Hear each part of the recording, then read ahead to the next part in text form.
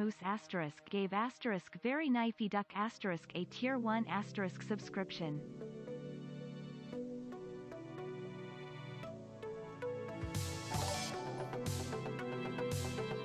Well, this will not do. I fix. BWA.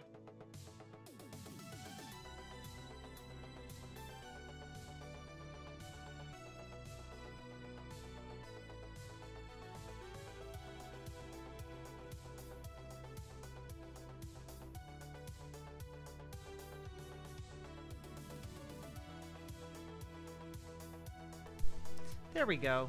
It should be working now. Hello. Sorry, it was a hardware issue. I should be unmuted now.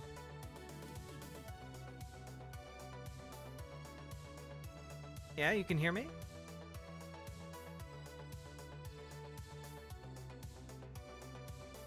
How's everyone in the BWA crew? Hell yeah. And Salmon Moose and Very Knifey Duck, I hope Very Knifey Duck enjoys both of the tier 1 subs.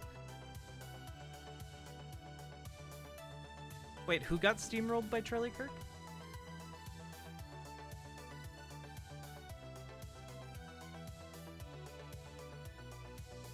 Hey, One Hand Wonder. Benny Carollo.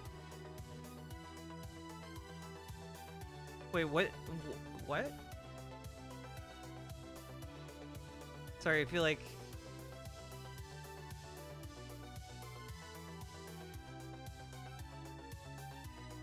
I'm missing context. Formerly of TYT. Wait, Benny Carollo debated Charlie Kirk. If you get steamrolled by Charlie Kirk, you're gonna retire your debate career. That's embarrassing. Oh, it didn't go well. I see. Yeah, man, you gotta do your homework on these guys. Like, so many of them are tricky little dicks.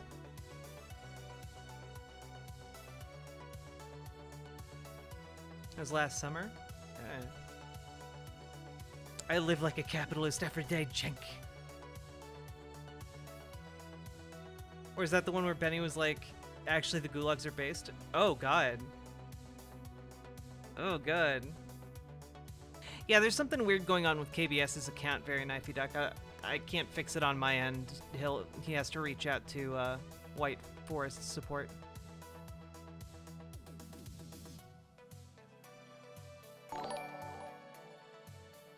Purple Gold Anime Hero, thank you so much for subscribing over on Twitch. I appreciate it.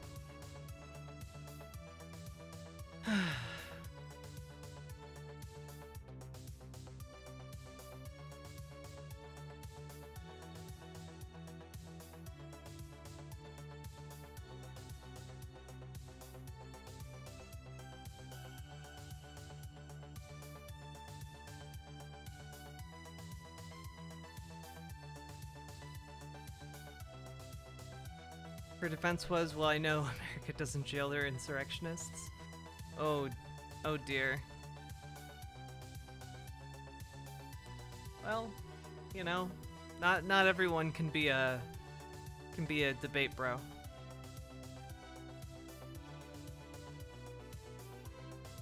Why did you end up watching a debate from like a year ago? I feel like I missed that context.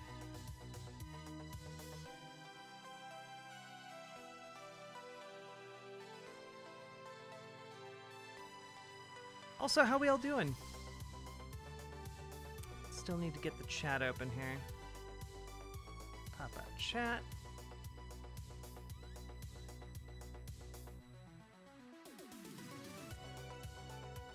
Also, after the Vosh raid yesterday, we are currently 9 follows on Twitch away from 9,200.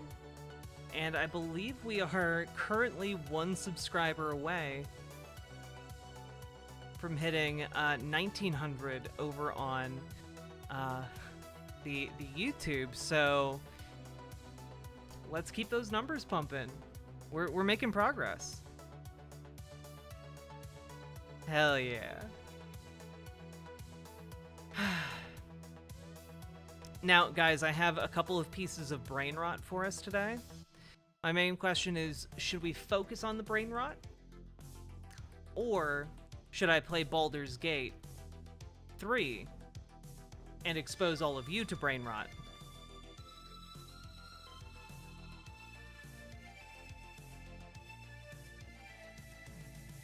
Keep pumping, chat.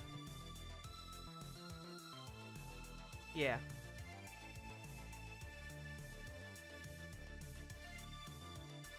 I'm here to answer the call of the river.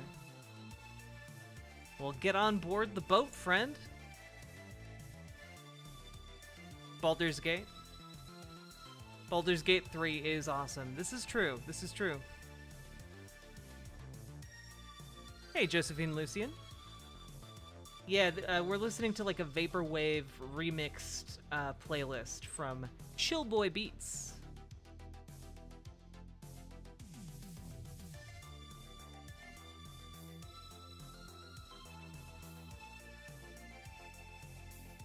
Baldur's Gate sounds like self-care. Save yourself. Okay, we'll do Baldur's Gate. And political brain rot. Do you guys want to start with a Trump interview, or do you want to start with Cenk Uygur debating Brianna Joy Gray? You put such good music on for us. Well, I try my best. Beef Torconk, how's it going? For whatever reason, I imagine Beef Torconk to be like Randy Savage, you know, just kind of a. I'm here to tell you. You know, it's been fun. Hope you have a good night. Oh, very knifey duck. Where are you going? Cenk and Gray, they both suck. I know. It's kind of a situation of let them fight. Hope you're doing well. I'm doing okay. My mom made it back home from the hospital today, so that's very, very good. Did he do another Brianna Joy Gray interview? Yep. Well, he went on Rising, so he was technically being interviewed. The name serves its purpose then? Hell yeah. Away from the pain. The pain of Baldur's Gate? The pain of Cenk and Brianna Joy Gray? Yeah, I understand. Trump, we gotta make sure he goes to prison, plus good memes. Okay, well, I'm going to run a poll. You guys can vote. Democracy, motherfuckers. /vote. Which content, Trump or Cenk? There you go. Ones and twos in chat. Let's go. You got 30 seconds. Vote, vote, vote, vote, vote, vote, vote, vote, vote. Go, go, go, go, go.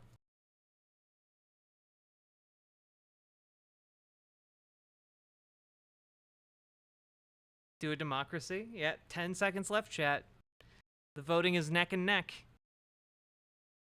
They're stealing it. Got 5 seconds left. Get your votes in, you silly gooses. Oh, well, it appears that the ones have it. We're covering Trump. You all can start a force the vote movement to honor and support Brianna Joy Gray in this moment of defeat. So, hey everybody, guess what? Donald Trump decided to do his first mainstream news interview on Meet the Press, and we have the full extended interview now online, which will be pretty interesting, I think, because I think what we're going to see, based on some of his other maneuverings, is kind of setting up a support of the labor movement. Obviously, it's hollow and fake, and he doesn't actually support the labor movement. But he does want to look like he does. So let's take a look at it. Look at this amazing blank screen. There we go. President Trump, welcome back to Meet the Press. Thank you. I want to dive right into this, a lot to get to. Good. There are a number of things that make your campaign unprecedented. You are the first former president to run for re-election in more than 100 years.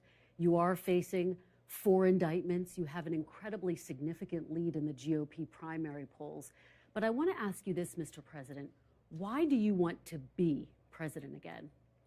Well, it's a very simple answer, and I can give it very easily. It's called Make America Great Again. Our country is in serious trouble. I don't think we've There's a very simple reason. I don't want to go to prison. ever been so low in terms of certainly opinion, world opinion, and country opinion. People are devastated. They look at what's happening with millions of people coming in, millions of illegal immigrants coming into our country, flooding our cities, flooding the countryside. I think Yeah, his hair's pulling a Boris Johnson right now. It's actually kind of shocking. the number is going to be 15 million people by the time Hey, Dark you Canuck. end this. By the end of this year, I think the real number is going to be 15 million people. They come from prisons. They come from mental institutions, insane asylums. They say, sir, please don't use that term, but it's true. They're terrorists at a level. It was very interesting on NBC. Yes, all of the countries around us are deporting their terrorists to the United States. Okay, yeah, sure, bud. I saw a poll and I saw some statistics, and it said in 2019, there were no terrorists. They caught no terrorists. There was nothing that they saw. There was no anything. And now, this year, it's a record number like they've never seen before. So we did a great job at the border. We did a great job with the military. We did a great job with inflation. We had essentially... Hey. I'll give Chad a break from the thirst this time because they're still recovering from the last one, ha ha ha. Thank you. I appreciate it. I discovered a new, by the way, speaking of thirst, I discovered a new outfit that I can wear on stream sometime today, and I think those of you who are thirsty in the audience will probably like it a lot. So, I don't know. Ready yourself for that one. no inflation. We had a great economy. And we didn't have an Afghanistan disaster. We were getting out, but we were going to get out with dignity and pride, not the way they got out. That was a... Again, Donald Trump, and I've said this so many times, but for some reason it still doesn't seem to be common knowledge. Donald Trump made a deal with the Taliban in Afghanistan where he released all the prisoners the United States had, all the Taliban leaders and fighters that they had captured, released all of them in order for Trump to have no terrorist attacks or unstabling or destabilizing attacks through his campaign, through the election. So, like, literally he bribed the Taliban and freed their biggest their biggest supporters. So again, the idea that, oh, we had a way to do it perfectly and Biden screwed it up. Surrender and an embarrassment and horrible. We gave $85 billion worth of equipment to the Taliban. We didn't. We sabotaged almost all of it. It's actually pretty standard operating procedure to basically scrap anything that is operable if you need to pull out. We had death, so much death and so much horrible destruction. And it was a terrible thing. I think it was the lowest point in the history of our country. Now, with the United States withdrawing from Afghanistan was the lowest point in the history of America. Not Pearl Harbor, not the secession of the South, not the various genocides carried out by the United States government. No. It's pulling out of Afghanistan and ending a 20-year-long invasion that was done spuriously. With all of that, we can change it and we can make America great again, and that's why I'm doing this. Well, and you have talked about a lot. We are going to delve into a number of the issues you brought up. You talked about all the people coming across the border. Of course, a lot of families also coming across the border as well. I want to talk to you about that a little bit later on. But first, let's talk about the breaking news today. We learned just a short time ago that the president's son, Hunter Biden, was indicted by a federal grand jury on 3 gun charges. Given that, Mr. President, can you continue to say that there are 2 systems of justice? Well, I think there's no question about it. He had a plea deal that was the deal of the century, the art of the deal. You could write a book on it, the art of the deal. Oh my God. And all of a sudden that was broken. Oh my God, dude. I'm gonna be honest. There's like a 50-50 chance here that he forgot he wrote a book called Art of the Deal. There's like a 50-50 chance that he's just like, oh man, that would be a really good, that'd be a really good name. I wonder if that's taken for anything. Broken up by a judge who was able to, a brilliant judge actually, who was able to see through what was happening. And it's a sad situation. I mean, nobody should be happy about this. I'm not happy about it. Nobody is. It's a very sad thing. It's so bad for our country. But, you know, if you think about it, I've been under investigation. Oh, no. He forgot he paid somebody to write it. Remember, he didn't actually write Art of the Deal. He had a ghostwriter do that. From the day I came down the escalator, and a phony investigation, fake investigations, investigations that I beat every single time, still under investigations.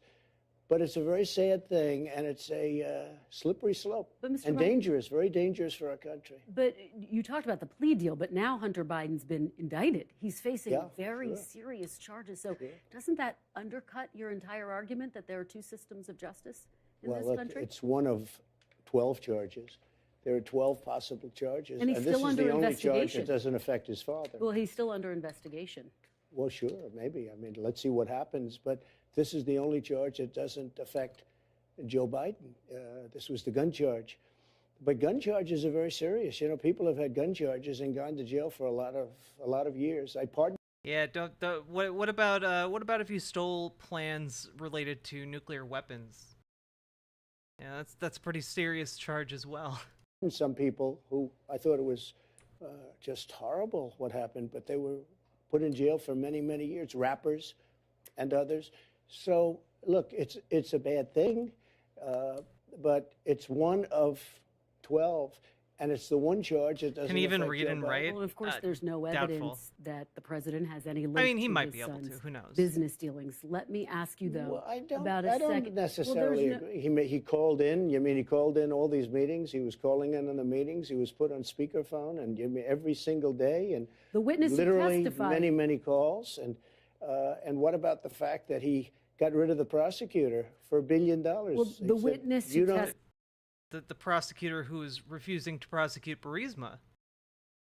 Incidentally. Hey, Hot Day.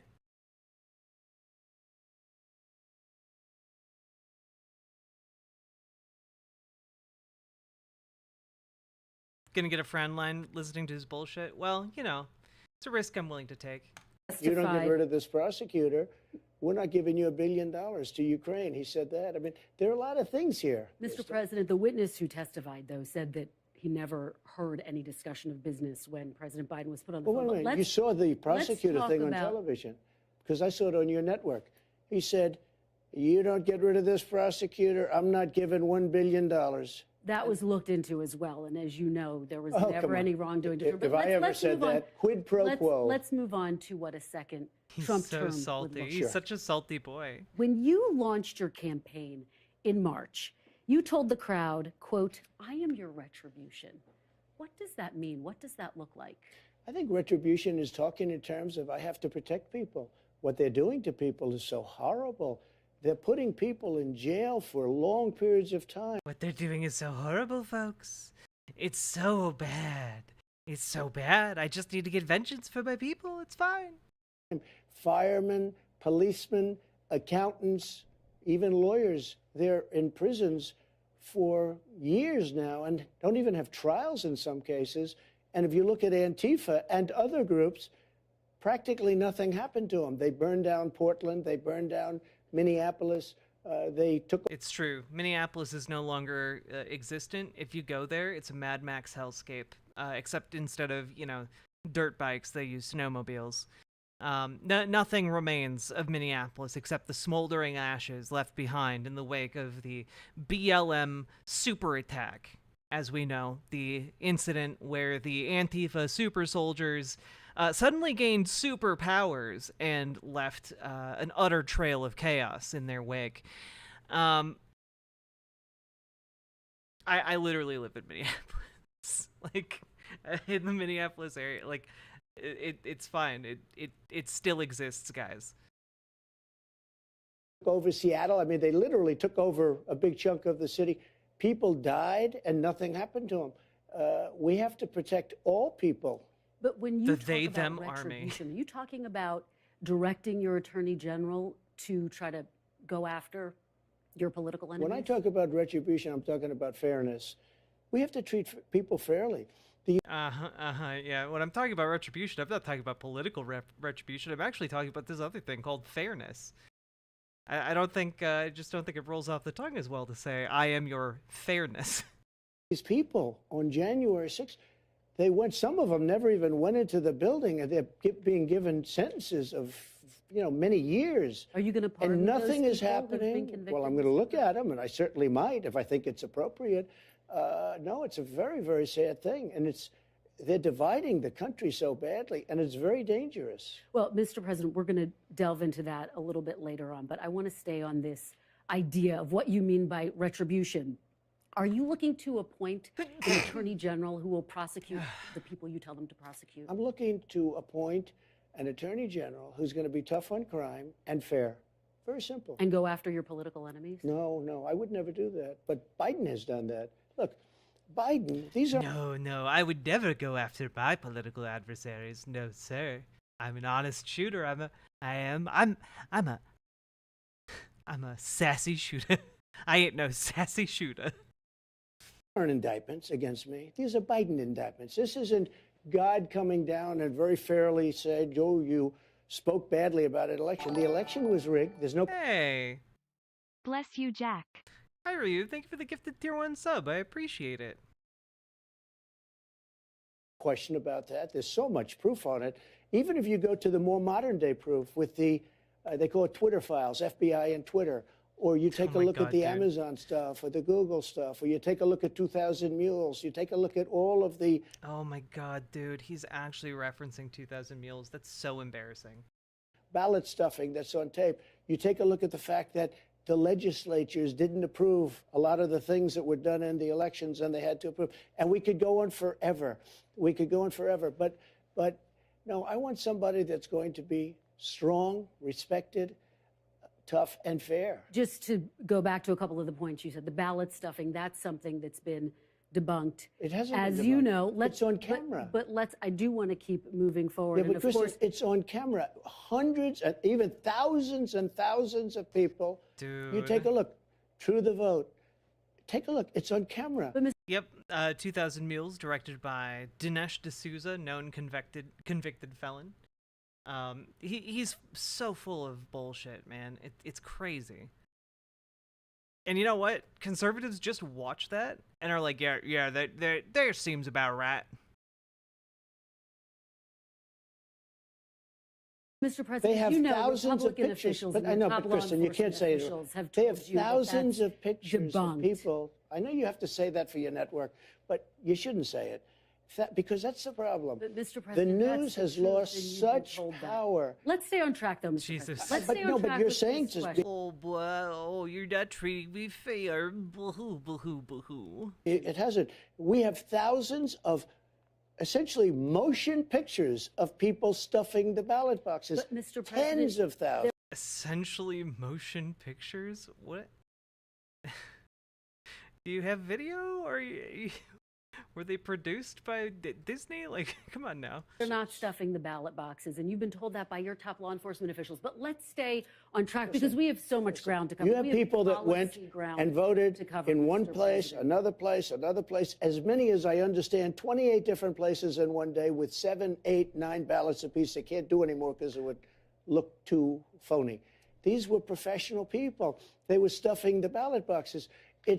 It's there. Mr. I mean, it's there You to took see. your A lot of case to people don't court, like looking at 60 it. different cases all across the country. You lost that, but let's stay on track. We because lost have because the so judges many- didn't want to hear them. Mr. President, But we have if so this, many if topics this were to cover. ever before a court, we would win so easy. There is so much evidence.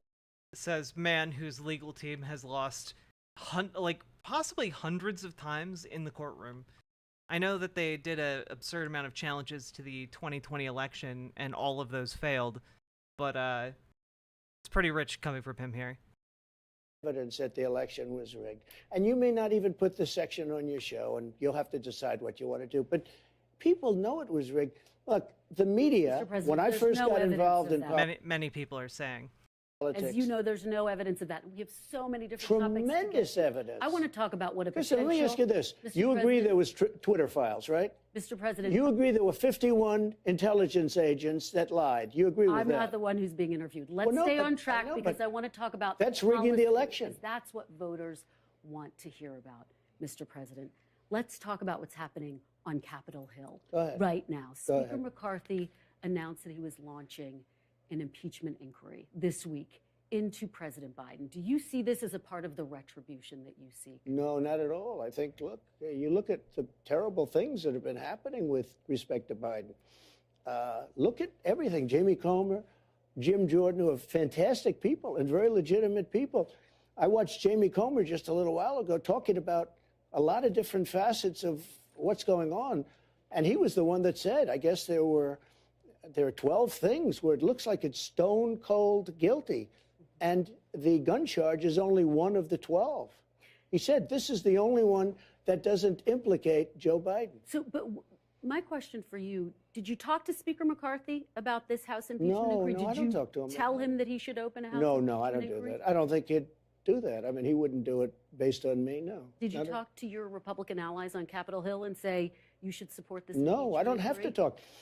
They're more proactive than I am. They think it's terrible. I will say this. They think I was treated very unfairly. I mean, when I was impeached for a perfect phone call, and now it turned out to a perfect phone call. I did nothing wrong. Be perfect. I hope you will admit that at least, because I was right, 100% right. But I was impeached for a perfect phone call. And how sad that is. And we had 196-0 vote for Republicans. Very unusual for the Republican Party. I was so proud of them. 196, the entire House, not one person dissented. And then other than Romney, who sort of gave me half a vote, but we had 100% in the Senate. People think I was treated very unfairly. Well, the people who voted I know I was treated. The people who voted for that impeachment say that the phone call that you referenced was about a quid pro quo. It was perfect. But my phone call was perfect. My phone call was saying, please investigate any crimes that you see. And by the way, I'm mandated to do that as the President of the United States. And it was really a call to congratulate him on winning the election.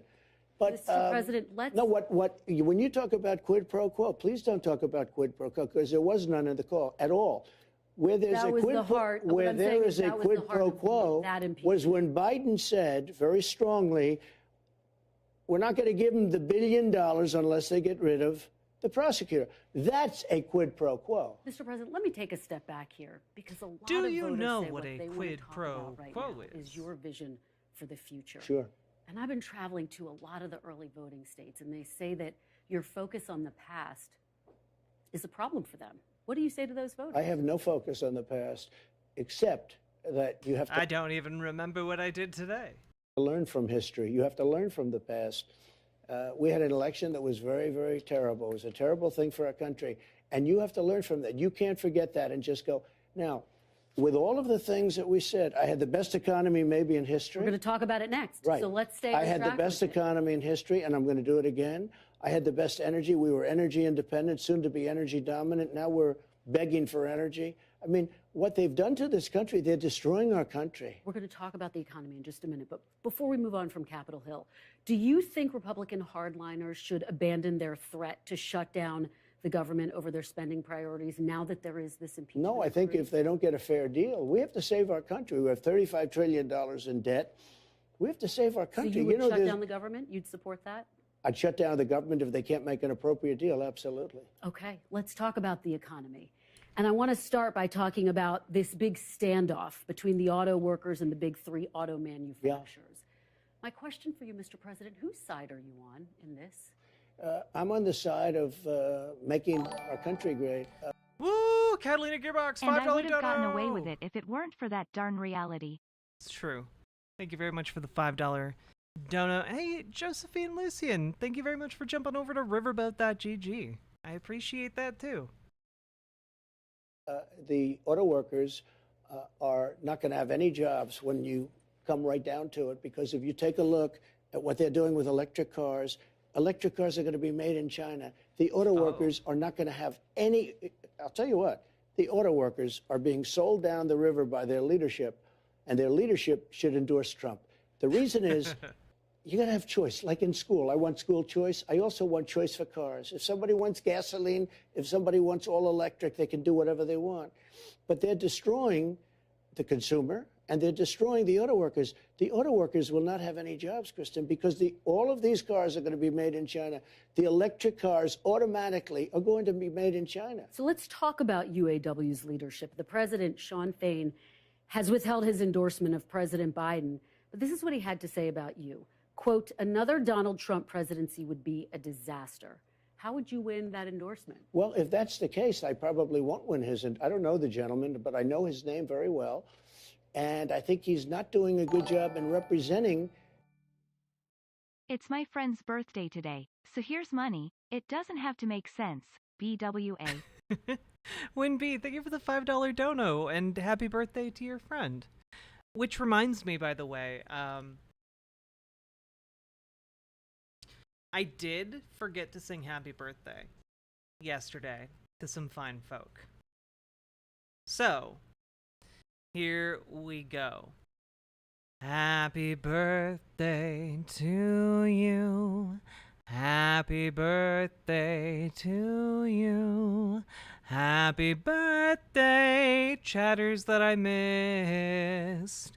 Happy birthday to you. And also Winby's friend. And I believe Punky Gal. I don't remember the other one. I'm sorry. Also, chat, if we get the 50 subs, I'll sing you guys a song that isn't a birthday song. Back for the birthday song, baby.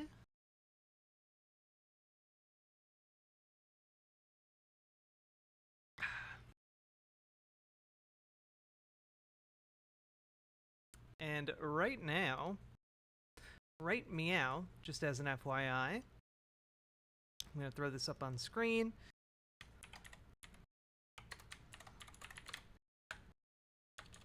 What am I doing?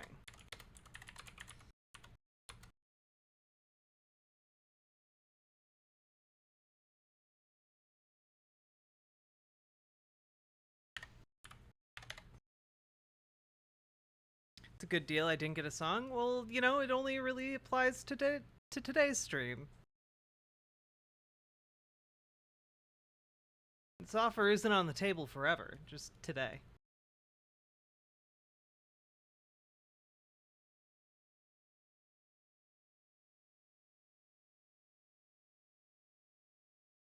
Ooh. There we go.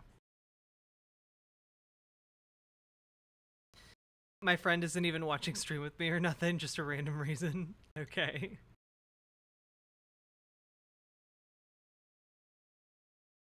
Here we go. His union, because he's not going to have a union in 3 years from now. My grandpa always said if unions didn't come, we all still be working for $2 an hour. Todd Pemper, if they could, they'd pay us even less than that. Those jobs are all going to be gone because all of those electric cars are going to be made in China. That's what's happening. Number one. Number two, the electric cars are much more expensive and they don't go far enough. So if somebody wants to take a little bit of a long, just like the trucks, if some, I mean, their range is increasing like every year. You know, like trying to say they don't go far enough, like I don't know, some of these things can go like 500, 600 miles. It's crazy. Saved from WHITENAMENESS. Kyryu, thank you for gifting Josephine Lucian a sub. That's very kind of you. Thank you very much. And if anyone else would like to drop some subs or donos, also very much appreciated, because this program is brought to you by viewers like you. Thank you. Somebody wants to take a little bit of a long ride. Let's go to Maine, or let's go to Kentucky from New York. You can't do it. I mean, you have to stop all the time. They don't go far enough. They're very expensive. They have a lot of drawbacks. Now, I mean, you have to stop to fill up your car too. Like you still have to make stops even with gasoline vehicles. Like they don't have a gas powered car that can just siphon energy out of the very ether itself yet. Trump is going to Michigan. Is he going to really meet with UAW? Who's he going to see? Just another way to spin his lies. Well, he's basically trying to hold a union event where there will be like past UAW members and current UAW members, allegedly. I don't think he's actually meeting with UAW. Like he has, he has no interest, and I'm sure UAW has no interest in meeting with Trump. now, with that being said, some people are going to want them. Some people are going to travel short distances. What they're doing with our trucking industry is a disaster because they want all electric trucks. And a truck with a large tank, large gasoline or diesel capacity, can go up to 2,000 miles. An electric truck goes 300 miles. So what are these guys going to do? They're going to stop every 300 miles and recharge. Who's driving 2,000 miles, Donald? Like crazy. A truck at every pot. Yeah, give those cars $2,000 or 2,000 miles worth of gasoline. Okay, I'm betting you it's a colossal amount of fuel. Their truck and spend 3 hours. Let's move on and talk about another big picture issue when it comes to the economy. The issue of interest rates, inflation, something that you've talked a lot about. Yeah. The Federal Reserve is obviously independent, but I wonder, Mr. President, if you are re-elected, would you direct your Federal Reserve chair to lower interest rates? Well, you know that I put a lot of pressure on him. It was outside pressure because nobody knows whether or not you can really do that. But I did because I thought his interest rates were too high, and he ultimately dropped his interest rates. The same gentleman, as you know. But it was a lot of pressure. Hey, Natalie I was Lush. very active on that. Right now, interest rates are very high. They're too high. People can't buy homes. They can't do anything. I mean, they can't borrow money. The banks don't have the money. The banks aren't lending the money. The banks, by the way, Chase Manhattan Bank, Bank of America, they discriminate against conservatives. It's a disgrace, and they shouldn't be allowed to. And I'm going to do something about that. But you take a look at banks throughout the country, and I think because of the regulators, but you take a look at Bank of America and Chase, they discriminate against conservatives. What's and the Republicans. evidence for that, Mr. President? Oh, we'll give you plenty of evidence. Okay, all right. Well, let's stay on track with this question, though. So, We'll give you evidence. Evidence weirdly never appears. just to be very clear, if you were reelected, would you direct your Fed chair to lower interest rates? It depends. It depends. You Depends might. where inflation is. But I would get inflation down because drill we must. We will be drilling for oil. We are going to become, again, Okay, Yoda. energy independent. We are going to reduce our debt because we're also going to become energy dominant. You know, we were ready to go dominant within a matter of months. We would have been making so much money. We have more oil, I call it liquid gold, under our feet than Yeah, no one's ever called oil liquid gold before. What a novel concept. any other country, Saudi Arabia, Russia. And there's no country with more, and it's sweet. It's the finest. We have the best. You know, we're taking it from Venezuela. You know what it is? Tar. It's the worst. Mr. President, are you going to appoint a new Fed chair if you're reelected? Well, I guess he would have Incoherent 2 weirdo. years left or something like that. So we'll see. But Okay, all right. you know the word jawboning? I did.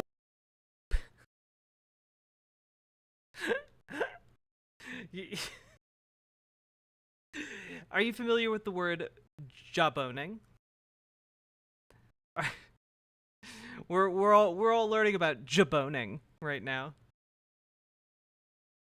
I've never heard the term jaboning. I did a lot of jawboning against him. And All right. you know the word jawboning? I did a lot of jawboning against him. Okay, all right. You know the word jawboning? I did a lot of jawboning against him. And he ultimately lowered interest rates. We had low interest rates. We had the best housing market ever. We had people I went there and boned him to get better interest rates. buying homes. Today, Economists, people can't buy homes. economists are looking at some of the figures right now. The fact that the unemployment rate is at 3.8%. And they say it looks like the U.S. may not dip into a recession. What do you make of that assessment? Oh, I don't know. Yeah, people are going to, they say that, and then you end up in a depression. They say you're going to do great. You end up bad. You say, and the opposite. Most of them don't know what they're doing. It's a touch. It's a feel. And I predicted a lot of markets. The touch, the feel. Predicted a lot of things, frankly. You know, they say Trump was right about everything. I think that the way it's going now, you're going to have to, things are not going right now very well for the consumer. Bacon is up 5 times. Food is up horribly, worse than energy. Bacon is up 5 times. Man, these sentences are barely coherent. Man.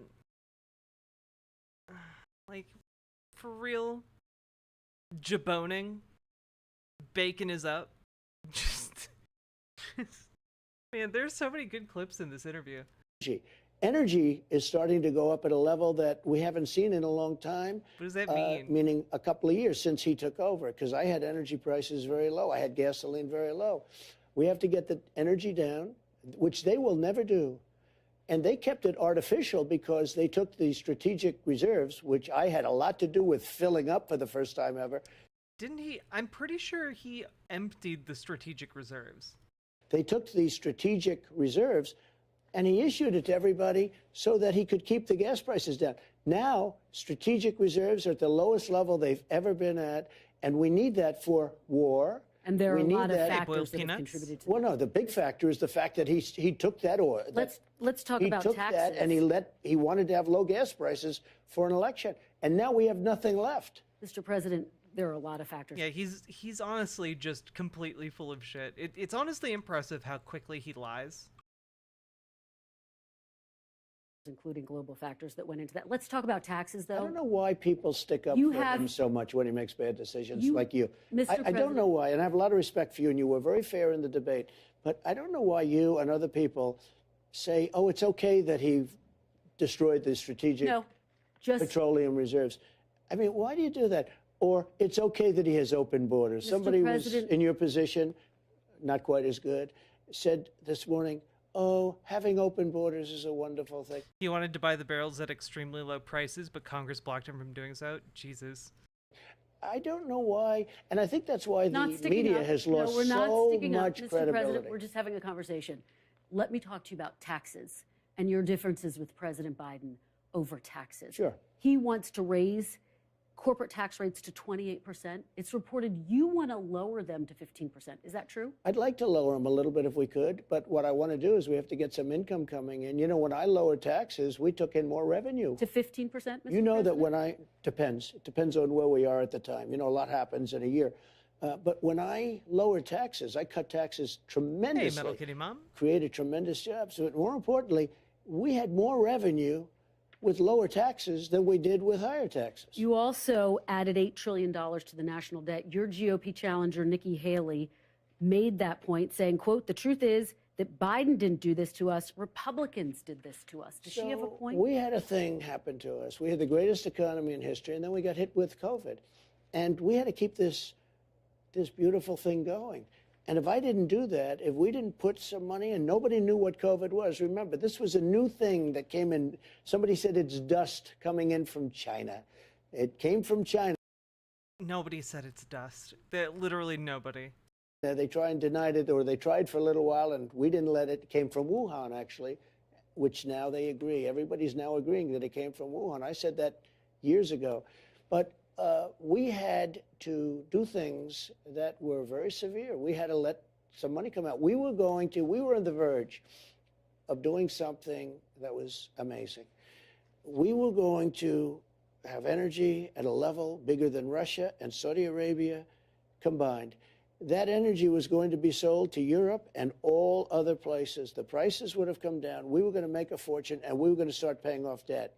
Instead, we got hit with COVID. People didn't need oil because nobody was driving all over the world. I mean, frankly, It was a disaster. What China did to the world with COVID is something that we're going to get to the bottom of, and they have to pay something back. You know, nobody can pay back.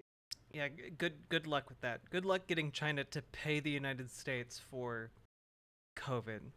The cost of all those lives and all the money that was lost, but nobody can pay back the lives and all of the damage that was caused, But including Nikki China. Haley's But you know what? key argument, They have Mr. to. They President, have to pay something back. to Nikki They have Haley's to do key something. argument, though. What do you say to her? What does Nikki Haley know? I mean, I know Nikki Haley very well. She said, I'm the greatest president. She left. She said, I'm the greatest president. Now she's running for office and she says something. Look, Nikki Haley doesn't know anything about it. She's a politician. She knows nothing about it. Very nice woman. Some people like that, I would say. But she left office. She said very strongly, I will never run. He was a great president. And then in some cases said the greatest president in my lifetime. In one case said the greatest president ever. Now she's running. Nikki Haley has nothing to do with this.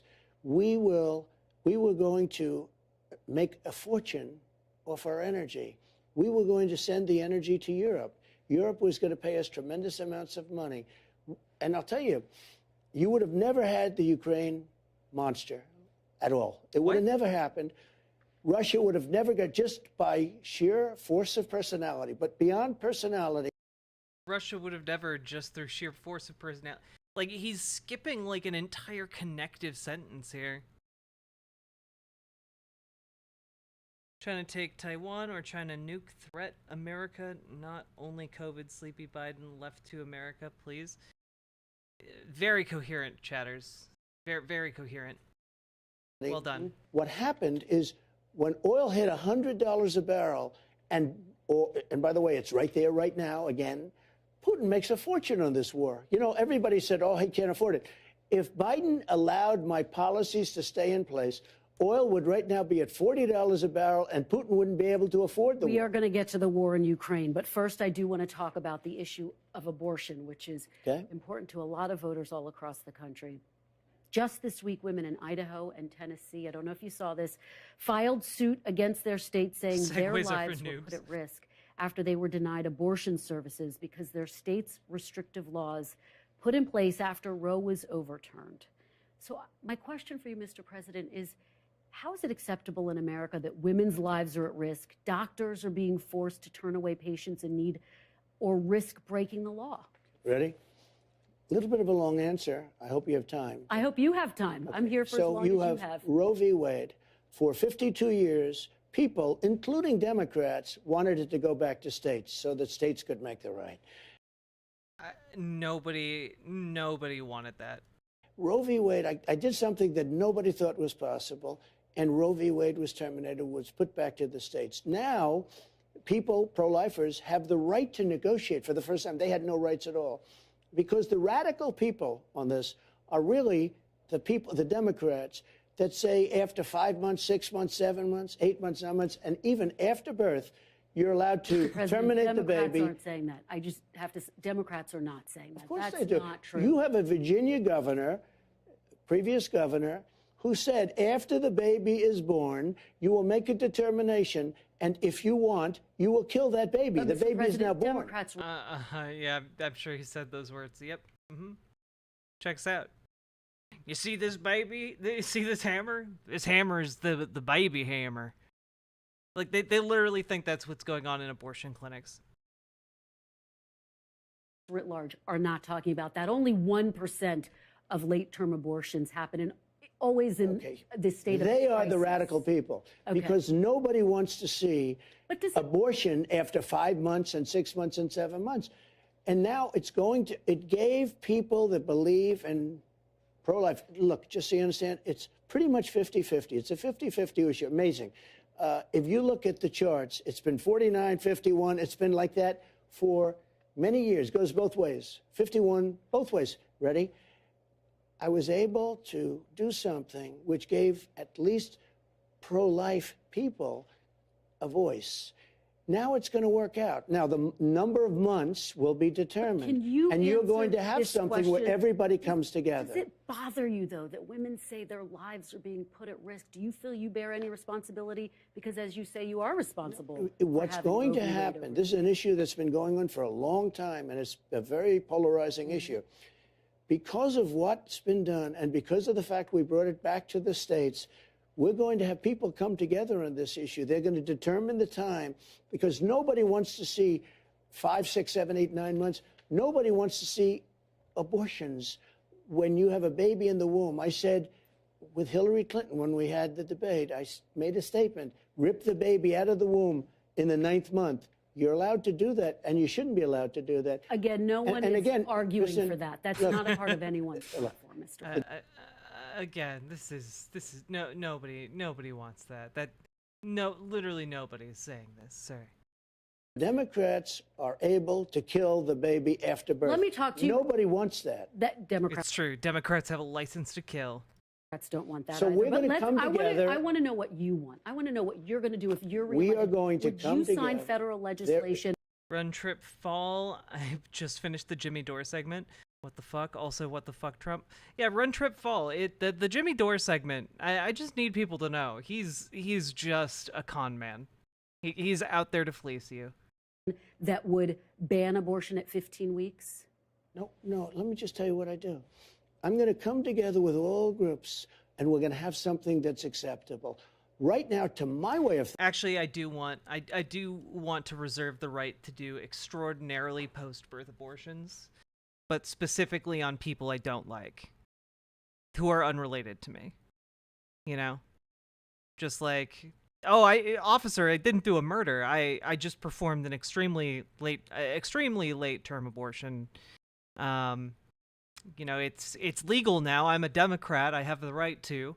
And frankly, you're infringing on my democratic freedoms by even insinuating that I should be taken to prison. Thinking the Democrats are the radicals, because after 4 and 5 and 6 months, but you have to say this, after birth. You have New York State and other places that pass legislation where you're allowed to kill the baby after birth. Mr. President, I want to give voters who are going to be weighing in on this election a very clear sense of where you stand on this. I think they're all going to like me. I think both sides are going to like me. What's going to have to happen is you're going to have to listen. You're asking me a question. What's going to happen is you're going to come up with a number of weeks or months. You're going to come up with a number that's going to make people happy, because 92% of the Democrats don't want to see abortion after a certain period of time. If a federal ban landed on your desk, if you were reelected, would you sign it at 15 weeks? Are you talking about a complete ban? A ban at 15 weeks. Well, people are starting to think of 15 weeks. That seems to be a number that people are talking about right now. Would you sign that? I would sit down with both sides and I'd negotiate something, and we'll end up with peace on that issue for the first time in 52 years. I'm not going to say I would or I wouldn't. I mean, DeSantis is willing to sign a 5-week and 6-week ban. Would you support that? You think that goes too far? I think what he did is a terrible thing and a terrible mistake. But we'll come up with a number. But at the same time, Democrats won't be able to go out in 6 months, 7 months, 8 months and allow an abortion. And, Kristen, you have to look at this, because you said no. You have some states that are allowed to kill the child after birth, and you can't allow that. But, Mr. President, again, no one is calling for a child to be killed after birth. No one's calling for that but you to have be allowed. legislation. But let me just ask you. Kristen, you have legislation in certain states where it's allowed. Mr. President. The governor of Virginia, previous governor, who was a whack job. I call him the Michael Jackson governor. No one's talking about that being part of their platform. I want to know what that governor said you can kill the baby after birth. Mr. President, this is about what you would do if you were reelected. As you know, you upset We will agree to a number of weeks, which will be where both sides will be happy. We have to bring the country together on this issue. Mr. President, when you talk about negotiating, I think a lot of people think to themselves, this is an issue that they care about deeply in their heart. He's so mad. He's so mad and incoherent. It's makes me think of the old days covering him. Wait, is he talking about killing babies that literally aren't viable and will die after birth? Natalie Lush, yes. Or alternatively, needing to terminate the life of a child in order to save the life of the mother because there's no way to be able to deliver the baby safely. Like there are a bunch of different like reasons behind this, but yeah. Oh, I care about They it, know too. where they stand, and they want to know where you stand. As you know, some anti-abortion groups are really looking for some clarity from you. So let me just ask you to put a fine point on this. Should the federal government impose any abortion restrictions After they're born, yeah. I mean, he also, yeah, that's what he's talking about.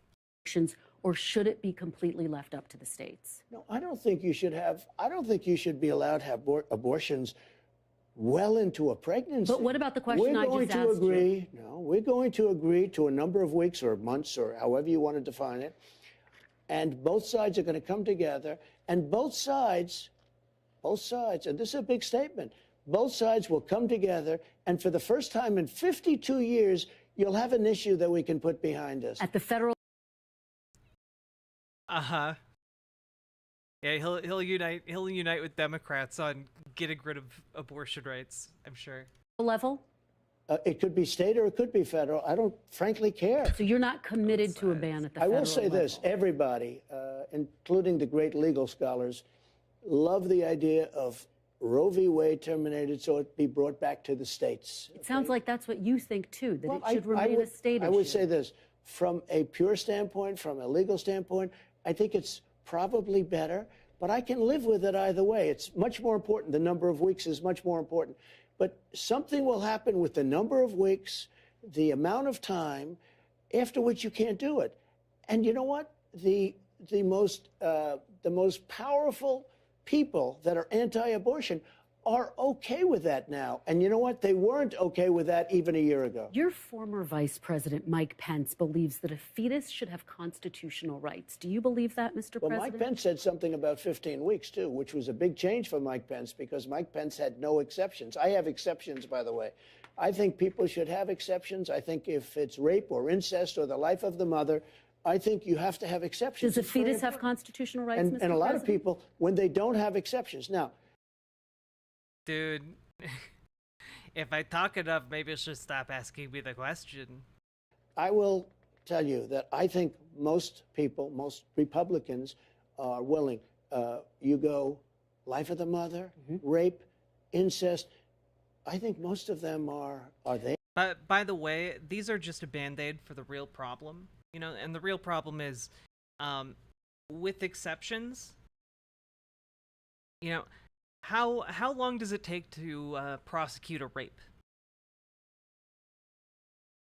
To investigate and prosecute a rape? Because you need to be able to prove that you were raped, prove that you were the victim of incest.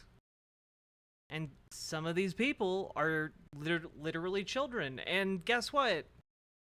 If it's over a year, if it's over 9 months, well, that's not really much of an exception, is it? They usually shelve it, don't they? Yep.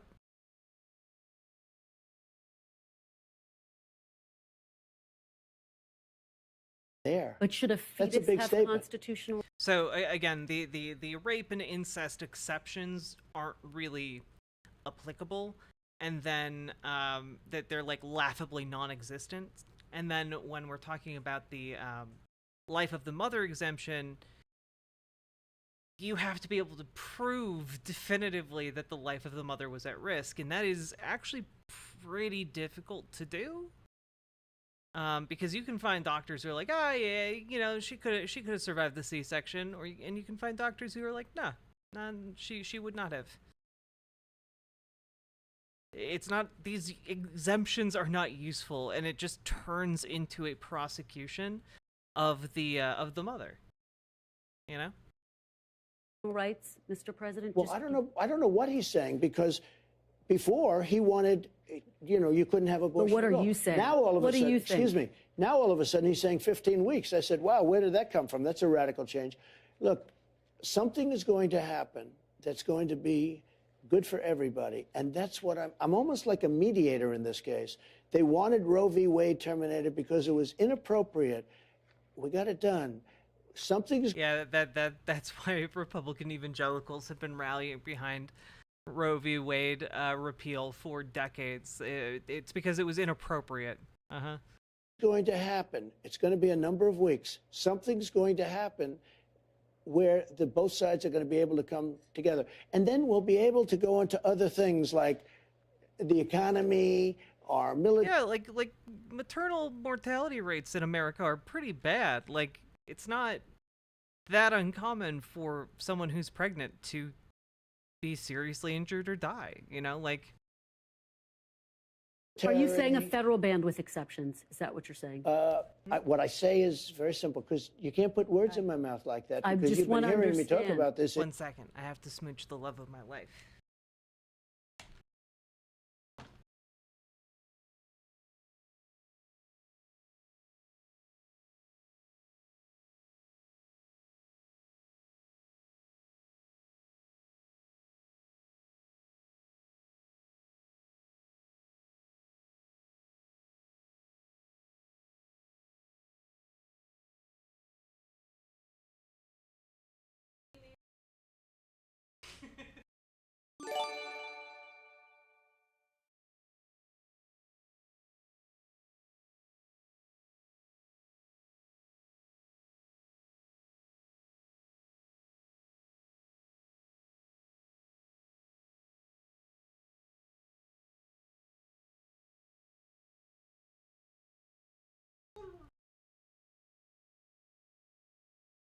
Hello, I'm back.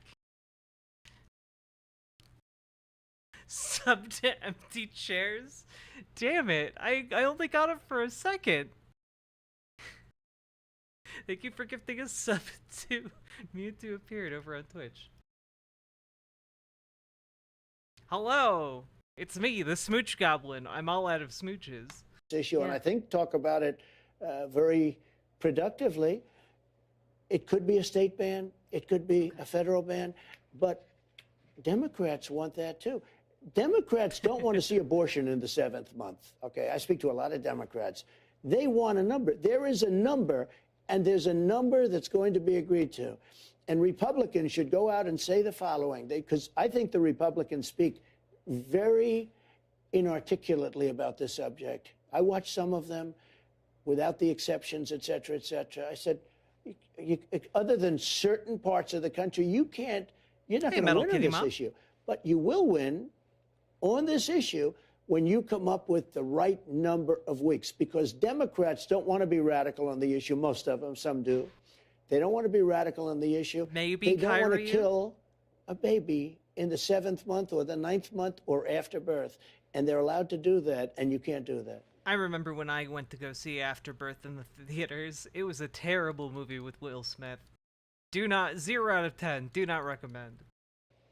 I have a very robust foreign policy section to get to. Okay. I do want to give you an opportunity to talk about some of your legal challenges. So if we could do that first, and then we'll move on to foreign policy. You are facing... Thank you for laughing, Metal Kitty Mom. I appreciate that. Thank you. Thank you for appreciating the deep cut.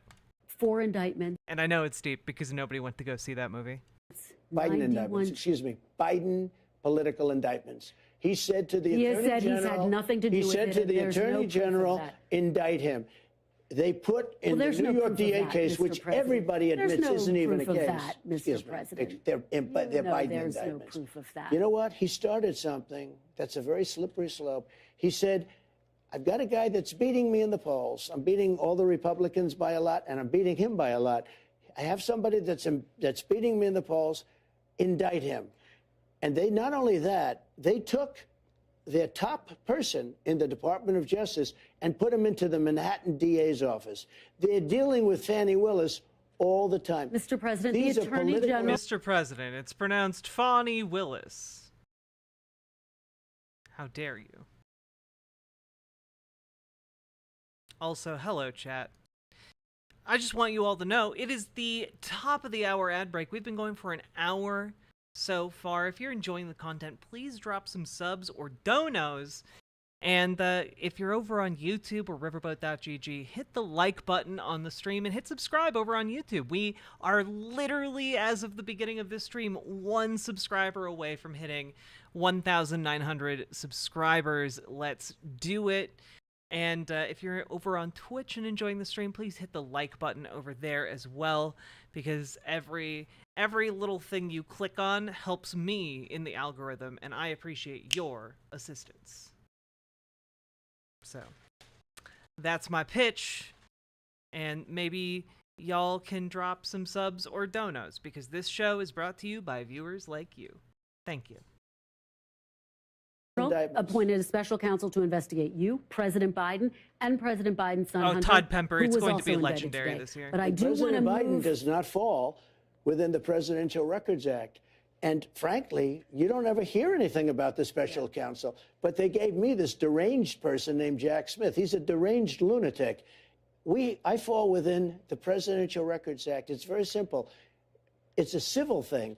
In fact, the New York Times, of all institutions, did a story. And it was headlined, "Please, please, please, Mr. President, could we take a look at the documents?" And they said in the story that the only way you can get documents from a president is if you go there and say please, because this is civil. And they won't even have a lawsuit. They may have a civil lawsuit at most, but they probably don't even have a civil lawsuit. And this should never have been an indictment. There's no criminal. Now, there is criminal for Joe Biden because he was a senator and he was a vice president. Well, the charges you're facing don't have anything to do with the Presidential Records Act. But let me ask my question so we can get to foreign policy. Wait a minute. This comes within the Presidential Records Act. That's what it's about. Let me just ask these questions, and then we can move on to some other topics. You are facing 4 indictments, 91 felony charges. If you would say it properly, I'm facing 4 Biden indictments. He told the Justice Department.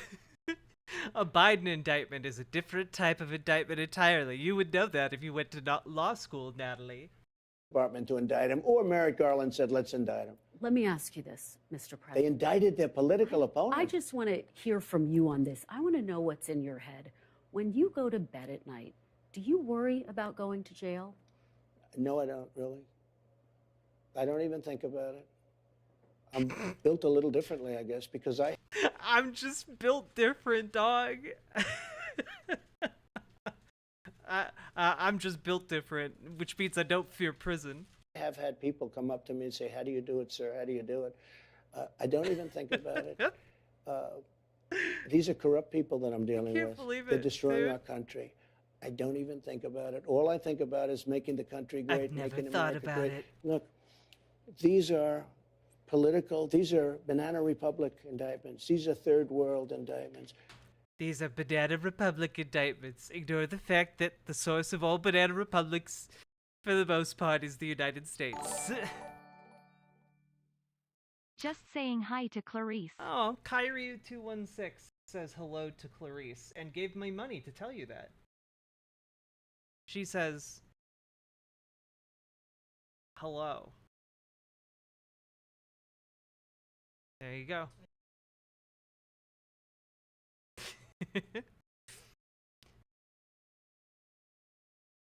The President of the United States sees how we're doing. We have a movement, the likes of which has never happened in this country before.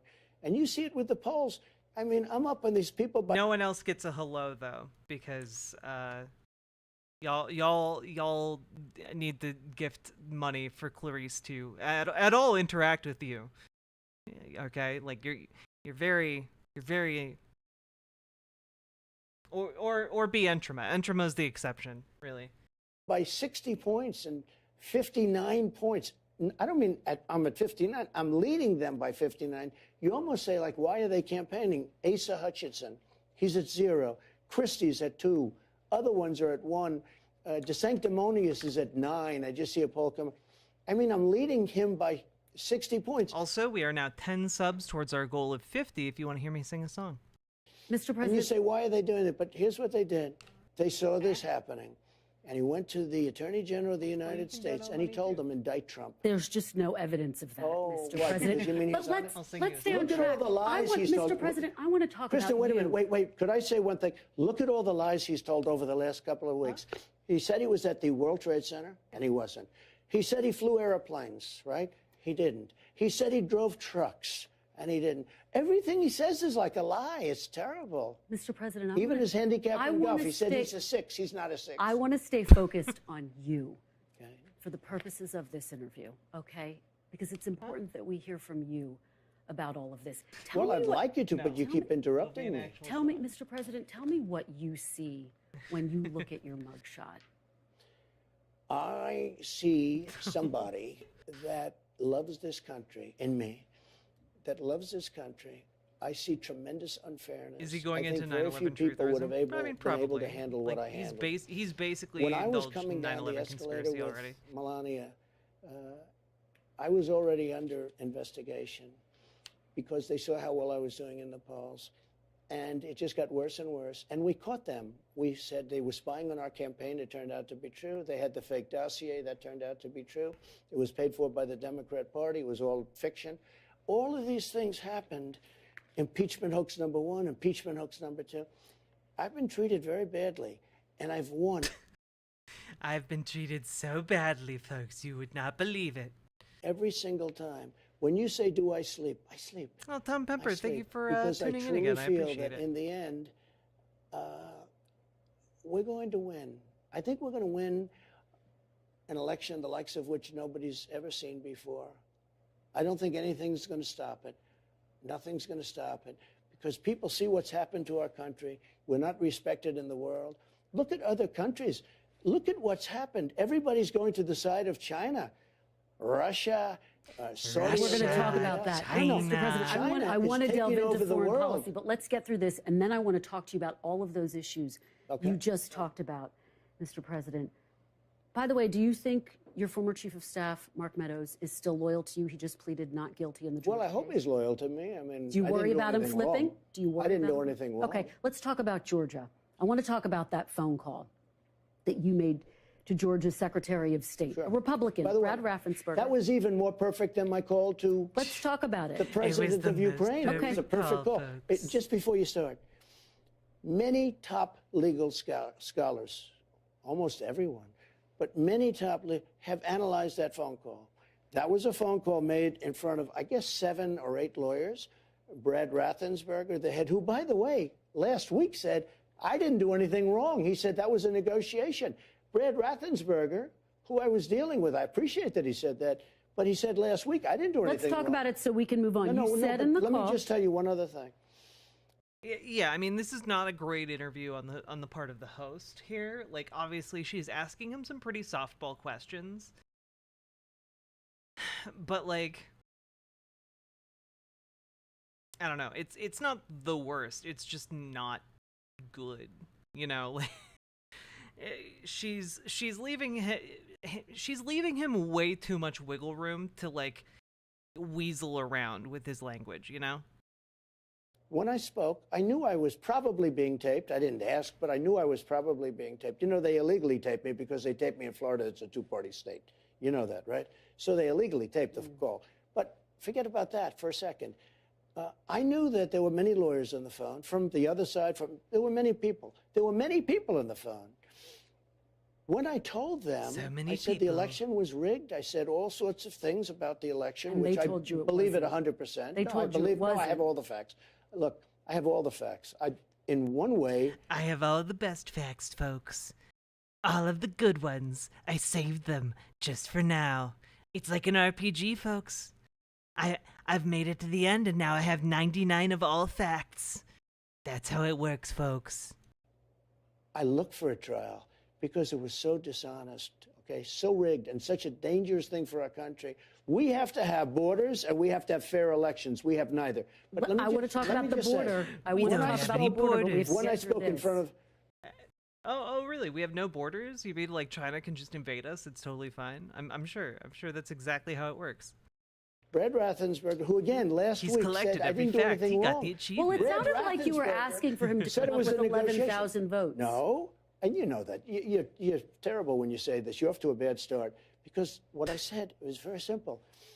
I got It's so cheated in this simple, election. folks. He told you you And didn't. all I need is like 11,000, whatever the number was. Brad I got cheated Raffensperger, in who's the a election. Republican, said you didn't get Well, cheated. he said that, but we have to go and see. You know, there's some court cases out there. We want to go into Fulton County and we want to see the real votes. Me completing the And game with it's Max so Potions. hard. He said they Oh, looked boy, I'm into just it. like The Donald election had been They can certified look into it. 3 I don't want times. them. I want to look into it. I Mr. would say President, that the if we got election had been access to the votes, which we're close to getting in court, as you know, if we got access to those votes, if we look in, you will find numbers that you wouldn't believe. more importantly, though, let me just say this. I want to get through this, Mr. President. Kristen, you so have to we just can hear me get out for to 1 the- second. Well, no, Josephine Lucian, you misunderstand. You can't possibly invade that which has no borders, definitionally. So they're just going to be taking a leisurely stroll to Montana, and I guess they'll own it tomorrow. That since we have no borders whatsoever. Foreign policy section. We had, because you say something and then you want to go into the next subject. We're had many people in the line. You know that. When I I spoke for an hour. I knew that many people were in the line. I knew that it was I happen to be a really smart person.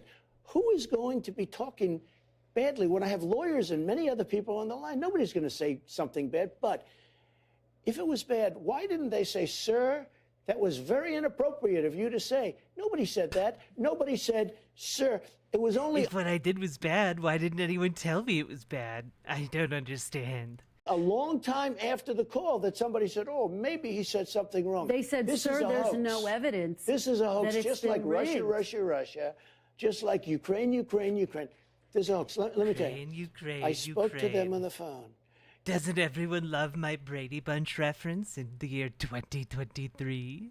It was left, I think, something to the effect, okay, we'll get together tomorrow. Alcatraz Nobody destroyed the borders. said, sir, you Alcatraz shouldn't has taken speak. over If everything. I said something incorrect, one of the lawyers for the state of Georgia, which I love, one of those lawyers would have said, sir, you have to take that back. That's an inappropriate The statement. Republican Secretary Nobody of State that. said there was no evidence to fraud. He said he'd looked into it. The election had been certified three times You're when you made talking that about call. a different subject. If I said something wrong on the call, he or one of his many lawyers that were on the call would have said, it's inappropriate what you just said. Nobody said that. We had a normal phone call. They said there's This no became- evidence of fraud. He also said, I did nothing wrong last week. Do you have any regrets about that call? No. Whatsoever. None whatsoever.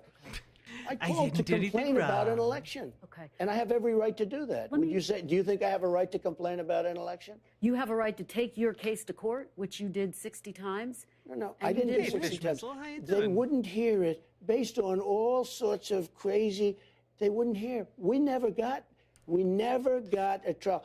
Judges would look at stuff saying, I'm not getting involved. They didn't want to get involved. Let's keep moving so we get through If all you of take a look at the evidence, we have so much We're never getting to evidence. foreign policy, If you take boys. a look at the evidence, even you I could convince. it. You were going to hold that press conference, but you never did with the evidence. No, because I'm using it in my court case instead. Okay. I want to ask you about the case related to Mar-a-Lago. A new charge suggests you asked a staffer to delete security camera footage so it wouldn't get into the hands of investigators. Did you It's do false. that? It's Totally false. But let me tell you what Would you else. testify Let to me that tell- under sure, oath? I'll testify You to that. testify to that under Look, oath? It's a Okay. fake charge by this deranged lunatic prosecutor who lost in the Supreme Court 9-0, and he tried to destroy lots of lives. He's a lunatic. So it's a fake charge. But more see. importantly, the tapes weren't deleted. In other words, there was nothing done to them. And they were my tapes. I could have fought them. I didn't even have to give them the tapes, I don't think. I think I would have won in court. When they asked for the tapes, I said, sure, they're my tapes. I could have fought them. I didn't even have to give them. Just so you understand, though, we didn't delete anything. Nothing was deleted. So that's false. The people Oh boy, dude. who testified to Number that- one, the statement is false.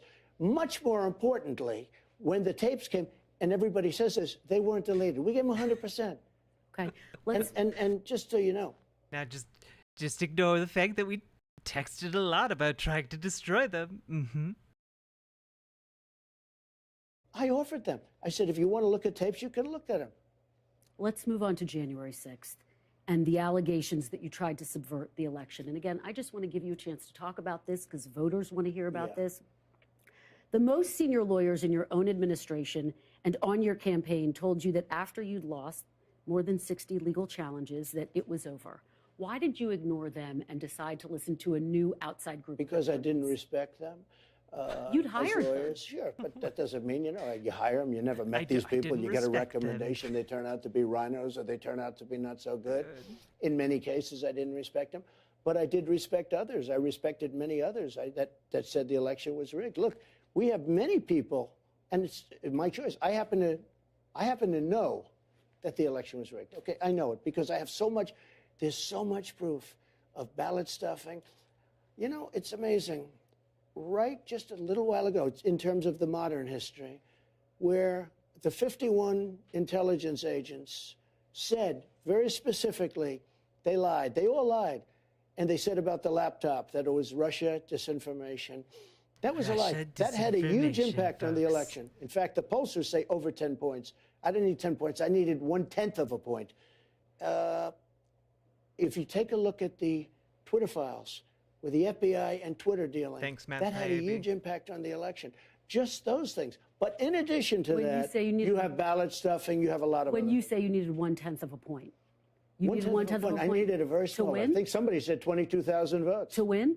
Yeah. If you divide it among the states, it was 22,000 votes, something to that effect. Yeah. To win the election? Yeah, if I would have had another 22,000 votes over the whole. But look, they rigged the election. If you look at Pennsylvania. But Mr. President, they rigged the election. Ignore the millions of more votes for the other guy. They rigged it. you're saying you needed more votes to win the election. Are you acknowledging you didn't win? This crybaby is on national television crying about losing by 22,000 votes, which, you know, doubtful on the face of it. But, you know, even if we take that at face value, Al Gore lost by like 500 votes, like in Florida. So like it's I mean, let's put this into perspective, guy. If you look at all of the statistics, all of the votes, they say 22,000 votes, over millions and millions of votes, 22,000 votes. So when they do Twitter files, or when they have 51 intelligence agents come out and lie that the laptop from hell was Russia disinformation, and now they find out it's not. But they knew that at the time. They cheated on the election in that way, too. I just want to be clear, though. Are you saying you needed those votes in order to win? Are you acknowledging you didn't win? I'm not acknowledging. No, I say I won the election. Okay. Even though, again, I acknowledge nothing. What do you mean? You silly goose. Your lawyers told you you did not. No. Did you? Just let me Some understand. people told me that, okay. But many people told me the opposite. You called some of your outside lawyers. You said they had crazy theories. Why were you listening to them? Were you listening to them because they were telling you what you wanted to hear? You know who I listened to myself? I saw what happened. I watched that election, and I thought the election was over at 10 o'clock in the evening. You were listening to your instincts. My instincts are a big part of it. That's been the thing that's gotten me to where I am. I've got so many instincts, but I also listen folks. to people. There are many lawyers. I could give you many books. There are books that are written on how the election was rigged. There are numerous books that were written on how the election was rigged. Just to be clear, were you listening to your lawyer's advice or were you listening to your own instincts? I was listening to different people, and when I added it all up, the election was rigged. There are books were you that calling are written. The shots, though? In fact, Molly Hemingway wrote a great book. But were you called calling Rigged. the shots ultimately? Excuse me. Molly Hemingway, who was highly respected. Excuse me. You're a woman. Please stop talking. And great. She wrote a book, a best-selling book called Rigged. He's doing really bad in this interview. Yeah, like, I mean, the interviewer has definitely slipped up a few times, but like overall, he's just looking crazy. He's not answering questions, and I'm sure his audience is going to eat it up. I'm sure they love it. But like, to anyone who's not inside the Trump bubble, this is like fucking crazy. Were you calling the shots, though, Mr. President, ultimately? As to whether or not I believed it was rigged, oh, sure. It was my decision, but... It's actually really incredible that he...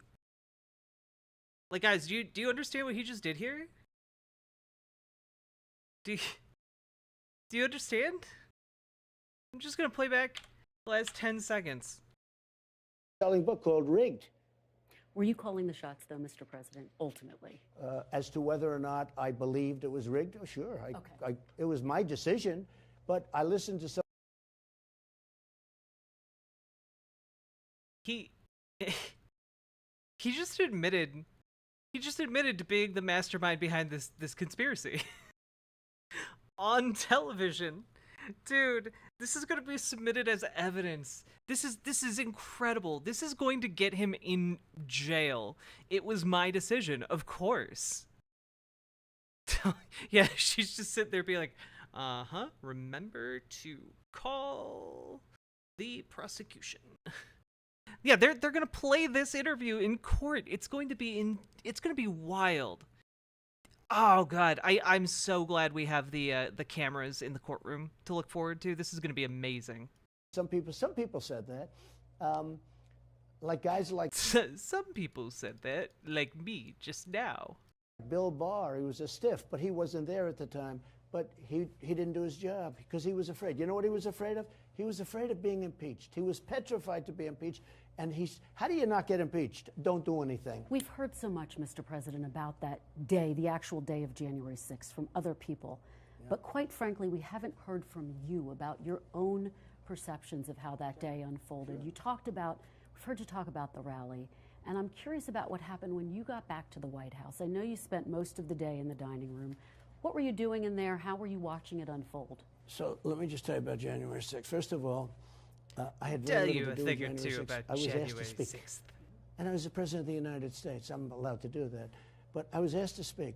Other groups, I think it was women's groups, a lot of people were involved in that. And it was a lot incredible. Of women's. It was incredible. It was, I think, the largest group I've ever spoken. You never see that. You never see pictures of the group that I was speaking to. I think it was the most people I've spoken to some very large groups. The biggest crowd you've ever seen. The biggest one. Not the second biggest, the biggest one. Of thousands of people were there, and it was a beautiful, beautiful sight. But just so you understand, I went and I spoke. And by the way, peacefully and patriotically, and all of that, which wasn't reported, but when I spoke, I have had senators go up. They said, I've never heard you speak so moderately. You were very moderate. What happened when you got back to the White House? Well, wait, let me just... Can we please skip this absurdly boring story, sir? Okay. So I spoke, and then I went back. I wanted to go down peacefully and patriotically to the Capitol. Secret Service, who I have great respect for, said, sir, it's better if you don't do that. It could be unsafe. Because they didn't because of riots, because, it takes one guy with bad intentions, okay? So I didn't have a dispute with them. You had that one person said, I grabbed the man around the neck. Actually, I wish I was so strong to be able to do that. These are all tough guys, smart guys. Dispute that account. Dispute it? Who wouldn't dispute it? She's the craziest account I've ever heard. You mean that I was in the Beast, and she said I was in the Beast, and the Secret Service didn't win. So I took a guy who was like a black belt in karate and grabbed his neck and tried to choke him. What happened? How ridiculous. Just so you understand. Don't you understand? I'm both strong and weak. You fools. And I have great respect for Secret Service, by the way. They're fantastic. The Secret Service said, sir, it would be better if you did. And I said, I'd love to do it. They said it would be better until we went back to the White House. Just so you understand, I spoke. I made a very nice speech. I wasn't Maxine Waters that calls for people's death and some of these. Take a look at what these other people say. What happened it's when so you got ridiculous. to the White House, though? Where did you watch all of the events unfold? Much more importantly, I offered 2 days before, 2 or 3 days before, 10,000. Stop asking me silly questions. I'm just going to talk about what I want to, okay, doll? Soldiers, right? And they were going to go because everybody was telling me, I knew it was going to be big in terms of the crowd, because everybody I spoke to said, hey, I'm going down on January 6th. I'm going down. I'm going to listen to your speech, etc. And there were other speakers. I wasn't the only speaker. There were many speakers. But wait a minute. I offered 10,000 people to the mayor of Washington, D.C., Nancy Pelosi, both of them, Nancy Pelosi and to the mayor of Washington, and they turned it down flat. And the police commissioner was very nasty about it to her, and he testified. And here's what happened. The January 6th unselect committee, that's of what I call them, and horrible people. They're just the The worst. unselect committee destroyed all the evidence. They say they didn't do that. We did ask them. We did ask the January 6th committee. Well, they announced that they destroyed and deleted most of the evidence. They say some of the evidence is still under review. I want to know what. I want to know about your perspective, Mr. President. Kristen, I want to they ask put out about an announcement that they destroyed the evidence, and they destroyed all the stuff having to do with Nancy Pelosi, and they wouldn't let all of the evidence. They destroyed it. And if I had evidence to back up this claim, it would be something that they could be jailed for. But I don't. I just have a feeling, I guess. Let her testify. We said, why isn't she testifying? It was a whole rigged deal. Why isn't she testifying? I offered them 10,000 soldiers. She turned them. I want to know what that you she's in did on charge of that day. security. I want to know. You're the president of the United States, though. She's in charge of Tell me security. how you watched this all unfold. Were you? Look at his body language here. He's so defensive. He's so like, goodness. He's like, He looks like he's ready to like lunge at her. It's weird. I want to know, you're the president of the United Kristen, States, though. she's in charge of Tell me security. how you watch. Look, I'm not a body language expert or anything, but this is not a amicable pose. Charge on of that day. security. I want to know, you're the president of the United Kristen, States, though. she's in charge of Tell me security. how you watched this all unfold. Were you in the dining room watching TV? I'm not going to tell you. I'll tell people later at an appropriate time. What? I'm not gonna tell you. Why? Why not just say it now? Just so you understand, however, What did you And I do when the made beautiful Capitol was statements. under attack, though? Let me Mr. just tell President? you. In the moment that the Capitol did you was see under the attack. statements I made in the Oval Office and just outside of the Oval Office? Absolutely. I Go was there home. that day. Our police are great. We love our police. We love everybody. Go can't home. have That my was, This was secrets. that a was beautiful more, that was statement. You can't have my potions. My potions are too powerful for you, adventurer. 4 Well, o'clock that in the statement was afternoon, made- more than I don't know. 3 But the- hours after the But there attack were tweets started, that were Mr. put out President. before that. I want to know who you called By the way, on that day. Nancy Pelosi. I wanna don't talk have. about Why that would day. I tell you that? Listen, don't wanna Nancy talk about Pelosi that? was in charge of security. She turned down 10,000 soldiers. require If your she didn't strongest turn patience. down the soldiers, you wouldn't have had January 6th. Did you call military or law enforcement? What? Did you call military or law enforcement at the moment the Capitol I'm was not going under to tell attack? you anything. Okay. Let me I'm not gonna tell you things that make me look bad. put it this way. I behaved so well. I did such a good job. Nancy Pelosi turned down. Dude, he's so look at how he's angling his face. He's so mad at just being asked like if he called the military or law enforcement on January 6th.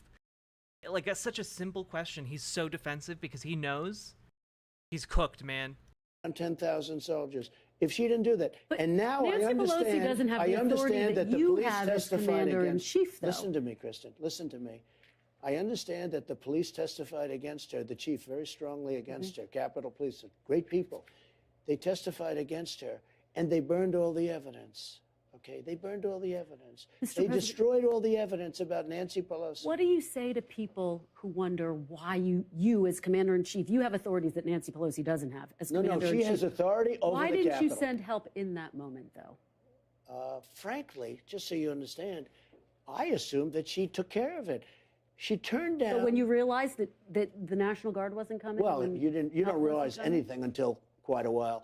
National Guard not coming. I asked it to be there 3 days in advance, and she turned it down. She says that request was never officially made. Oh, just stop so it. you know. Let me just tell you. Let me ask you This about is gonna be a mayor of little D- weasel. Mr. President. The mayor of D.C.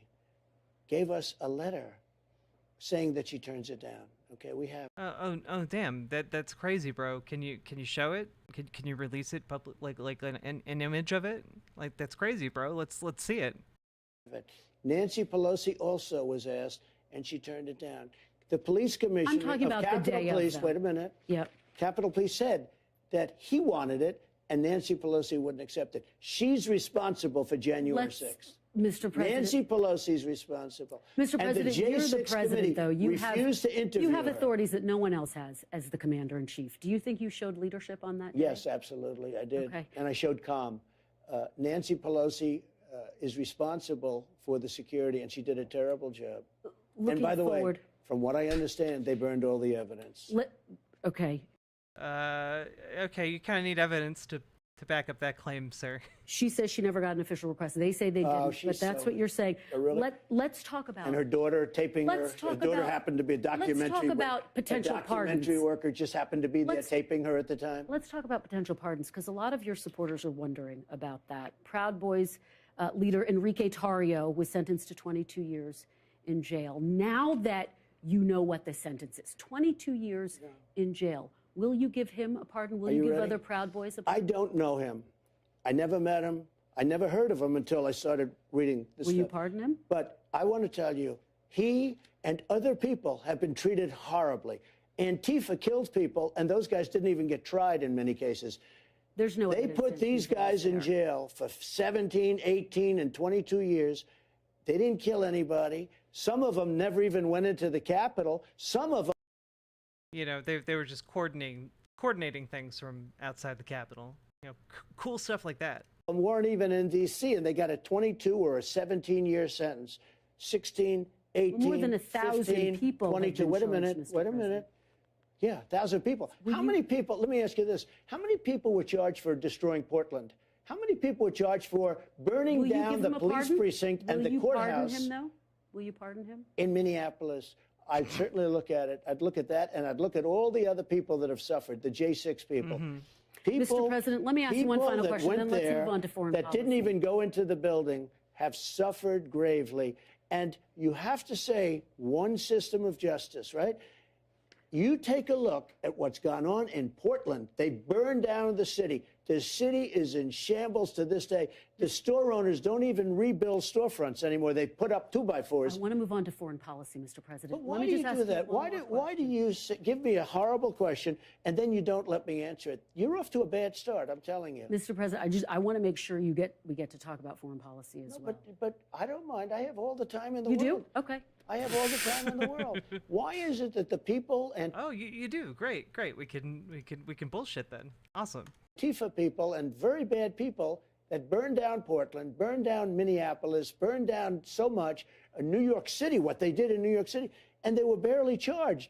And yet the people in Washington, in some cases, never even went into the building. They've been persecuted. They've been persecuted. The people who were charged in January 6th, some of them were charged with sedition. Some of them were charged for violating the Capitol. But many of these people have been persecuted, your supporters, what they've done to them. And they didn't do this to the people that burned down. You take a look at Portland. It's like a burned down hulk of a city, including the federal courthouse. Mr. President, if you were reelected, would you pardon yourself?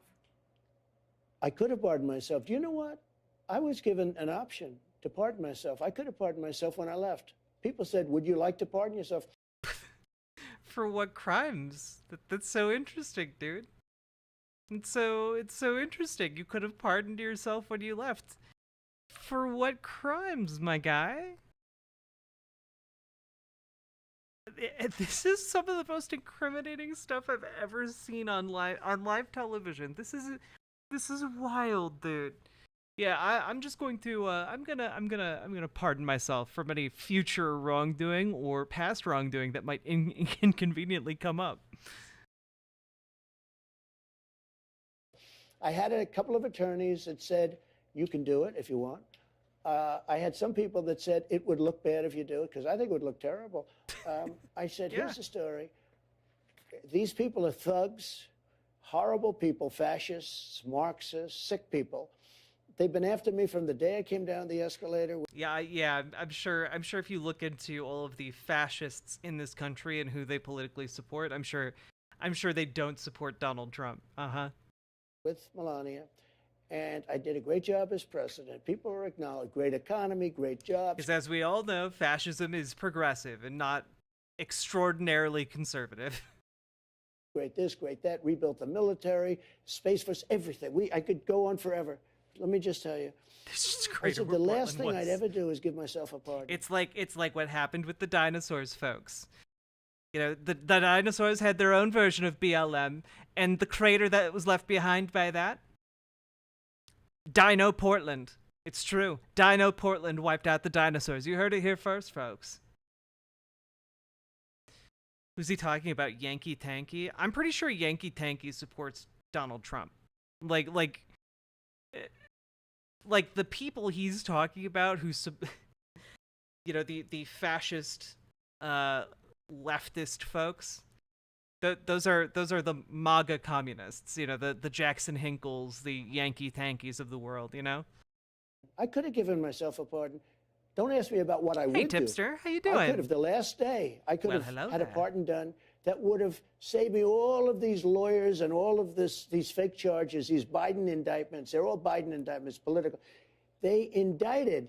They want to arrest their political opponents. Only third world countries do that, banana republics. So, ready? You literally promised to lock up your political opponent in the 2020 election to such an extent that your audiences chanted, and still chant to this day, lock her up, lock her up. Like, bro. But that's different because she was a woman and I'm a man. I never said this to anybody. Bite I indictment. was given the option. I could have done a pardon of myself. You know what I said? I have no interest in even thinking about it. I never even wanted to think about it. And I could have done it. And all of these questions you're asking me about the fake charges, you wouldn't be asking me because it's a very powerful thing for a president. I was told by some people that these are sick lunatics that I'm dealing with. Give yourself a pardon. Your life will be a lot easier. I said, I would never give myself a pardon. Even if you were reelected in this moment? Well, I think it's very unlikely. What did I do wrong? I didn't do anything wrong. You mean because I challenged an election, they want to put me in jail? Also, again, just to reiterate, I know I've done past videos on this. He's not being put in jail. He's not being arrested for questioning the election. That's, again, repeatedly been stated within the indictments themselves that is within his right. He's being indicted for other things that he did, not questioning the election. I challenged an election, but I challenged a crooked election. So it's not It on was your a rigged radar election. right now. I challenged a rigged election. And now I'm going to win for a third time. I just hope they have better vote counters. Let's move on to foreign policy, Mr. President. I want to talk about the war in Ukraine. No, Hillary Clinton doesn't really deserve to be dragged for, like, 2020 anymore anyway. Like, or 2016. Yeah, 2016. Oh, God, time. The flow of time. Oh, God. But, like, she fucked off to a cabin in the woods for, like, 5 years before trying to do, like, a YouTube series, like, or Netflix series or whatever with her daughter.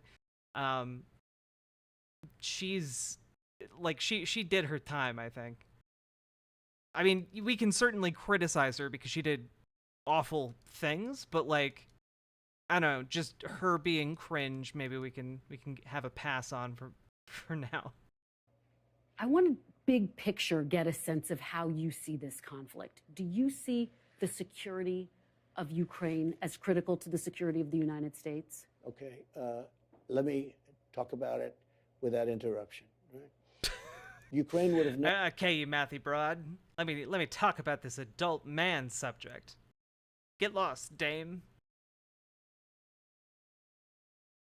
Just, man. Never happened if I were president. If this election weren't rigged, Ukraine would have never happened. You would have hundreds of thousands of people, including lots of soldiers, still living. The cities would be flourishing or at least up. These are cities that can never be rebuilt again, certainly not the way they were. Magnificent buildings, all ripped down like a that's what happens when a city is bombed, yes. Demolition site. It would have never happened for two reasons. Number one, and most importantly, Putin has a lot of respect for me. And he wouldn't have played games. And I told him, don't ever go in. And he would never have gone in. This was only after I left that this happened.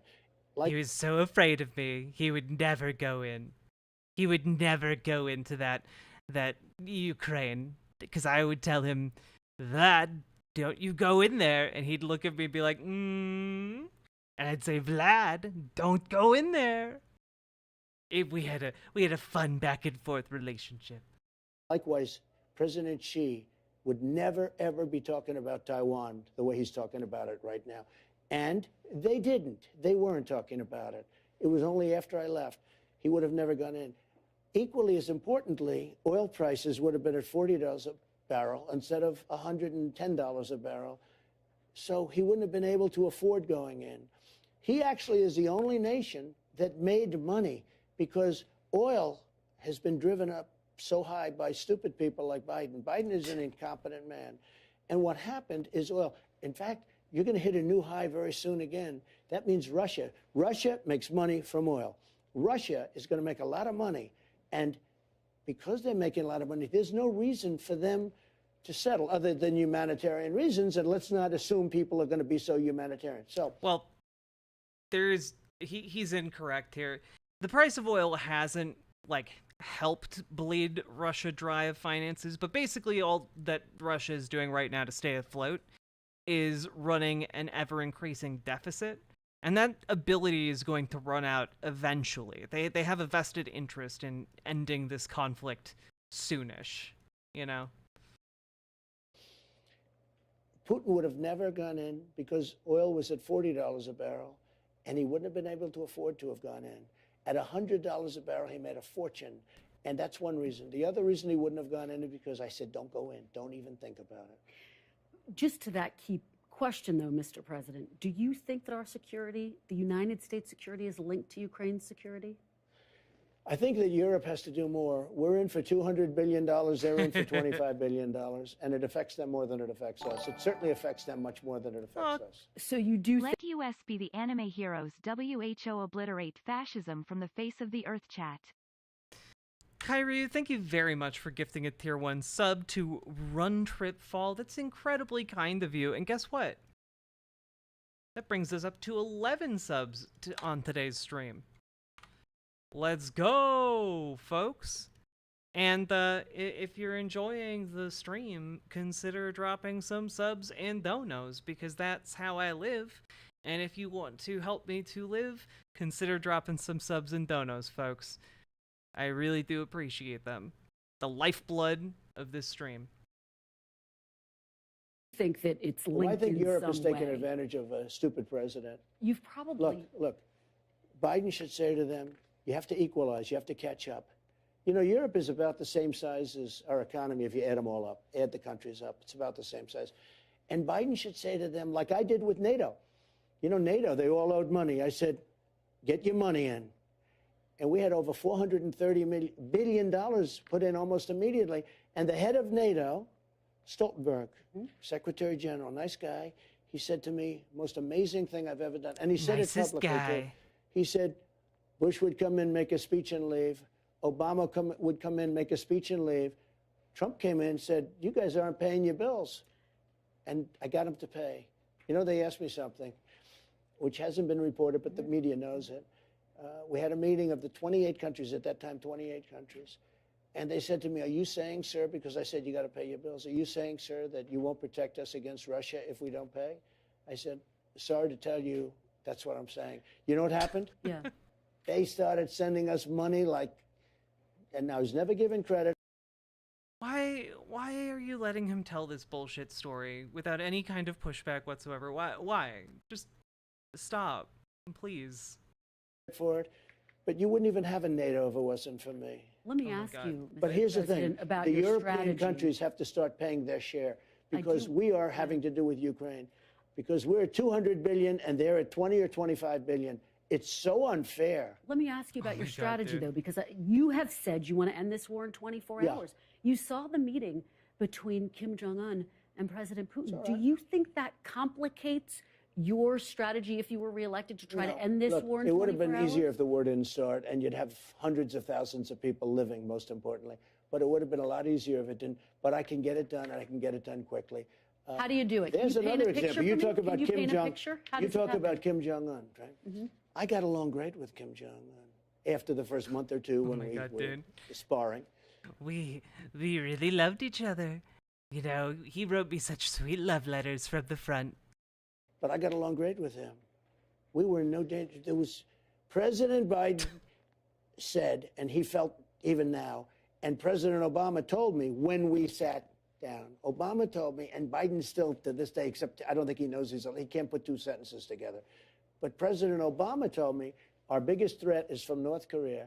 We're going to end up in a war. We didn't end up with a war with North Korea. We were going to make a deal. I would say I would have had a deal made with They fell North in Korea love. shortly after the election. Me and Kim, we made love under the stars. In the DMZ, it was beautiful. Had the election not been rigged. How do you end this war, though? Talking of deals, how do you end this war in Well, I 24 can't hours? tell you exactly because if I did, people understand. If I tell you exactly, I lose all my bargaining chips. I mean, you can't really say exactly what you're going to do, but I was Yeah, you just have a super secret plan. It's super secret. If he tells it, it will cease to work. say certain things to Putin. I would say certain things to Zelensky, both of whom I get along. Don't forget, Zelensky did something that was very honorable. They asked him, it didn't stop these animals from impeaching me, but, you know, one of those things. They asked him, did Trump do anything wrong? He said, absolutely not. It was a very normal phone call. You can't say that about Biden's call because Biden, what he did was horrible with the prosecutor. But he said something that was very honorable. He could have grandstanded and said, oh, I felt threatened. He said that President Trump did absolutely nothing wrong on the phone call. Some people hear you. He told me that I was a very good boy, that he agreed with everything I had ever said, so that means he's good. You say you're going to end the war in 24 hours, Yeah. and they worry that means President Putin is going to get to keep No, the no, territory no, no. he's unlawfully I'd make a fair claimed. deal for everybody. Nope. I'd make Doesn't a fair mean deal. that? Wouldn't That's be a win for something- Putin? You know, that's something that could have been negotiated because there were certain. I could end the war tomorrow, but I'm not going to because that's a secret. And if I revealed my secret, I might save the entire country of Ukraine. But that's not worth it for me. They need to pay me the money first. Parts, Crimea and other parts of the country that a lot of people expected could happen. You could have made a deal. So they could have made a deal where there's less territory right now than Russia's already taken, to be honest. And you could have made a deal where nobody was killed. They had a deal. They would have had a Ukraine country. Now nobody even knows if Ukraine is going to be totally taken over. I will say this. Something's going on, and it's not good for Ukraine because the news is no longer reporting about the war, the fake news. They don't report about the war anymore. You don't find much reporting. That means that Ukraine's losing, okay? Yeah. Uh-huh. That's what that means. Look, you don't need to know something. You can just get the vibe. You can get the vibe, okay? Just get the vibe that they're losing. You don't actually need information. Just operate on vibes, okay? Vibes-based policy. I see very. You know, people make fun of Marianne Williamson and call her like orb mommy or whatever, or denigrate her policy positions. But at least I gotta be honest, she's more grounded in reality than Donald Trump is, because Donald Trump is entirely like, yeah, my foreign policy is basically just my understanding isn't based on like, you know, news or anything. It's just from the vibes, man. Brah. Very little reporting from NBC, your network. I see very little reporting from NBC, ABC, from CBS, from anyone about the war. It used to be you'd go and you'd watch, even a couple of months ago, you'd watch all of this great strategy. The spring offensive never happened. Ukraine's spring offensive never happened because they were met with a wall of armaments and bombs. President Putin's worried people are losing interest. President Zelensky's worried that people are losing interest in this war. As you're saying, No, I'm Mr. just saying, President, how I'm not would- seeing would anything it be about a the top war anymore. priority To for me, you? that means that probably because the press is fake and very discredited, that would mean that, you know, look, here's my attitude on the war. I just want people to stop being killed. You know, I was asked by that ridiculous CNN group during my town hall, whose side are you on? I said, I'm on the side of people stop being killed. I don't want to. Hey man, I'm not in it for your revolution. I'm in it for me. Like, come on. See people killed. They're being killed by the thousands and thousands and thousands. And that's the side I'm on. I don't want. And you know what? People like that answer, to be honest. And I stay with that same answer. I want people to stop being killed.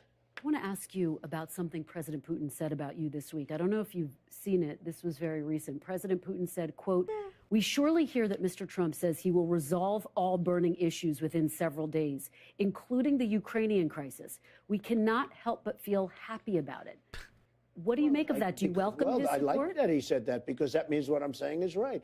I would get him into a room, I'd get Zelensky into a room, then I'd bring them together and I'd have a deal worked out. I would get a deal worked out. It would have been a lot easier before it started. Essentially, for 4 years, I kept them from doing anything because you know what? I will tell you this. I've never said this. Ukraine was the apple of his eye.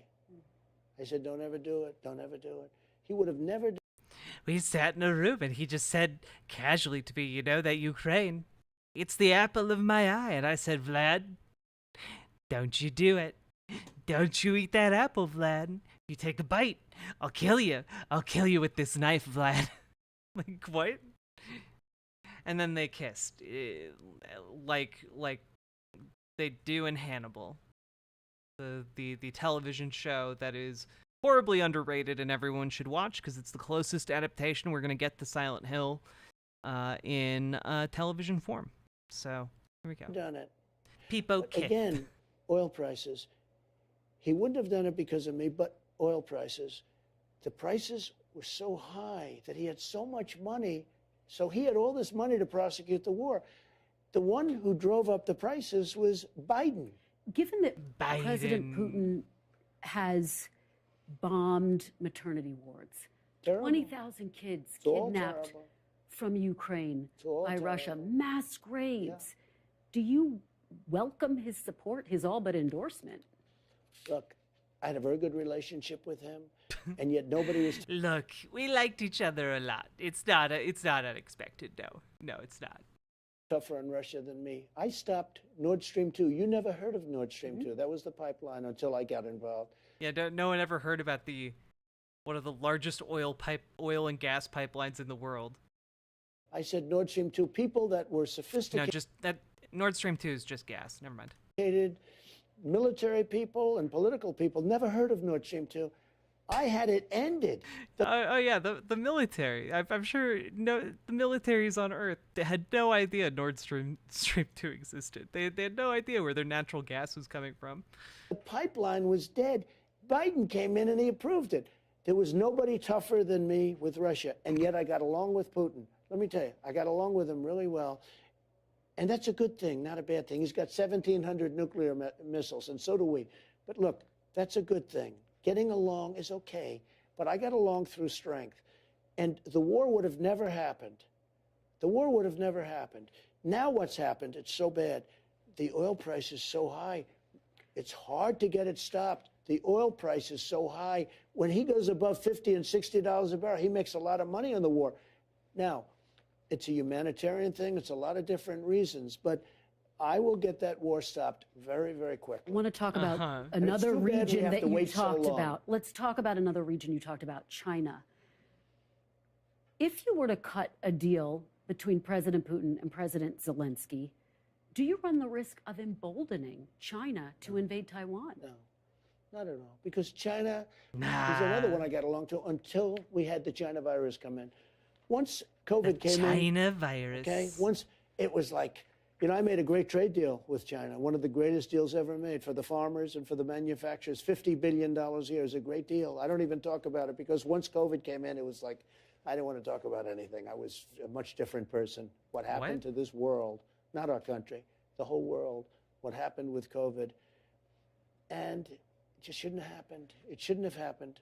What happened, what China did to the world was so bad. But I had a great relationship with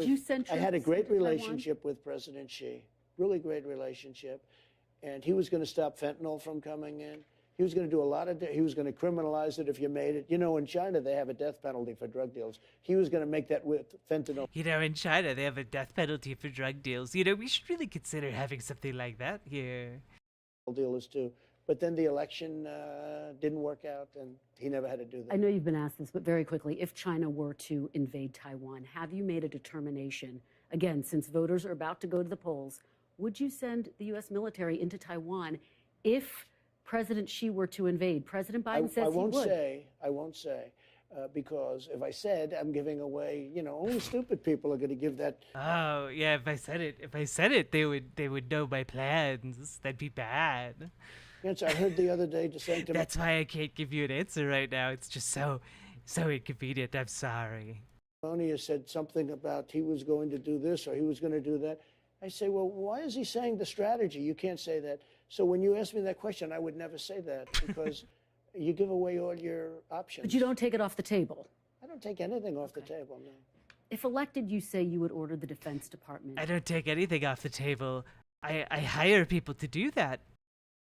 To use special forces to inflict maximum damage I didn't on say drug that. cartels. No. People said I said that. Okay, what would you do? I didn't say that. What I would wouldn't you tell do? you what I do. Why would I say that? Because, again, you don't want people to know your strategy. Now, people said they leaked and said things that I said this or I said that or I was going to hit them with Patriot missiles. the drug dealers in Mexico. But I will say, and horribly, that they kill 250,000 people in the United States every year. You know, you never hear that number. You hear 100,000. I think it's much more. They destroy families because when you lose a son or a daughter to fentanyl, or a wife or anybody else, but when you lose a son or daughter, your life is destroyed, their lives are destroyed. They've destroyed so many families. It comes through Mexico. Something's got to be done. If we have to bomb Mexico, folks. It's the only way. If we were in war, we would lose 250,000 people. We're losing more people than you lose in just about any war that we've ever had, and we lose them on a yearly basis. Something has to be done, and it has to be done fairly quickly. Ron DeSantis says he's in this race to finish the border wall. What do you say to that? Well, Republican I built voters? 500 miles of border wall. It was great. It was just what as you know, the Border Control Board and everybody else. Border Patrol, I had them in my office. I wanted to we were going to do concrete plank, 40 feet high. They didn't want that. Why bomb Mexico? Silence, wench. Stop asking questions above your station. They wanted you see-through. They wanted to be steel, concrete, and rebar.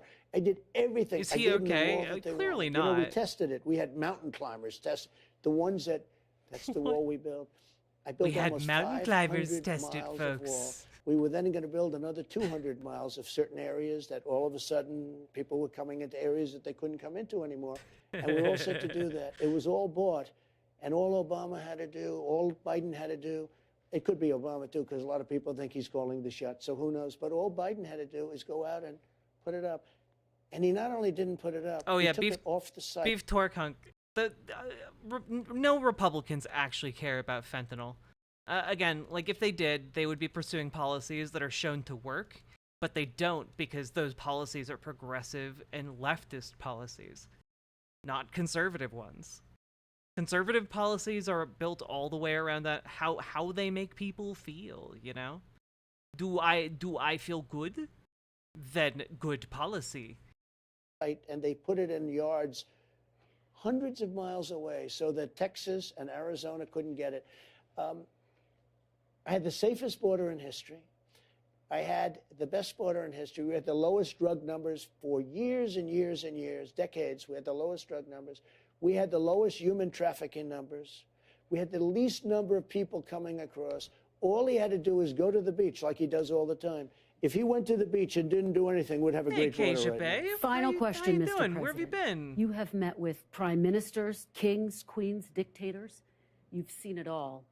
As you think about the possibility... Please, why are you sucking his dick? Why? Just stop. You don't have to. Of a second term, do you still think that democracy is the most effective form of government? I do. What kind of questions are these? No politician running for office is gonna be like, nope, democracy's bad. Like, no. Is he gonna like just kill his own campaign? No. I do, but it has to be a democracy that's fair. This democracy is, I don't consider us to have much of a democracy right now. See, you opened up the window. Now he can just continue framing the question with no pushback whatsoever. Indict their political opponent. Free speech is shot because the press is very dishonest. Very dishonest, I have to say. Even the way you fight me on simple questions like, you know, the border and this, you fight me so much. And I'm saying, why are you fighting me? Do you know, when I first ran, the approval rating of the media was very high, and now it's very low. It may be below Congress, which is pretty hard to believe. People understand what's going on. We need a media that's free and fair, and frankly, if they don't have that, it's very, very hard to straighten out our country. Did you feel as president you had enough power, though? If you were reelected, would you try to find ways? For example, there's a report you're looking into firing potentially people within the federal government who aren't necessarily... Yeah. How dare you ask me follow-up questions to my answers? You're just supposed to take them at face value. How dare you lying pressman? perceived to be loyal. Would you need more power? Do you Well, think? just so you understand, that's what the Democrats do. Okay, they do it in spades. Would you do that? Honestly, I wonder if like the democracy, like this is democracy made manifest guy. I wonder if he partially inspired Andrew Ryan from BioShock. Like, legit question. Do it at a level that you wouldn't believe. I mean, nobody's ever done. No, I wouldn't do that. I want great people, whether they're Republican or Democrat. I want great people. But I want people that love our country, not people that hate our country. Anything else you'd like to say? No, I think it's Mr. good. President? I think we did. I think we did a lot. Is there any scenario by which, because Ron DeSantis says if he were elected, he'd have 2 terms and you'd only have 1 more term. Is there any scenario by which you would seek a 3rd term in office? No, just so you understand, when DeSantis says that, that means he's not your man. He's not your man anyway because he's a very untalented guy, and he's proven that. He started out, everybody was talking to him. After I worked him over a little bit, he's gone down the tubes. I think he's going to end up being number 3 or 4. He just had a poll today. He was number 4. And by the way, the one that was number 2 was 59 points behind. So, you know, it's very interesting. But when somebody says 8 years, we need 8 years, in 6 months to a year, many of the problems, almost all of Ron DeSanta. Oh man, we should just call Ron DeSantis Ron DeSanta. I kind of love that. problems that you and I have just Actually, scratch that. It makes him too relatable. spoken about will be solved. Anybody that says they need 8 years, you don't want that person. Thank you, Mr. President. Thank you. I really appreciate it. Thank you very much, and good luck. We went all around the Good horn luck. today, and I Yes, we appreciate did. it very much. Good Thank luck for you. many Thank years. you. Thank you for giving me a little extra time.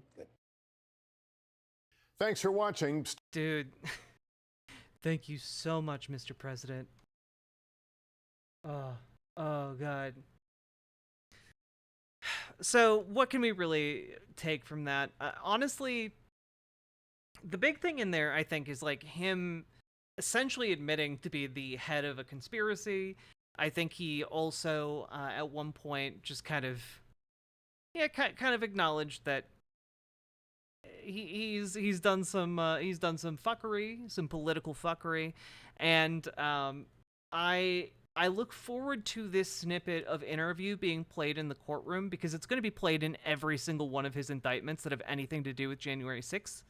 I'm guessing this is going to be played during the trial in Georgia. If it's not, that'd be kind of shocking, honestly. So, yeah, congratulations to Donald Trump for making your lawyers' lives even harder today.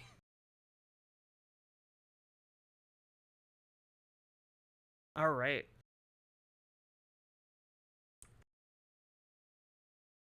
Now, folks, how are you doing?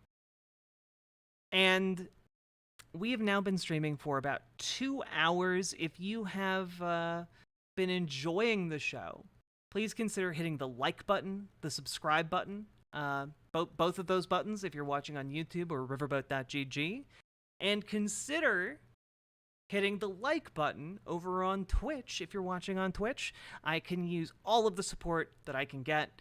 And also, folks, if you are in a position to do so, I would humbly ask that you consider dropping some subs or donos. Poor Kairyu has been gifting so many subs today. Please take some of the burden off of their shoulders and consider dropping some subs and donos yourself. And I will sing for you guys if we get 50 in this stream. So let's go. There's a like button on Twitch. The follow button. Sorry, not the like button. Yeah, you know the button. The button what makes you follow a channel. That one. Kairyu's too pure for this world. True. True. True.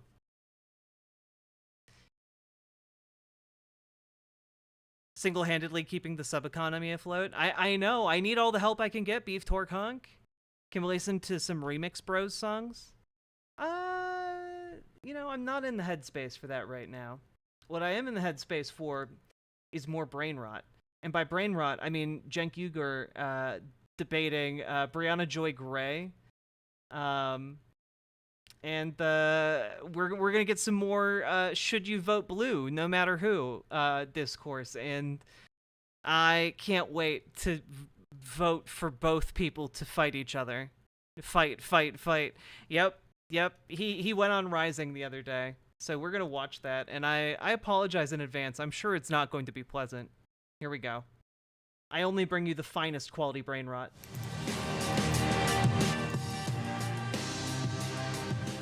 Founder of the Young Turks, Cenk Uygur, is out with a new... Cenk Uygur? Oh, okay. Well, okay. This man has never seen any of the Young Turks. He didn't even bother to watch an episode to figure out how to say the name. New book entitled Justice is Coming: How Progressives Are Going to Take Over the Country and America is Going to Love It. Oh. Darkstar Mike, thank you for the $25 dono. That is incredibly generous of you.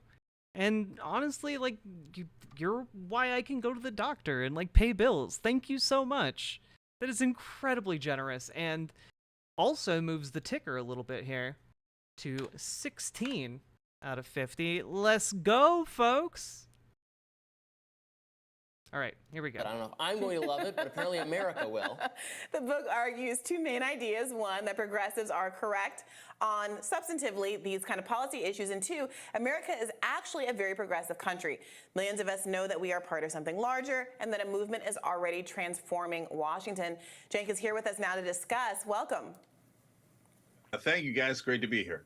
So this was part of the Bernie 2020 pitch, obviously, that there's a genuine populist movement that just needs to be tapped into in the United States. And there were many aspects of that campaign that seemed to validate that reality, the fact that he out-fundraised rather everybody else in the race, despite not taking any corporate PAC money or billionaire dollars. But at the end of the day, seemed unable to squeak one out, both in 2016 and 2020. So what do you say to folks who push back against the idea that progressivism is actually popular, given that we have not had very much success in the electoral realm? Yeah. So a decent amount of the book is actually dedicated to that. First, chapter 1 explains that it's indisputable that the country is progressive on almost every issue. I say almost just because maybe I couldn't find one, but every issue I looked at, the country is about 2/3 progressive.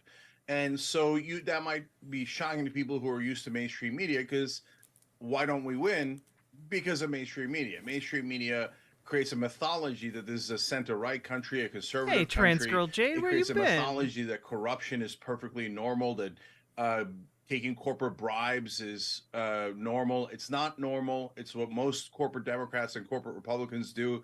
It has greatly corrupted our system, and most importantly, it has corrupted our media. The reason why I say it's most important is because that is where the voters get their information. If they get the wrong information, there's no way in the world they can make the right decision. And corporate media, mainstream media, has been lying to them for decade after decade after decade.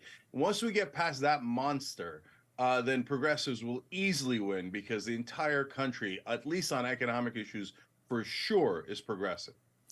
Yeah, I think, look, I think I have to admit, as someone who doesn't agree with a lot of what progressives have to offer in economics, although I'm sure we can find areas of agreement. Sure, the economic agenda being offered by the left is, I read polls too, regardless of what I think about it, is certainly more popular than what I would describe as the kind of elite social and cultural values that are not necessarily attached to policies, but are very hugely alienating to so many normal Americans, the issues beloved by the elites. So how do progressives get through then, or stop allowing college professors to speak on their behalf, or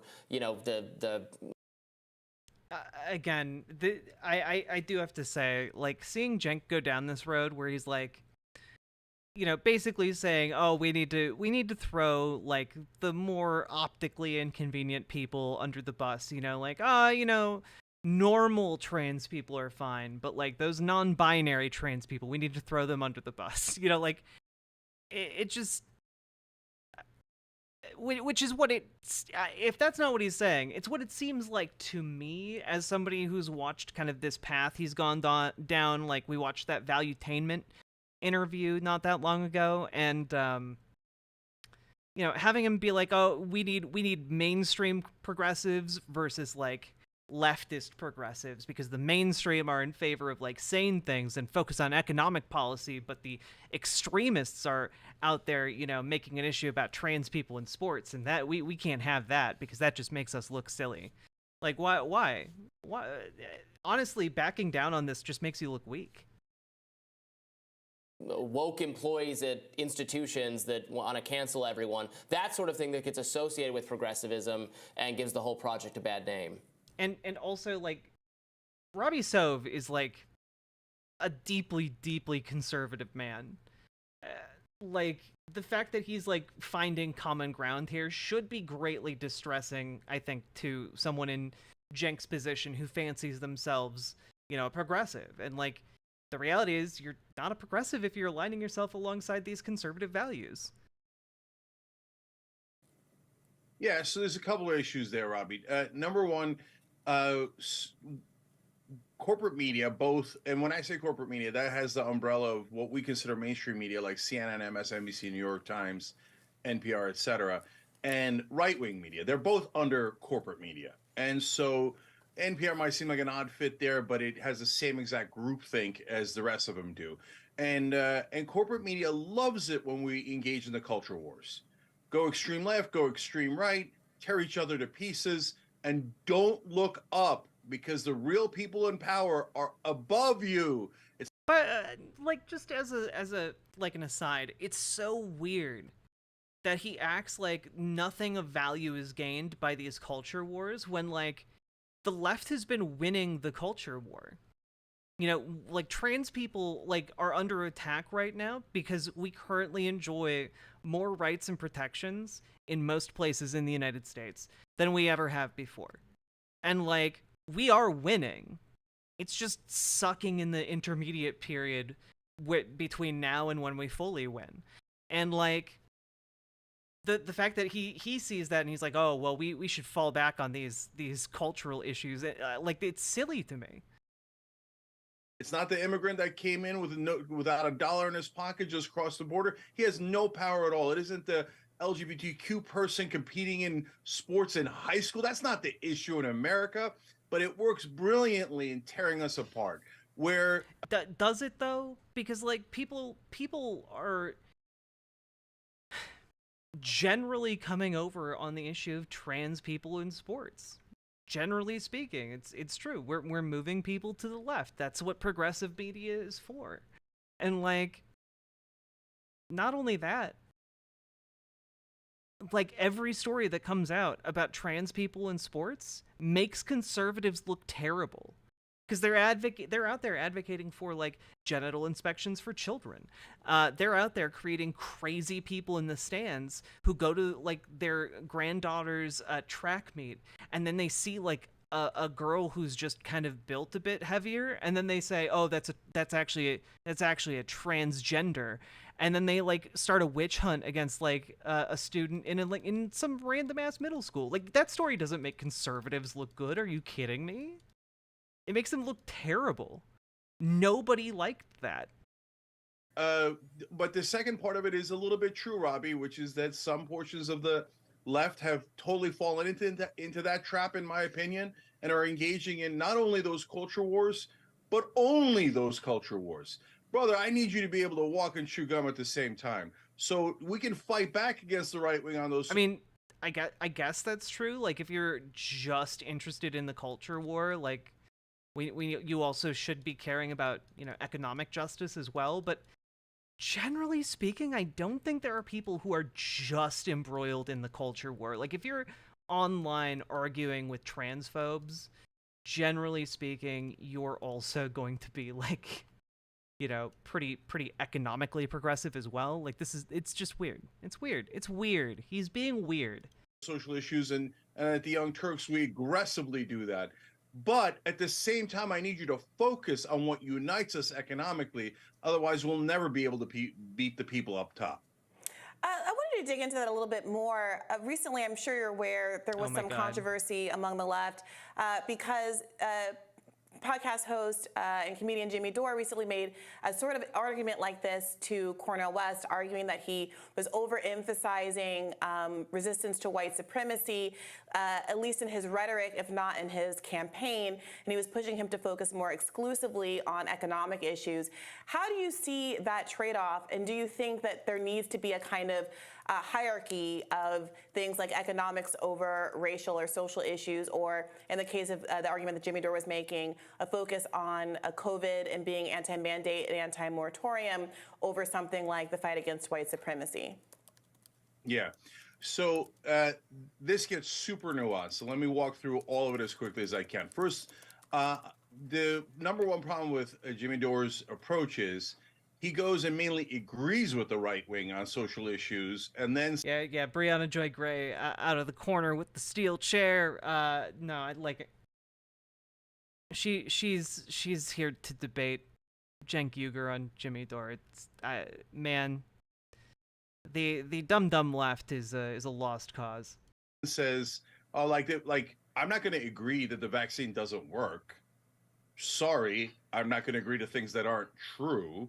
I'm not going to agree that the election was stolen." I'm not saying that Jimmy's saying that. I have lost track of what the crazy ramblings in his head or what he says out loud. But he keeps trying to bring the left over to the right wing. That's not how you do it. You say, look, it's not that you guys are moving your position or that we're moving our position. It's just that we're finding common ground in the places where we agree. Both of us can take yes for an answer, but you should not sheep herd your audience to the right wing. That is not at all productive.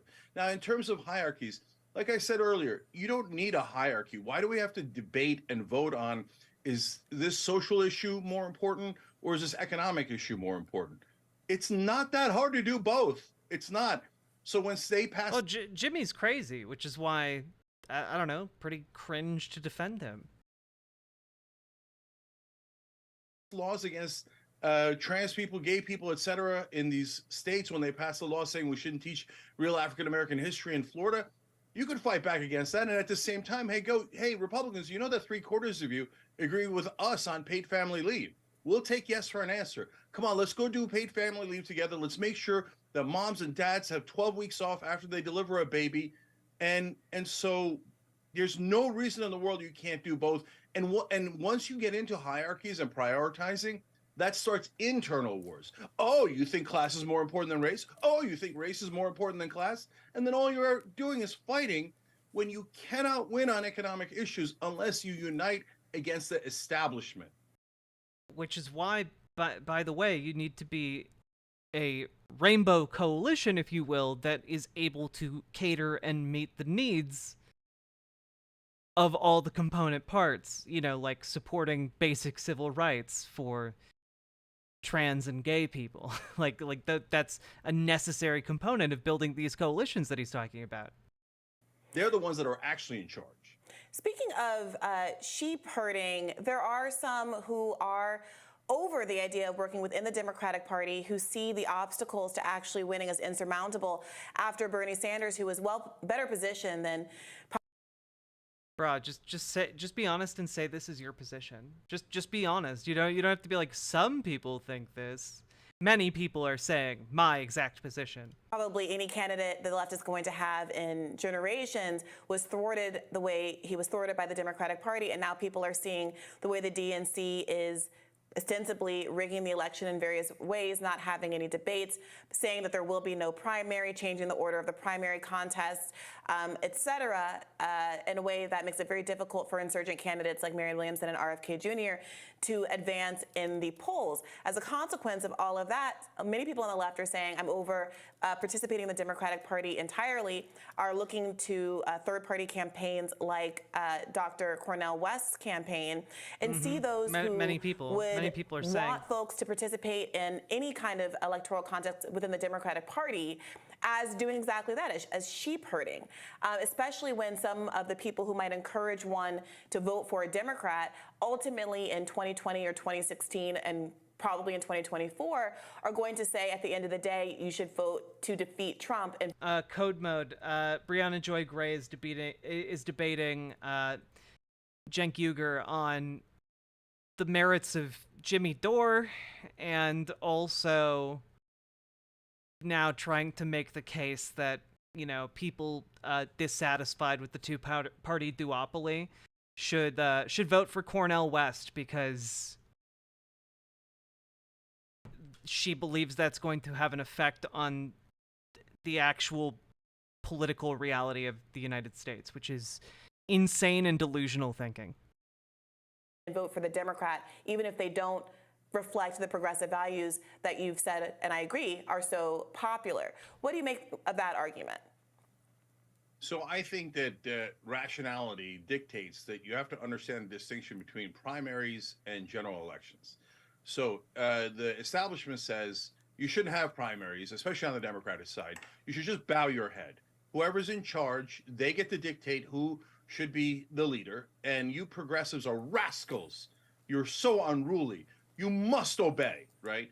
If you listen to that, you're nuts. That is them totally brainwashing you. There should be a massive primary against Joe Biden. Poll out today, 72%. I mean, sure, there should be, but part of the problem is there's not. And you know why there's not. There's not because, like, you know, the ability to defeat an incumbent is pretty rare and difficult to come by in politics. And the general consensus of the political calculations is that his incumbent status will buoy his numbers enough to be able to defeat Donald Trump. And, like, honestly, they might not be wrong on that one. But, like, there is no other primary challenger right now who is capable of beating him. Like, Marianne Williamson is polling okay, but, like, she's not going to unseat Biden right now. Like, just point blank. Of Americans think that he is not mentally capable of running again, that he's too old. 72%. And the lunatics in the Democratic Party and the lunatics in Washington go, yeah, we should run a guy that 72% of the country doesn't think could be president against Donald Trump. They say this is the most important election of our lifetimes, but let's run an addled, wounded antelope against this demagogue fascist. How does that make sense? That doesn't make any sense at all. There's just their lust and their greed for power is unbearable. So that's the primaries. And in the primaries, Marianne is, at this point, clearly the best candidate. It's not even close, okay? But as you see there's one thing I wanted to quickly correct, because in my opinion, I don't think the Democratic Party has much power at all. So they set the debates, they set this, they set that. I understand that, but they don't rig votes. They just set all the context. And I hate the rules that they set, and I think they're deeply corrupt. But that's not the number one problem. The number one problem is media.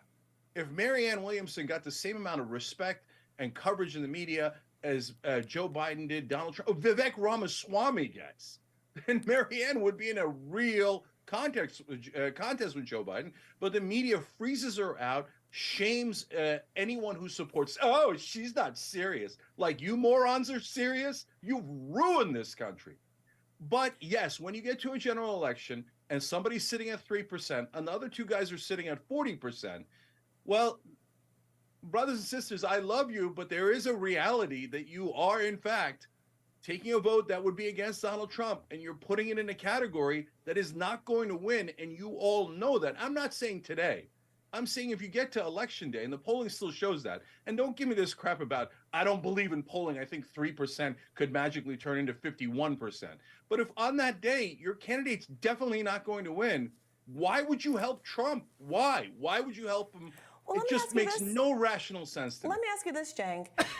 My body. Why would the Democratic Party ever stop? You don't want to characterize it as rigging. I will. Rigging the primary, disallowing a primary. Why would the media ever stop putting its finger on the scale the way that it does? If voters ultimately... Because the media would have to react to a reality of getting ranked choice voting passed on numerous state levels, enough state levels to make a multi-party system far more feasible. The media would, like, just won't, like, is it just gonna not cover something like that? Like, it changes our entire political paradigm. Like, man, validate that behavior by continuing to vote blue no matter who, no matter how bad the Democratic Party gets, and no matter how corrupt the DNC is? When does it stop? Yeah, it stops when we win the goddamn primary. And by the way, Well, yeah, you consolidate until you break the duopoly, consolidate power within the party, win primaries, become involved, work behind the scenes to organize in a more leftist way. Like, you can exert power here, but like, it's not ideal. So you know what? Let's also at the same time fight on state levels to get ranked choice voting passed. It's not a complicated subject, from my perspective, anyway. that's impossible. No, it's not. Bernie came this close in 2016, and he came this close in 2020. He won the first 3 states. And who stopped him? Was it the Democratic Party that stopped him? No, it was corporate media that then heaped tons of negative coverage on Bernie. Can we get past corporate media? Of course we can. You don't I think know it was the it's Democratic super hard, Party? and that's their wall that's meant to keep us out, right? But look at us. You're doing it on Rising. We're doing it on Young Turks, and all of us are getting Honestly, like this is frustrating because it's like somebody who's just realizing that sometimes video games aren't fair to players. You know, like yeah, sometimes things aren't fair in life actually, and we might have to do something about that. Like we might have to, you know, get involved and deal with how unfair it is and then change it over a period of time. Passive by having these conversations and having it reach the American people. Can a progressive win a primary?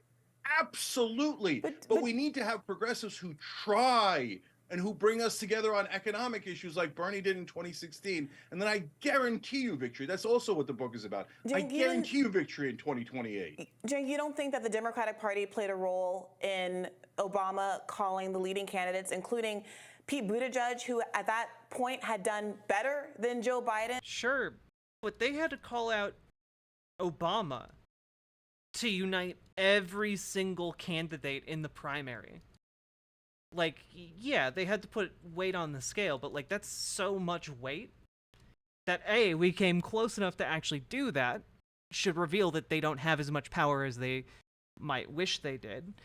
And B, we can make things better. Like, Bernie Sanders is like almost single-handedly responsible for a large degree of current progressive policies, and he didn't win. You know, you can still do things. And asked him to drop out after the South Carolina win. You don't think that that's evidence that the Democratic Party is willing to do whatever it takes to consolidate around a non-progressive candidate? Brianna, I don't disagree with you 1%. That's not what I'm saying.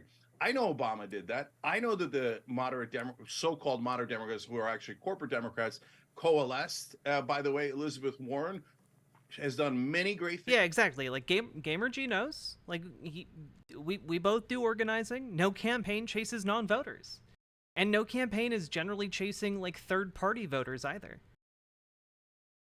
They're chasing proven or past voters for Democrats, you know, who haven't been particularly active. Things in her career, you cannot wipe that away. But her not coalescing with Bernie, both in 2016 and critically in 2020. Cannot be forgiven. It was just when they coalesce, we have to coalesce. Anyways, but Brianna, what I'm saying is that was not the critical factor. Obama can get all of the corrupt Democrats together and all the corporatists together, and they can go, woo-ah. But if the media doesn't then smear Bernie and doesn't elevate Biden, it doesn't work.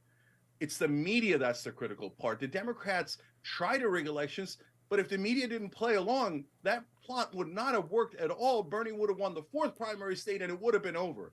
We were so close. My problem with progressives in Congress is we got near the goal line and now they're going backwards. And they're going, oh, corporate Democrats, we bow our heads. We all endorse Joe Biden. Are you not? Okay, they're moving backwards based on their support of Joe Biden, for which they have gotten concessions. Like, again, this is so bizarre to me. Like this pushback, like, oh, they're endorsing Biden. Well, yeah, they're endorsing Biden because there's no viable challenger to Biden. Yeah. Nuts. What are you endorsing Joe Biden for? He's a terrible candidate. He's a weak candidate. He's going to lose. He's not very progressive.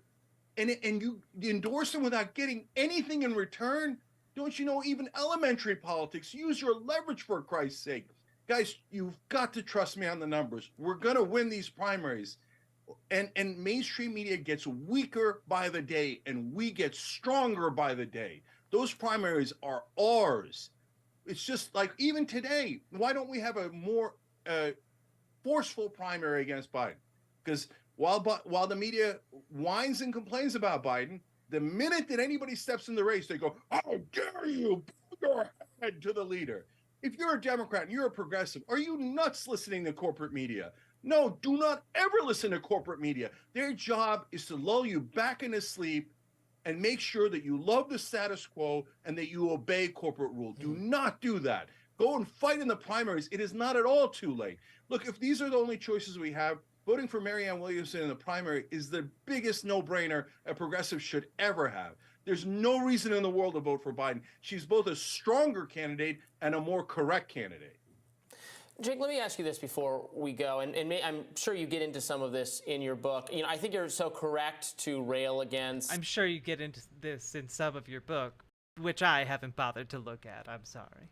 The mainstream media, the corporate media, and the choices that they make. And you know, obviously we're part of a corporation, so I guess I can't say we're not corporate media, but we try to platform and celebrate alternative narratives like your own. But let me ask you this, because you went after Jimmy Dore. Yeah, like the part of the problem is like we need somebody who's willing to run, first of all, within the Democratic Party, and Marianne Williamson isn't going to win. So, like, who is someone who is both a viable candidate against Trump and also, like, your pick? Because otherwise, all I'm hearing is, like, oh, Biden's not good enough. Fuck Biden. And, like, it's true. Biden's not good enough. But who are you proposing as an alternative? A little bit a minute ago. I've noticed that in a lot of these independent and alternative media spaces, voices we've featured on the show before, people who got big by having very pro-Bernie Sanders audiences and messages, have had, if not a right-wing drift, I'm not sure that's in the direction of progressivism, or it's not in the direction of normal Bidenism either. It's in a direction, I think, of being more open to the right. People whose audiences, I think, have that perspective, like Glenn Greenwald's audience, Russell Brand's audience. We're going to be talking about Russell Brand later today for anyone watching this right now. That kind of thing. How does that square with your thesis on the inevitable takeover of progressivism? Yeah, there's a couple of things there. Number one, without the disastrous COVID response and historic anti-racist, anti-fascist protest, is Biden going to have enough voter turnout and momentum to win this time around? Trump only needs to get like 200,000 votes across 6 states to win, even if he loses by multiple millions of votes. I mean, maybe. We'll have to see, right? But like, it's going to be closer this time, and that's not comforting. Though a lot of stuff legally can happen to Trump between now and then, so we'll have to see. You know, he might not be able to campaign so good if he's in jail. People are getting so frustrated with the Democratic Party because they almost never deliver that they're looking for alternatives. I mean, look, as a meta issue, that's why Trump won in 2016 in the first place. The country is so deeply anti-establishment, except no one on TV will ever tell you that, because they are the establishment. They're not going to come on TV and go, hey, by the way, country, I'm going to end the gaslighting here. It turns out you guys all hate us. They're not going to say that, okay? So that is the absolute reality here. So, but when you get into the Jimmys of the world, there's audience capture and there's financial interests. And then some have just lost their minds, in my opinion, okay? And so, for example, Jimmy does a video that's pro-vaccine. It doesn't get a lot of views. He does one that's vaccine skeptical. It gets a lot of views. Guess what he does next? 20 more videos that are vaccine skeptical. That's called audience capture. And you partly do it for the ego and you partly do it for the money. And it takes strength not to go in that direction. And the right wing is going and Can we pause? That was a lot. Also the other chatter.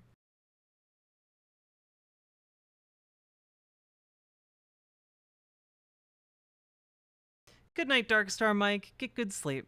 And again, thank you very much for supporting the channel. I really appreciate it. Brianna Joy Gray is such a non-serious actor. Oh yeah, no. Like again, if you're out there telling people to vote like not against fascism, I consider you a deeply unserious person, you know?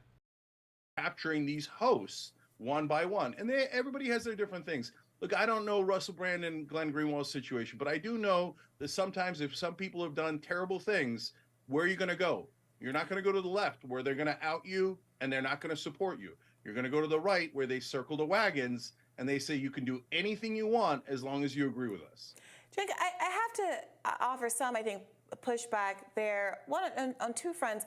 One, I do think that you're accurately describing a psychological phenomenon where if people are... Why are they debating Jimmy Dore? Because Brianna Joy Gray wanted to defend Jimmy Dore and attack Cenk for his attacks against Jimmy Dore. You know, the scoundrel. Getting a lot of criticism and pushback, some of which they perceive to be bad faith. Again, because they're both in the force the vote crowd. You know, that runs thicker than blood. Okay. There is an inclination to spend more time with people who have been nicer. I'm not saying that's a moral choice, but it is an obvious psychological outcome. And does that mean that people within the left community should perhaps extend more grace to each other so that that doesn't actually happen? And the second, I would just want to ask you about, you know, similar accusations, I feel I would be remiss not to bring up, that have been made about your network, Young Turks, about the $20 million of Katzenberg money that some people have argued changed the direction of TYT's coverage in a more liberal and less left direction. Yeah. Okay, so I'll take it one at a time. Should people show each other more grace on the left? Absolutely. At the same time, you notice a phenomenon. It's okay to point it out. So it's okay for us to point out what Jimmy does with his videos is super obvious. It's one thing to criticize the Democratic Party. As you can tell from this interview, I do it very regularly and very forcefully. It's another thing to say the Republicans are okay. The Republicans are not okay. The Republicans are a disaster. The Republicans are much worse than the Democrats. Okay, now on to the second issue. Yeah, so then people go and look around and they go, okay, well, oh, the Young Turks got 20 million investment. Okay, now here's the things people don't know. People say Katzenberg was involved, no question. The amount he has is near microscopic. And by the way, we pay the money back. So I be honest, that's breaking news. We've never told anyone that, but we did. So yeah. I don't actually fault Cenk for taking a loan to expand his business. That's fine. Or you know, investment to expand the business. I honestly don't mind that at all. It's for some reason some leftists seem to act like this is some kind of gotcha, but it's not. He's running a business. Like that's how running a business works. So that has no influence on us. But most importantly, Brianna, people just make up that we went towards the right way or went towards the moderate Democrats. I mean, they call me. Well, yeah, moving more conservative, you know, doesn't mean you are a conservative. It just means you moved along the political spectrum. Like that's not actually that controversial. Like the lunatic fringe that follow Jimmy say we're establishment shills. They haven't watched. It's true, LB. You can't use emotes. Oh no. 1 minute of the show. I mean, look at what the things I said to you before. Sure, No. whatever. I don't want Jack to think we don't want to hear her sing. Boo woo, boo woo woo woo. Thank you for the 5 gifted subs, Salmon Moose. That is incredibly generous, and it helps me to not die, and makes me feel good that you at least want me to feel good, and I appreciate that. I know I don't have the best singing voice, but I do enjoy singing sometimes. So thank you very much. I appreciate it. For this question, right? Does it look like a 1% pro-establishment? But they will see that and go, aha, nail it, he's for Hillary Clinton. Well, look, I can't help you if you're not dealing with facts and logic.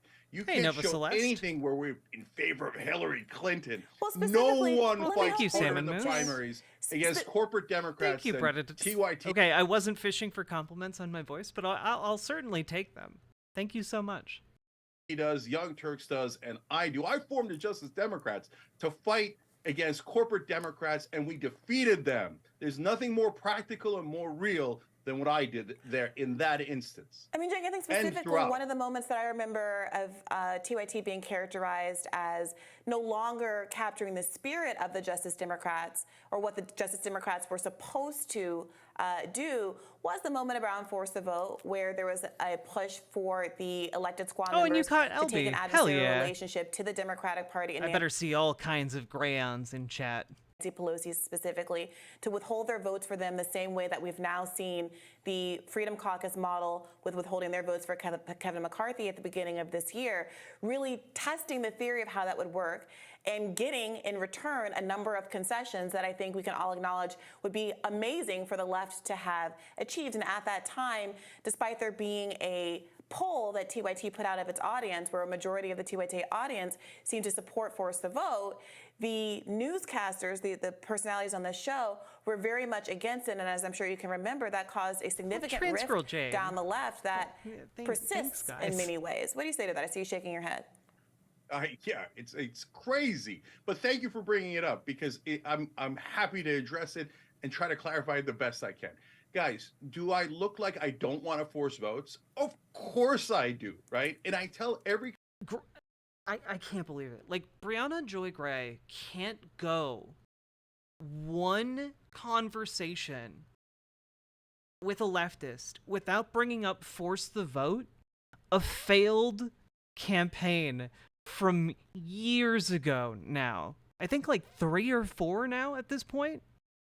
She can't not bring it up. She's so salty that AOC didn't show up to like the weird like summit that they had planned, her and Jimmy Dore. She can't not bring it up. It's crazy, bro. Congressperson that's going into Congress for the first time, if they'll listen to me, I tell them, you have to create what the civil rights movement called good trouble. Now, that doesn't mean you go in wildly and flailing around doing impractical things, but it means you come up with a coordinated strategy, you then create good trouble, and then you put a spotlight on an issue where you are on the winning end of it, popularity-wise. So, for example, one of the things we did with Justice Democrats is as soon as AOC won, we did a sit-in in Nancy Pelosi's office. That put Green New Deal on the map. That put Sunrise Movement on the map. And in a lot of ways, it reinforced Justice Democrats being on the map. I want you to take those kind of actions. But you have to actually use your mind and independent judgment as to which action to take. So Force the Vote, Jimmy comes to me. Back then, we're still friends and allies. And I go, oh, look, it sounds like a pretty good idea. Okay, I definitely want to do something where we're forcing action, right? So what's your plan, Jimmy? He's like, well, we're going to force the vote, and we're going to, get Medicare for all. I'm like, brother, I want Medicare for all. But you have to take steps. You have to take steps. If you go straight to Medicare for all, you have a 0% chance of it passing, and you're going to waste the power and the leverage. And who are you going to get as speaker? Cenk, I wasn't trying to relitigate this by bringing it up apropos of nothing. I wasn't... Why are you acting like this, Cenk? I don't understand. For the House. And he's that like, wasn't the argument. I don't know. That's your strategy? No, I'm not going to agree with a moron who has no strategy, no plan, not at all practical. We could have forced the vote on $15 minimum wage, and we could have won that vote. But instead, the force the vote, we're like, yeah, well, you didn't do what I wanted. Okay, then I'm out. I'm not going to help you guys actually get the bills that we all want. Oh, come on, man, grow up. Now, so Cenk, I would point out that Kevin McCarthy is still Speaker of the House. The issue was not whether or not Nancy Pelosi would necessarily become Speaker. The left, people Brianna, like yourself. Wait a minute. Who was going to replace Nancy Pelosi? Did you guys have a candidate? Who? Cenk, if I could. Which is my response to Cenk when he talks about like the squad being traitors or something. Like who then? Who? The right-wing caucus got a number of meaningful concessions.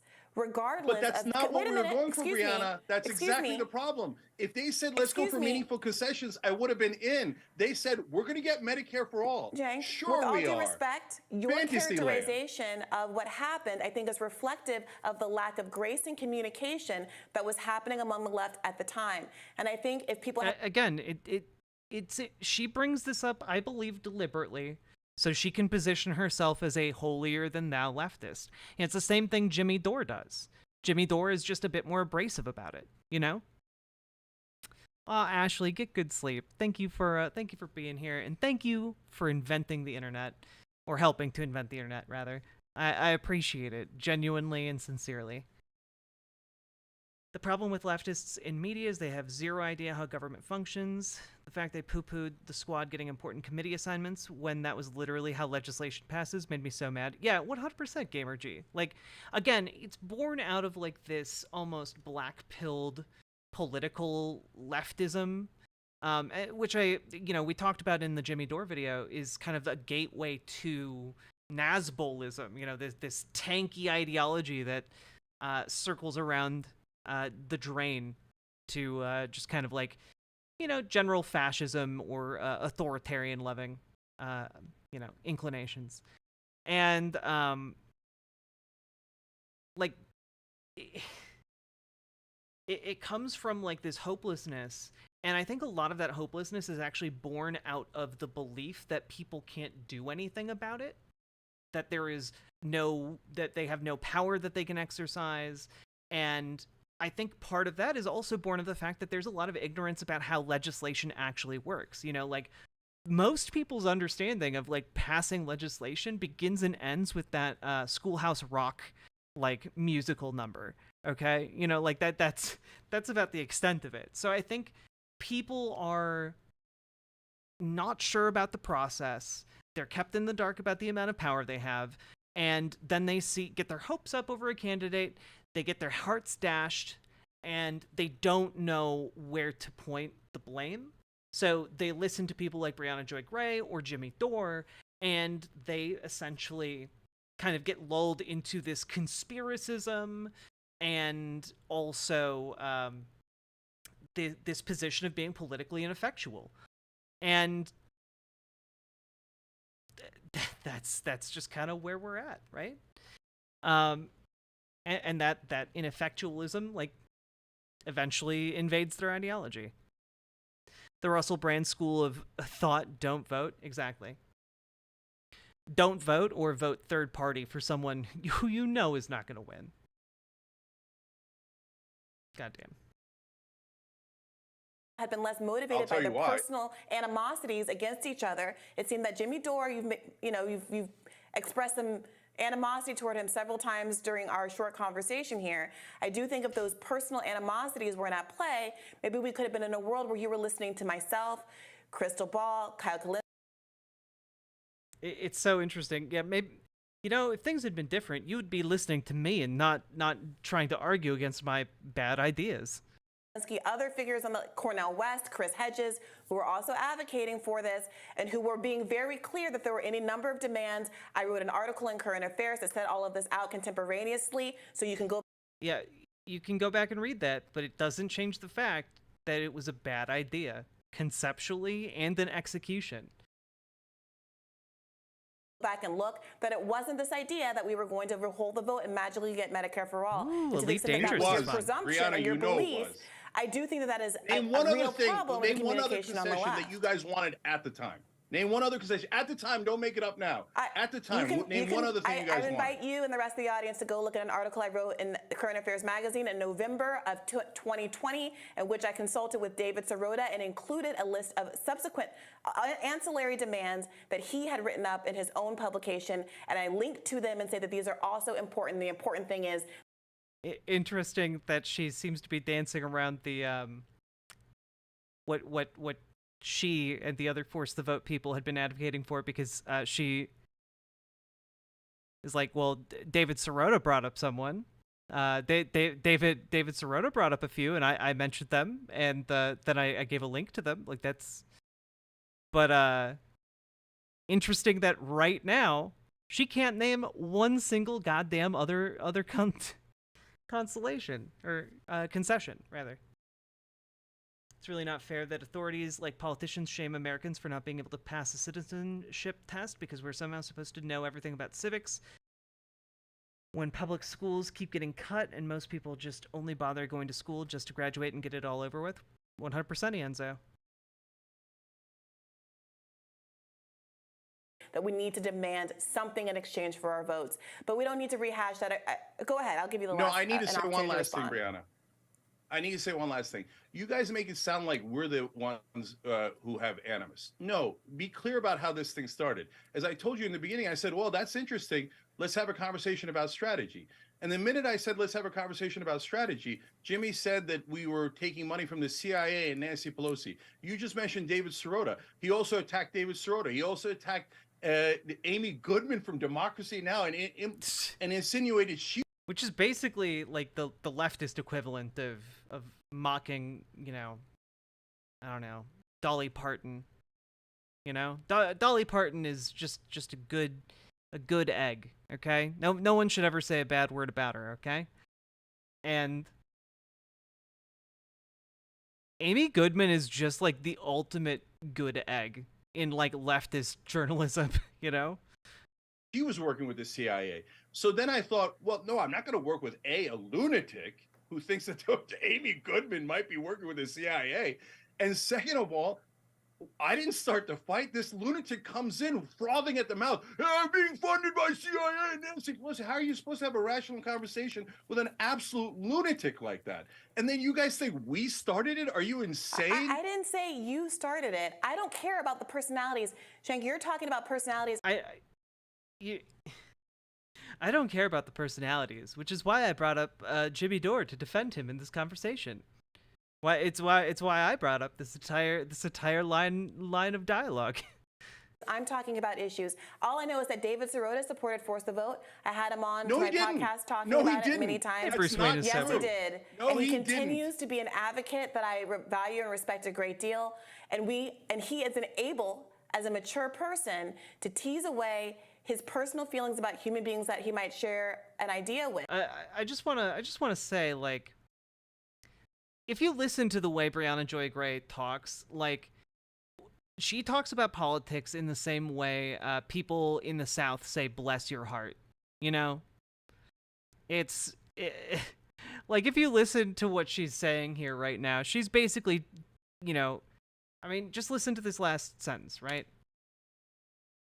And to tease away his person, he is able, as a mature person, to tease away his personal feelings about human beings that he might. He's able, as a mature person, you know, the implication there being that, oh, Cenk, you're being immature because you're not acting like David Sirota.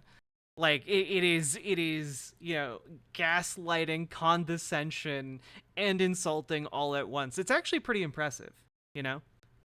Share an idea with or a strategy with, and the underlying strategy. And I really do hope that we see more of that on the left and less of a focus on who it is that's delivering a certain kind of a message, especially if you're right, Cenk, and it's going to require a united and powerful independent media force in order to actually ever get a progressive into office. Thank you. Well, also ranked choice voting, and also ranked choice voting to end the two-party duopoly, and then, you know, you have to have a cohesive media and also organizing ecosystem to be able to get progressives into office. So, yeah. Thank you so much for joining us today and talking through some of these tough issues. No problem. And you guys are funded by the CIA. But I'm sure you won't take offense at that. So just be cool. Be cool. Let's agree on policies. But you're obviously, Brianna bought her house, has a Mercedes and a Rolls Royce, all funded by Hillary Clinton and the CIA. But it's cool. It's cool. Let's stay friends. About the only thing Brianna has convinced me of on this show is that there is, in fact, more dysfunction on the left than on the right. And today is a good example of that. Thank you very much. God, I hate Robbie. I hate him so much. What the actual fuck? Dude. Like, Cenk is just angry and taking one last, like, sucker punch at the end.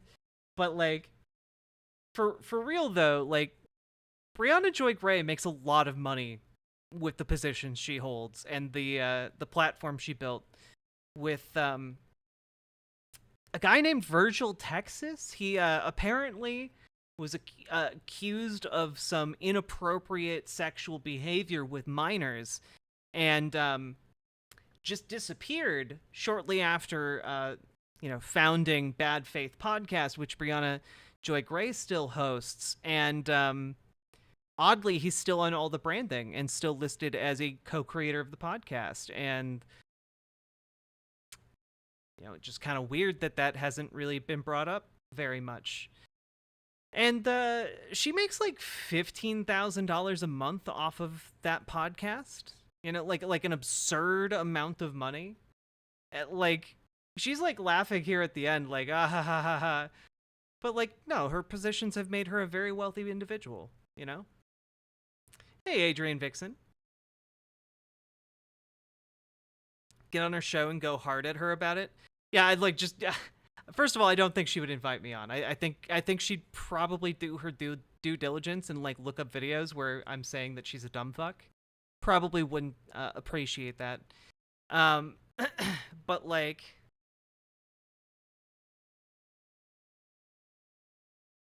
yeah, it just seems I don't really have any faith that I could reach her. Vosh did the same though, and he got on. Well, I'm also not as high profile as Vosh. You know, I'm struggling to hit 2,000 subscribers on YouTube at the moment, which, by the way, we're one subscriber away from 1,900 subscribers. So help us get there if you can.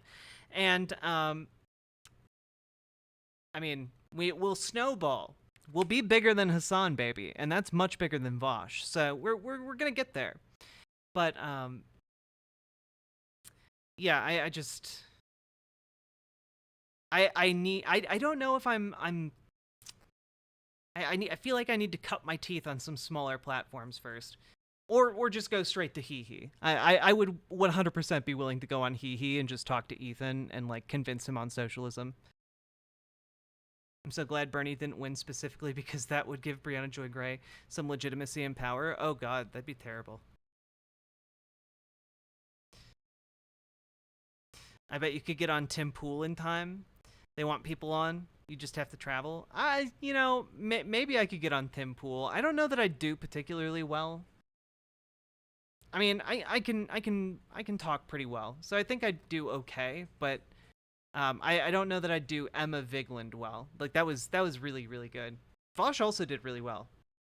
But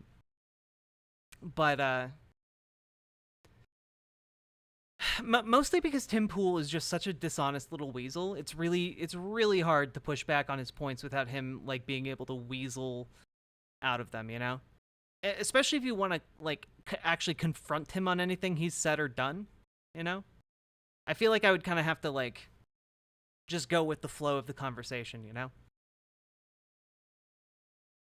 I don't think combative conversation is your strong suit. I mean, I feel like I did pretty well in the debates I did early on in streaming. At least I had fun. I had fun dunking on people. But it's also not like the thing I'm interested in the most, you know?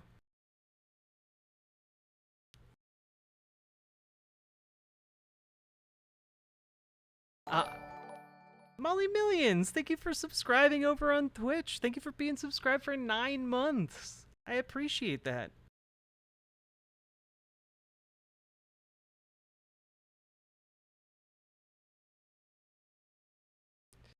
Start and Park Racing, I have no idea what you just asked me.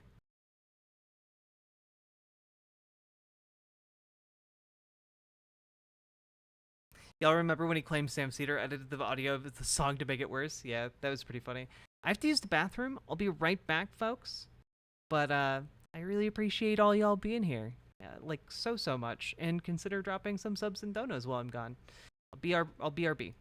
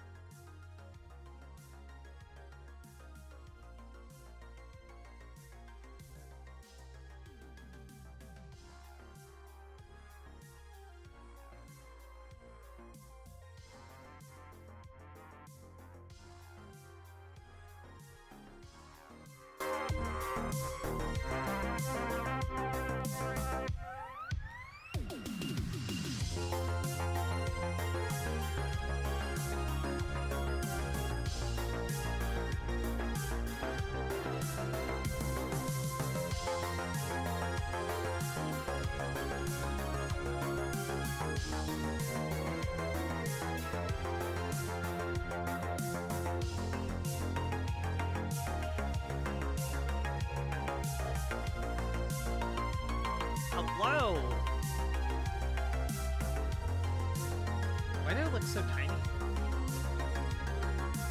Oh, because I messed with my monitor. That's right.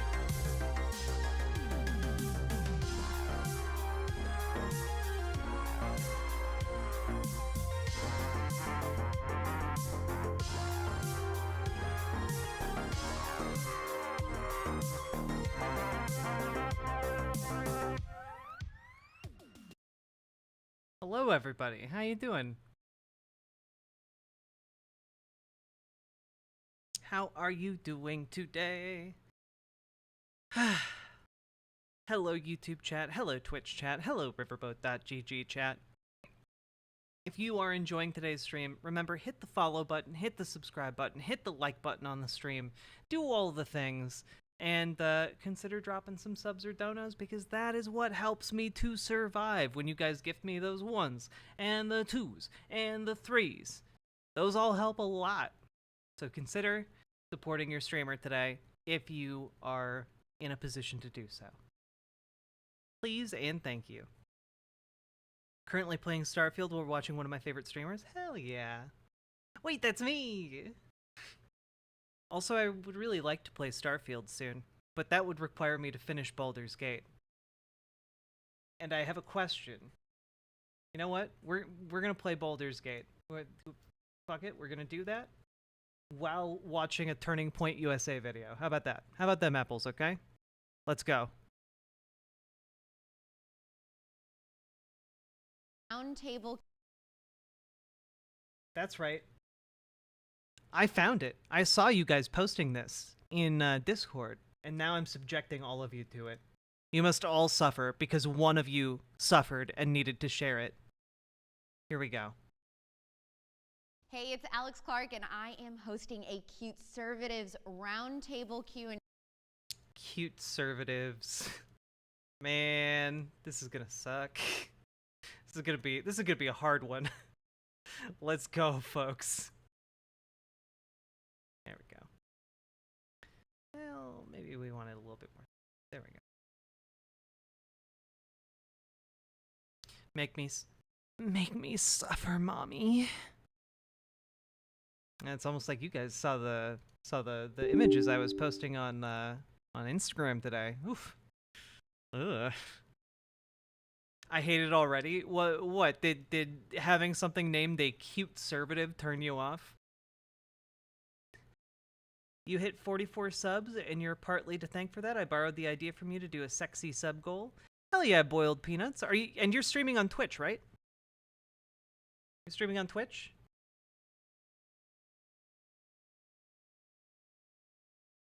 Do do do do do do do do do.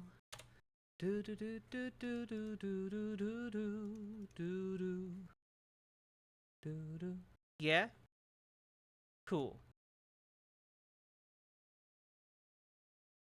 Do do do do do do do do.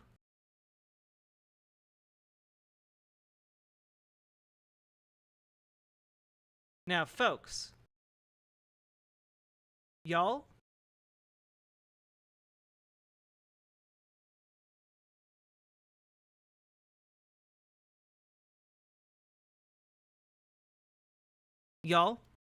go follow Boiled Peanuts, okay? Boiled Peanuts TV. Go do it. Go do it. Go do it. Just posted the link everywhere. Go hit the follow button. Do it. Go.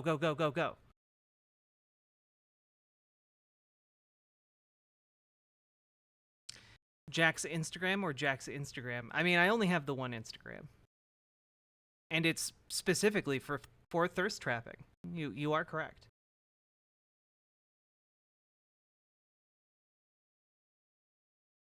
Hey, bread into toast.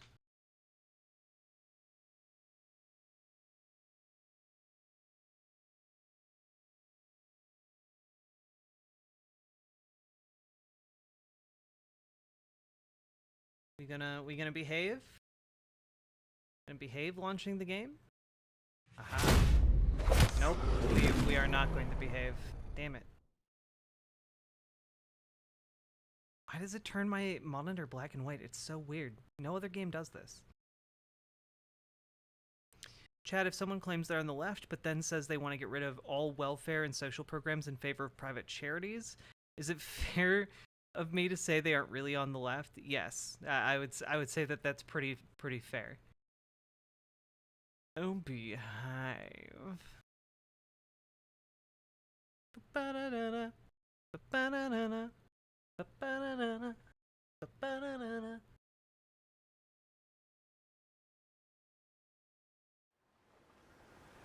What the fuck is a cute conservative? Boy, wait until you find out. Ba-da-da-da. Ba-da-da-da.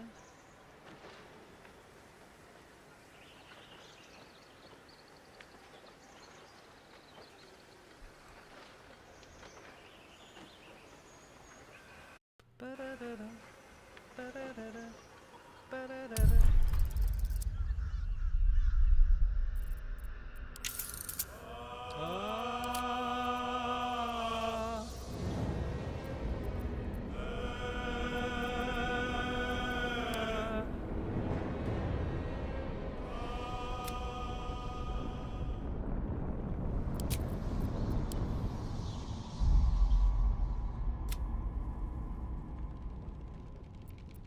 There we go.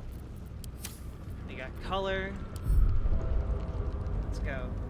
Q&A. These cute conservatives are from all over the country, and they're going to ask me anything. So we'll start with you. Tell us your name, where you're from, what you're studying, you know, whatever is applicable. I'm Ariana Alonso, and I live in Caldwell, New Jersey, and I'm going to be a junior in the fall at William Powers University, where right now they will not let us have a Turning Point chapter.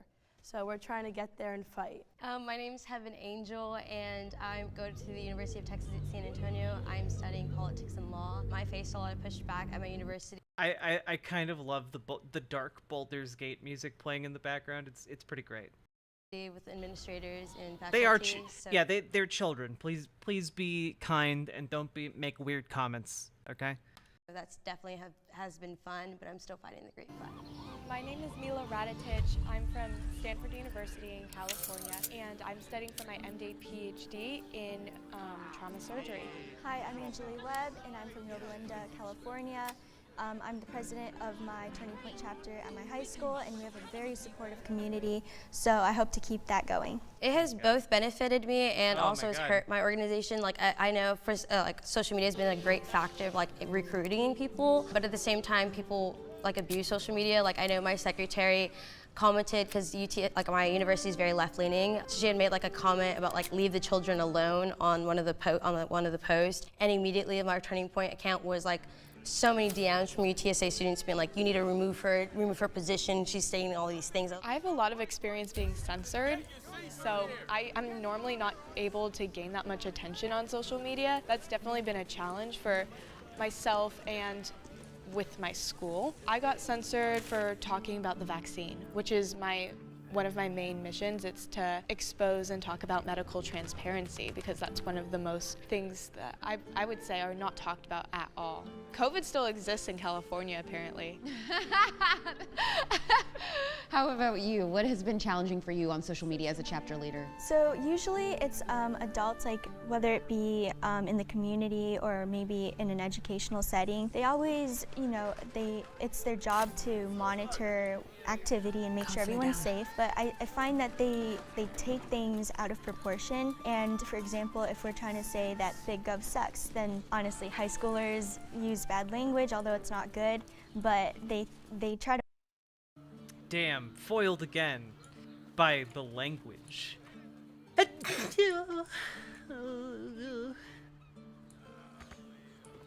body.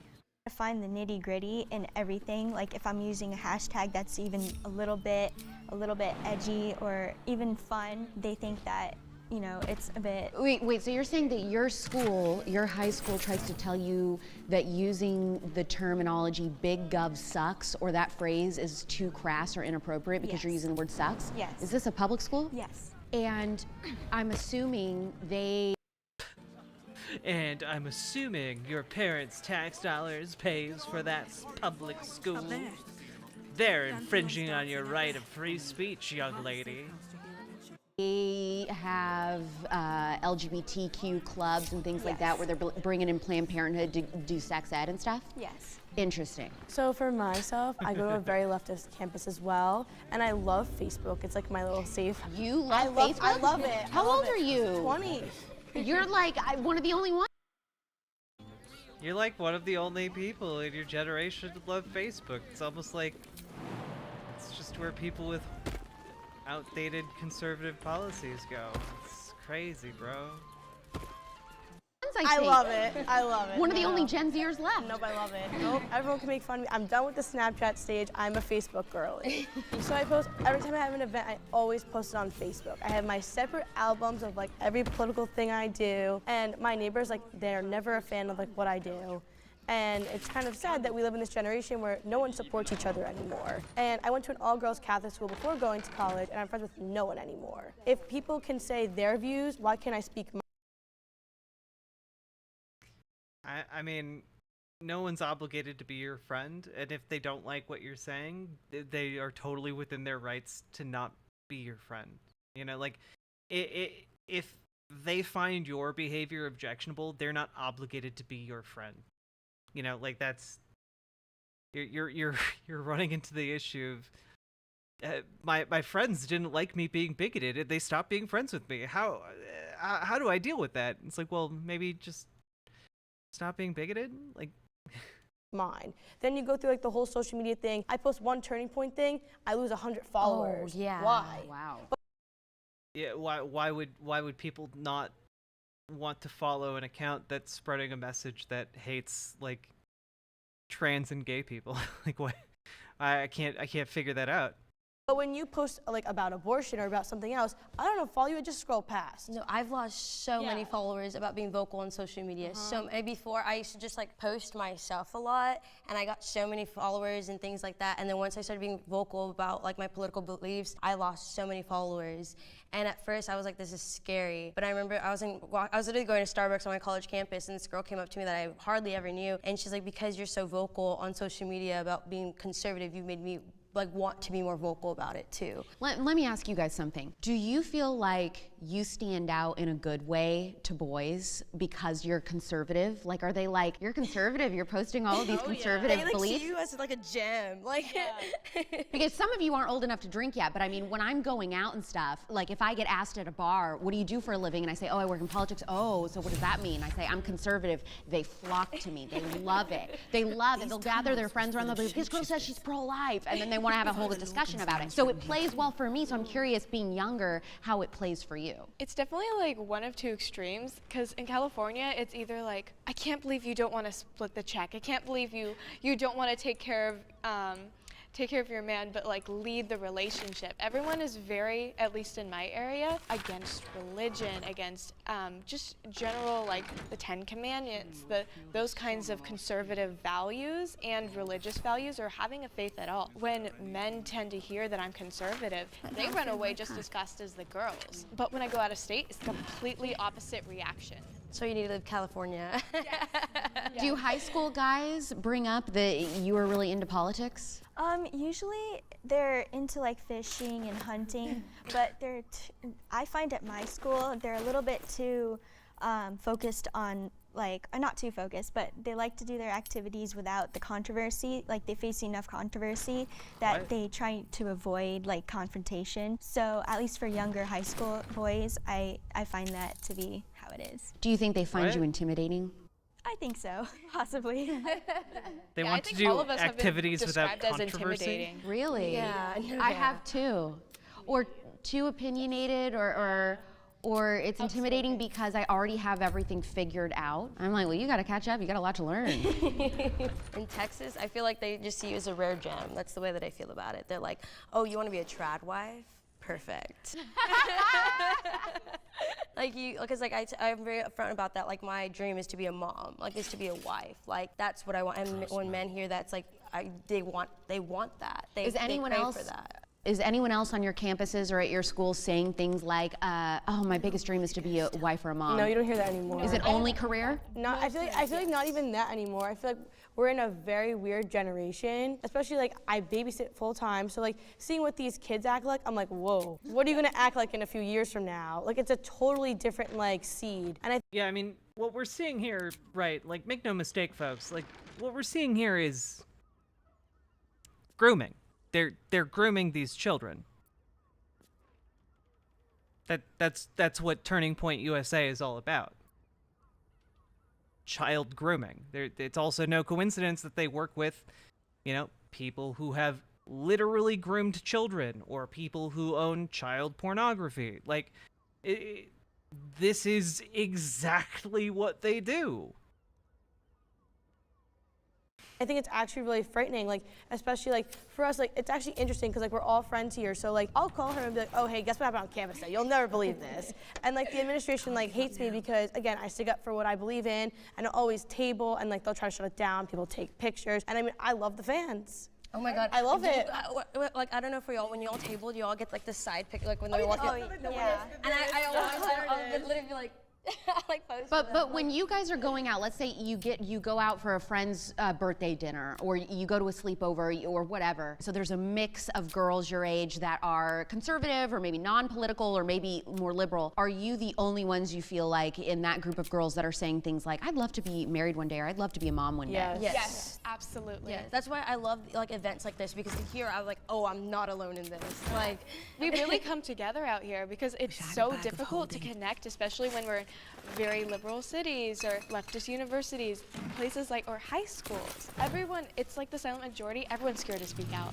Everyone's, if you hold these opinions, everyone's too scared to talk about it. Do you think it's interesting or boring talking about like parenting styles and parenting opinions before being a parent? No. Like interesting or no? No, I literally, when I walk into Marshall's, I'm like, there's the baby dress I want. I'm like, there she is. Every time I see like little babies, I'm like, I just think about like, everyone, there were a couple of moms that brought their children, and all the women, you saw them flock. They're like, do you need help babysitting? So for example, so you guys all were at the Young Women's Leadership Summit this year? Not this year? Okay, so you're coming next year. Front row, I'll make sure of it. For those that were there, I did a lot of like parenting speak. I talked about daycare and things like that in my speech. So, I mean, totally, I won't be offended, but do you guys find that stuff interesting being non-parents, or is it kind of like, I'm not there yet, I'm not really that interested? I loved it. No, I loved everything. Like, I want to be a good mom one day, and I feel like you need to like learn now in order to become a mother. Because the mainstream media said in attacks on me based on that speech that you guys who are not mothers yet, the mainstream media, when they attacked me, they said that nobody in the audience cared that I was talking about things like, hey, things you should know whenever you become a mother, or things to consider when it comes to parenthood and things like that. They said everybody was bored. That's one of the most significant moments that could happen in a woman's life, like but that's one of the things that God created us for. It's our nature. It is in our nature. So thinking about it beforehand, it shouldn't be considered like, oh, so boring. I think we all have as women. And I think it is also a little upsetting that they don't think we have an opinion on that. They want to take our voice out, and it's like, no, like God inhibited that upon us. We are meant to be mothers one day. Like, we should have an opinion on that. We should know what's going on in our bodies. I think, especially you talked about a lot of birth control. Man, it's so weird, man. These underage girls talking about the need to become mothers and how they've been groomed by ready and willing this organization. It's a lot. It's a lot. Man, I hate this. And now they're going to be talking about the dangers of birth control, how dangerous taking birth control actually is. Did you guys know it's dangerous to take birth control, apparently? Like that, as teenagers, that is something we need to know about, because like they aren't having that conversation with us. Are your friends, left or right, do you feel like a lot of girls are ditching birth control or not getting on it altogether? No, I know so they're using it still? They're starting it at 12 years old, and you're hearing later like all these infertility, like they're getting fertility treatments because they want to start a family, or maybe they don't at all because they just give up altogether. Starting birth control so young is causing so many health issues. No, and that's why I think it's so important. Well, you know what else causes health issues? Getting pregnant and giving birth. Those two things cause so many more health issues than taking birth control. Like, if you are sexually active, it might be a good idea for you to take birth control, just for your own health and safety. This isn't controversial. It's dangerous for young girls to be pregnant. It's dangerous for them to be pregnant and to give birth. It's way more dangerous than it is for an adult. And you know what? The maternal mortality rate in the United States is actually really bad, comparatively. So maybe just don't roll those dice for children. And like, if they are choosing to be sexually active, they should have the ability to get birth control if they need it and want it. You know, just would be a good thing. Also, having a child as a teen when you're not ready can literally derail your life. Well, no, it's not like it can. It absolutely will. There's no situation in which a teenager becomes a parent in high school and it doesn't derail their entire life. Because for me, like, I got on birth control when I turned 18, and like when I had like the conversation with my doctor was more like, what's the easiest thing? She didn't even give me like what like side effects I was going to have. She said, what type of birth control do you want? Not like, hey, do you even want to do birth control at all? Here are the side effects and things you should know. She didn't have that conversation with me. It was more like, get on this, do this, and I wasn't even like What? So you had a conversation with your doctor, and your doctor just, apropos of nothing, suggested you be on birth control, and then you didn't ask any questions about it, and just were like, okay. That's really weird. That's really deeply weird, actually.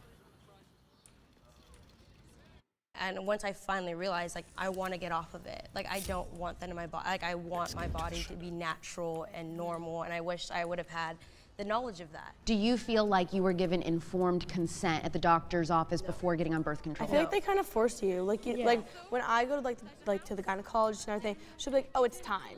The arm bar, like the pill. I look at her, I'm like, no. She's like, well, then what's gonna happen? I go, I'm gonna raise my child and I'm gonna love her, he or she. Only two genders, by the way. You know. Informed.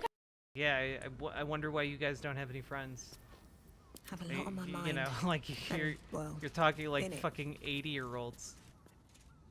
Consent is definitely a problem. That's for sure. It started, I don't even think it started with the vaccine, but it definitely became popular with the vaccine. When you guys, did any of you guys get it? No. Nope. I did. You did. How do you feel about it now? I regret the fact that I got it. I only got it just because my mom has like health side effects, and I feel like it's also because of the media that we had that fear that we needed to have it. Like, she was like, I don't want to get sick, and I Oh my God, this poor lady's mom, like, imagine just being like, having your daughter go on a show and just talk about like, oh yeah, my mom was bitching and moaning about how, oh, I'm immune compromised, so I don't want to get sick. Like, yeah, I guess, fuck your mom, I guess. Like,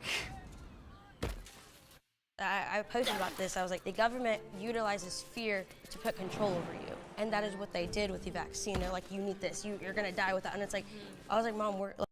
Over 1 million people have died. I think now the number's over 1.1 million people have died from COVID, and there's like a massive spike currently going through the U.S. medical system. Like, man, it's so frustrating to hear this narrative from children who should know better. Like, we're healthy, we eat healthy, we exercise, we don't need this. You know, we have. Oh yeah, we eat healthy and exercise. That will help you against smallpox. That'll help you against illnesses. Well, I'm sure if you eat right and exercise, you know, those brain-eating amoeba they'll just, you know, they'll just be chill. They just won't eat your brain.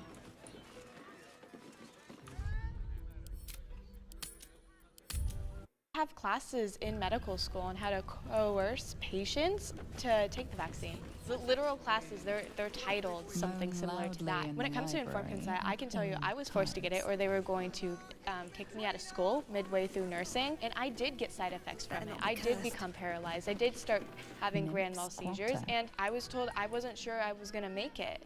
And I'm just lucky to be here today, but the fact that I wasn't given informed consent, nobody was willing to treat me in the entire state. I went several months without... Because you were vaccine injured. Because I was vaccine injured, and they just passed a law in California. Vaccine injured? That is saying that treating vaccine injured is... I have literally never heard the term vaccine injured before in my life. That doesn't sound even remotely close to an actual term. Equal to medical misconduct. So they're taking people's licenses. No, there's not medical transparency, and they utilize fear. And like going back they on birth, weaponize yeah, it. they completely. And it's to have that control over you, and like to make you like they want to make you seem like you're conspiracy theorists for asking questions, for being like, what does this do with my health? And they're like, no, don't worry about it, just take it.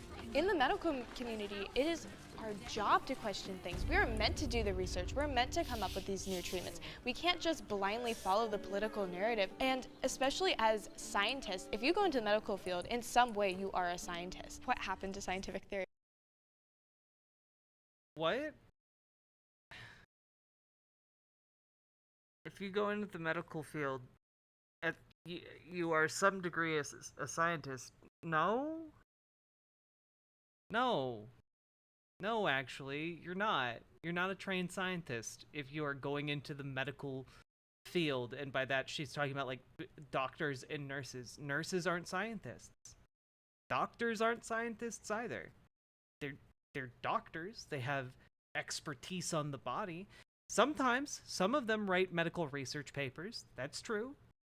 But when they're doing research, they are being scientists. But if they're just practicing medicine, that's applying science. It's not being a scientist. You're not discovering new things necessarily. I don't know. I know it's a semantic quibble, but like, I just can't, man.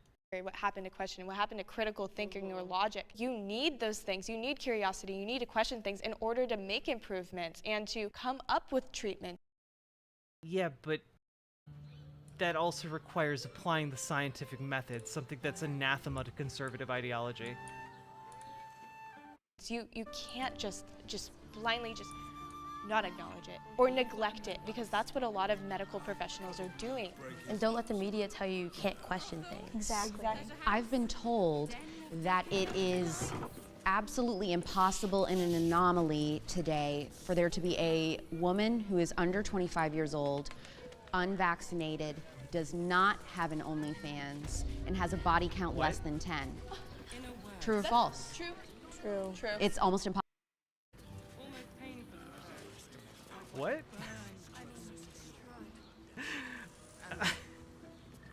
I'm sure. Yeah.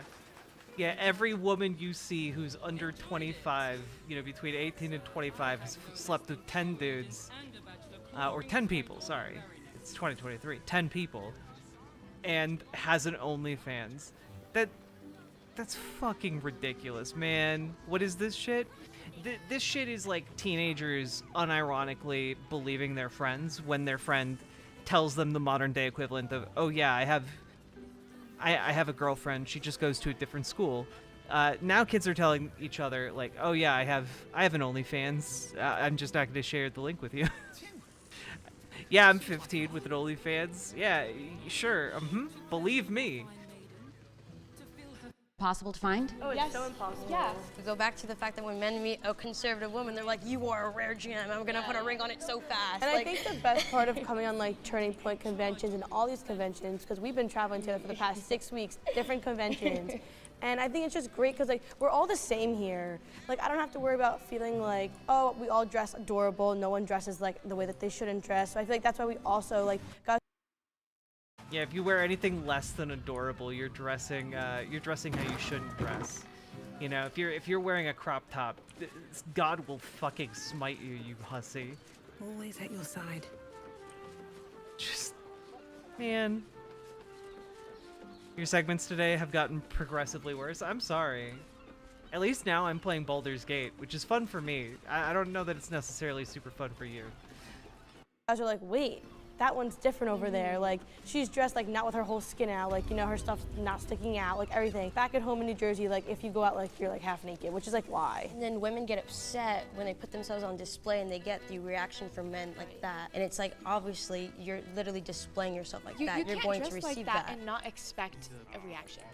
That's as simple as it gets. If you do, then just you can't walk around and get offended or mad or upset or angry because someone responds to that. That is what you're putting on display. Like, there's this one. What the fuck, dude? These are kids? Yep, these are kids.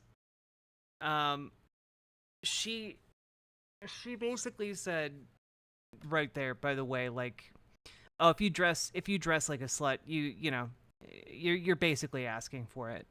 You can't expect men to see you and not react to that. Like, what? What the fuck is wrong with you? Who told you these things? Who told you that if you dress too provocatively, men will just instinctively want to rape you? That's insane. That's insane. Oh no, Kyryu, I think Salmon Moose is saying that the content I'm covering has gotten progressively worse, not my content. Their kids? Well, yeah, obviously it's their parents, but also these political organizations they've been inserted into. Girl, she's younger than me. She like has an OnlyFans, like puts like so many sexual content on social media. Is this someone you go to school with? I did. She's still in high school, I believe. Wait a minute. So you know a high school girl who has an OnlyFans? Yes. No, yes. Do her parents know, you think? I have no idea. But I know through my brother, she like will vent to my brother and be like, "Oh my God, I'm getting it. Like all these men only want this," and it's like that is the only thing you're providing. That's the only. Well, it's also her job. You know, like that. Like, her job is to create that content, and that's just kind of like, yeah, obviously she'd be making a lot of provocative content, you know? Ooh, Conjure Minor Elemental Scroll. You're showing. Like, you can't expect men to like see you differently when that's what you are presenting to them. If women as a whole She said they're in high school. Well, there are 18. Look, I think if they had salacious information about underage kids with OnlyFans, they would absolutely present that in this segment. And given that they're not saying that, there was probably some clarification that, like, her friend who's doing OnlyFans is 18 years old. You know? I'm guessing that's what it is, you know?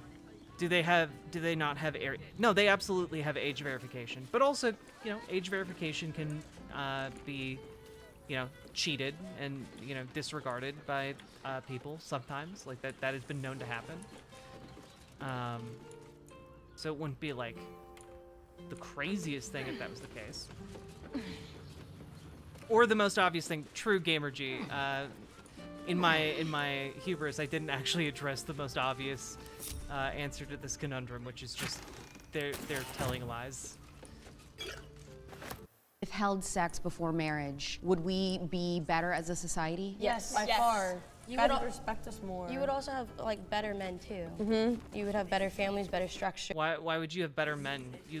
One of you guys literally just made the argument that if men see women who are dressed too provocatively, they're gonna lose their minds and just like go on a rape spree. Like why on earth? Why on earth do you think that, like, oh, we'd have better men if what y'all want to wear burqas? Like, you know, as soon as you float that idea, by the way, against these people, they're like, what? No, that would be barbaric. It's like, why is your conception of men so weak that, like, men are just like a hair's breadth away from, you know, doing rapes at any given opportunity, you know, like. and I think that's what's important. And I think honestly, like conservatives who claim to like be men's rights activists or like, you know, in favor of the patriarchy. Out of sight, out of mind. They I just want a little look. They honestly like have the like worst ideas These about have men. seen everything. They're the people who are going around talking about how like men, you know, men are inherently wired these ways, and it's like, man, that's gross. Like it's gross and it belittles men. They won't let men cry, and they frankly think so little of men that they're like, yeah, no, if a woman's wearing a crop top, you know, you're seeing too much tummy skin. Oh man, they're gonna get you. Just crazy stuff, man. God provided us with that structure, and that's why I believe there's spiritual warfare everywhere. Do you think that we control a lot more than we think with our ability to give or withhold sex as women? Yes, I think that, again, like the left is trying to say, oh, women should start their careers and so, but like when you talked at YWLS about like birth control, mothering styles, parenting styles, excuse me, but that is what prepares us instead of withholding information. That's what prepares us to make our own choices, educated choices, and be more prepared for parenthood at a younger stage in life. And so that's what the left does not want. They want us to be on OnlyFans. They want us to be No one on the left wants you to be on OnlyFans. If you want to be on OnlyFans, like, go for it, but like no one's out here being like, just start an OnlyFans today, it's the only way to be cool. Like, nah, people just need extra money because things fucking suck in the workforce right now. Nothing happens until he's found. Yeah, like Joe Biden isn't going out there in front of the country and being like, hey everybody, you need to start an OnlyFans. in unstable relationships to break down the family structure, and I really think that turning point is going to help that. Jesus showed us that, like, when you are standing by the truth, you are going to be persecuted for it, and that's something that I'm reminded of each time. And if, like, the world is with me, I know I'm not with God. So... yes, so if everyone disagrees with me, you see, that's actually proof that I'm right. Well, that honestly means you don't believe in the scientific method. If I'm getting attacked by the world, I know I'm doing right by God. So that's the way I genuinely feel. If I'm getting attacked social media-wise, you know what, whatever. The mainstream media likes to show that there's that narrative, but when I sit down, I talk to people, they believe the way that I believe, and they're just afraid. Do not let the world, like, dictate your beliefs, because we understand that this world is not true, you know? And that's why I believe what I believe. I used to try to stay off of social media, and recently with my work, I'm part of the Vaccine Safety Research Foundation, and then now part of Turning Point, they're telling me, you need to post, you need to be active, and I'm like, I'm trying to figure out how to do this and not get censored, and it's so very difficult, especially when it does come to medical subjects like the vaccine, because that is so easily taken off by fact checkers. I don't even know who they are or what organization they're a part of, but they're definitely not accurate on a lot. The fact checkers are typically part of, you know, the organizations doing the fact checking, like AP has fact checkers. Like, they'll tell you who they work for. It's not a secret. A lot of things that they fact check. Now you're in medical school, so this is different. But for you three and you two, you guys are both in college. And you're in high school. Do you feel like college has been a waste of time? Yes. Would you have still gone to college? Yes and no. So I have to really work hard in school. I'm more creative, and like I could do anything else. But when you put like a history textbook in front of me, I have to really, really put in the work in order to get like good grades and everything. But when I was a freshman, I actually got sent home for 25 days because a person in my class tested positive for COVID, and my professor called me out for the whole entire class. And he said, oh, well, you're not vaccinated, so just go home. I'm a politics and law major, so I want to do something in the political world, and I'm going to a left-leaning university. I'm not learning anything. When I go to the Leadership Institute conferences and here, like Turning Point conferences, that's where I learn. Wow. One of my classes for one of my political classes, literally the textbook had BLM and the pro-choice right in the cover. Pleasure doing business. Now I chose not to go to college. Where are you leaning? Either UC. Your textbook had BLM and pro-choice on the cover? What? I'm sorry. Bring the textbook then, dog. Like show the pictures. Like you can hold up a prop or something. Come on. I need to see that textbook. I'm deeply curious. School, or definitely a state school, I want to change it from the inside out. The system of control that the left has established. I find that in history books, my school is pretty conservative curriculum, conservative school board, but yet there's teachers that want to pioneer this. It's just not true. It's false information. Even history books, whether it be my government teacher that I'm going to have this year or in my government teacher, U.S. history, they're all like, oh, there's a party switch. And then they can't elaborate on it. And they're like, oh, look at the textbook. But I've learned more from Dr. James Lindsay yesterday about Mao in China. And we did not. Oh my God, dude. Oh God. I learned more from James Lindsay. Is not a sentence you ever want to hear. Oh my God, dude.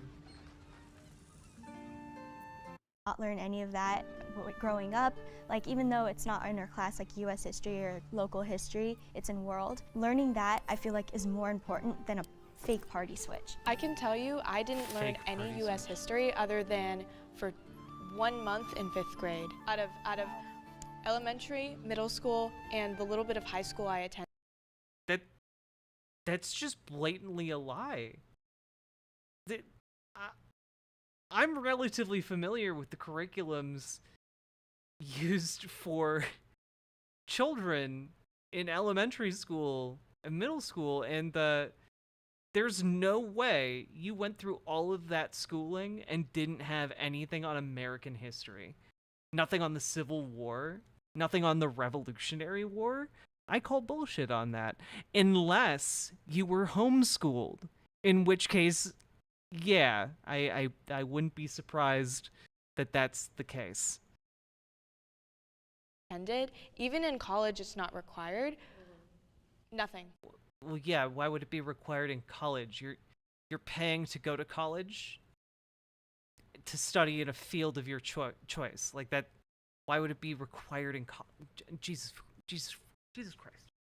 Nothing whatsoever. So it's been difficult trying to learn that myself. And then as for what you'll find in California, especially with general education requirements, is that each professor writes their own textbook now. What? Yes. No, they don't. Sometimes they do, but they don't write every text. Jesus fucking Christ. It is a mark of prestige if you are able to bring the author of of a given textbook to your college. Like, colleges try and do that, but like it's not a requirement by any means. No, that's scary because like I'm a politics major. I literally, like my Texas history class, Texas history. For some reason, we spent a whole hour going over like speaking correct pronouns. Why is this important? Why I'm wasting time, I'm wasting money. I've literally I'm gonna go out on a limb here and guess it's not like she's complaining about like the first class of the semester where like they go over like how they like professors go over how they want people in class to treat each other and address each other and like the expectations and like the syllabus and all that jazz. And she's like upset that they mentioned pronouns. Again, it's all that guy. It's all the egg-headed guy shouting pronouns. Like that's every conservative. Like when people speak to me and they're like, oh, you know so much about politics. I learned from YouTube. I learned from my own merit. Everything I've learned has not been through. Oh, I learned through my own merit. I didn't have any help. Bloody ages we spent hiking from Murren, and they won't let us in the city proper. Bollocks. We're adventurous, damn it. Why won't they let you in? The bridge god chatted some shite about a coronation. Couldn't really make head nor tail of it. Come to Baldur's Gate, he said. Adventurers get welcomed as heroes, he said. Poxy Drim and his bleeding notions. school. See, now if you're wanting to go to college specifically because you want to change it from the inside out, you got your work cut out for you. Last parting words of wisdom for other young conservative women out there. We'll start with you. Okay, I would say never give up. When I got to my college campus, I was like, I need to transfer, this is terrible. And my dad was like, you're staying. He was like, don't be a snowflake. It's the exact words, don't be a snowflake. And that honestly gave me Well, you know, no wonder. Like if you have a parent literally being like, "Don't be a snowflake, daughter. Don't you do it. Don't you shame our snowflake family." Like, yeah, no kidding. No kidding. You wind up like this, right? like the courage to like stand up in front of my school. I actually run a conservative women's group on my college campus, and it took 6 meetings to try and get that to campus. And they were like, "We don't want this here. Like, you know, we have 12 LGBTQ clubs, and we don't want this. Like, this is just not what our college campus needs." And I decided to fight it. So anyone who's out there, I think you really have to put your foot down, and you have to just keep moving. And there's always like all these girls here support me. Every Turning Point girl, every LI girl, every girl in every conference. I don't need people at school. I need my girls around me. Yeah. You are not alone through this. As you see here, there's so many women that are going to empower you. You're gonna face pushback. I really love what Charlie Kirk said during TLS when I was there. When you are a conservative or a Christian, your life does not become necessarily easier, but it becomes better.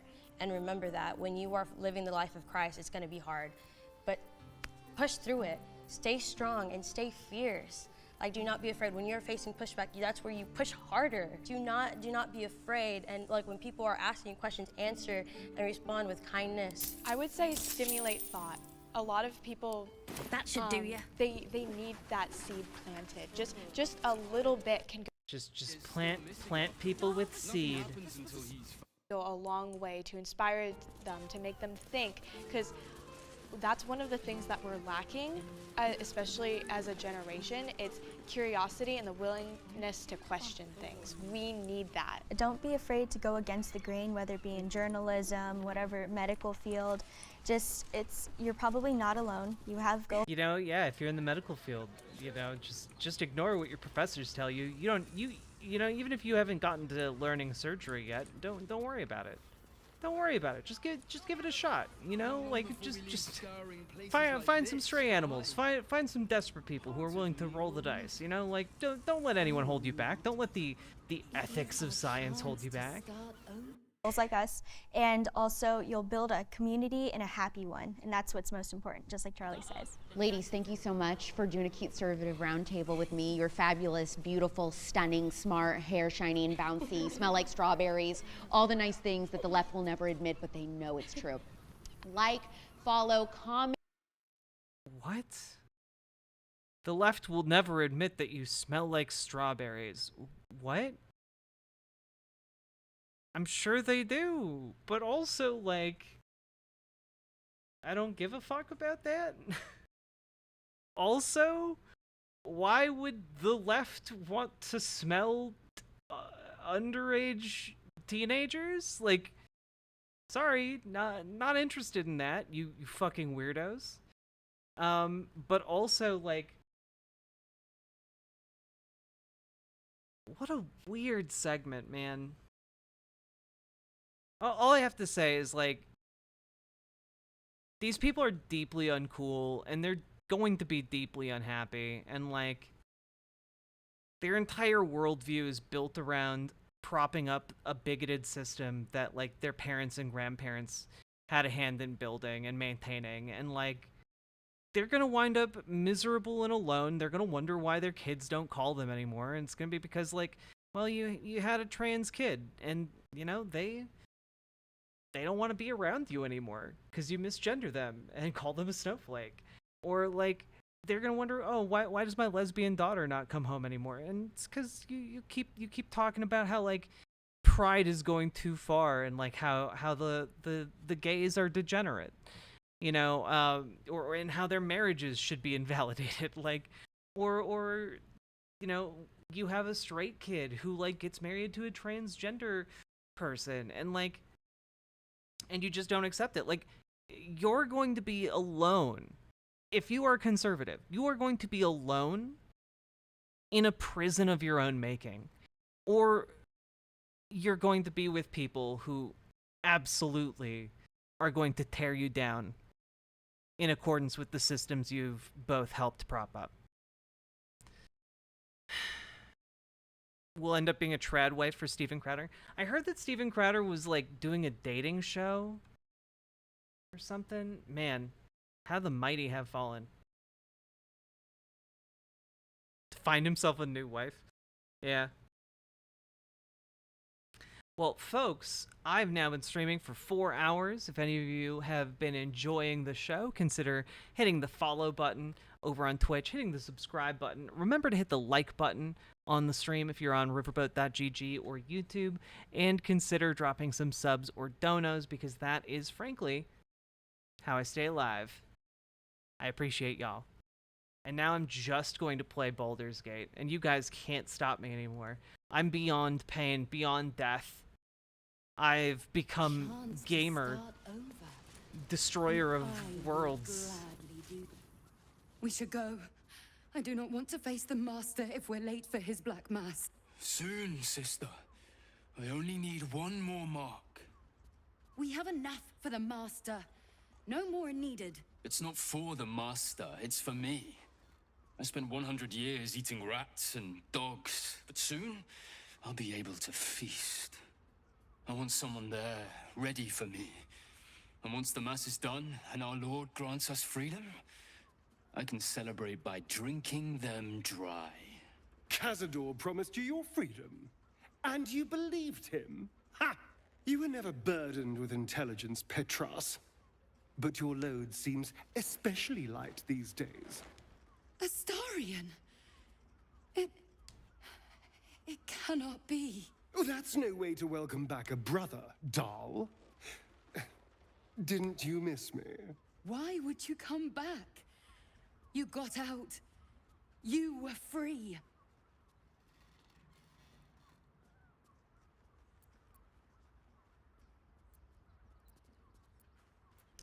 We're here to kill Cazador. That's the only way you'll be free. You can't mean that. He's playing mind games. He can't raise a hand to the Master, let alone kill him. You have no idea what I can do. God, I love him.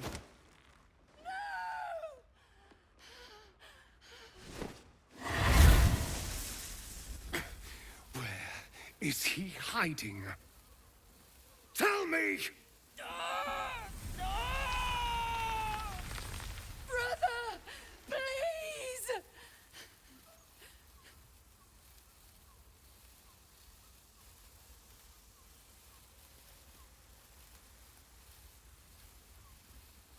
Ooh. You know, I think my character's a mercenary, so I think she'd actually be pretty okay with this. Talk or burn, your choice. You heard them. Tell me what I need to know. Now! The Master is preparing the Black Mass.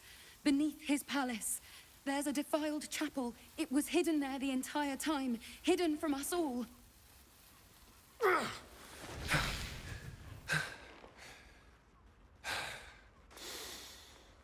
I'm going to stop Cazador. What the hell's happened to you, Astarion? What are you? I'm more than what I was. And I'm not afraid of anything anymore. The sun can't harm me. Cazador can't compel me. I'm the only person who can stop him. Now go, before I change my mind about roasting you, brother. This isn't over, Astarion.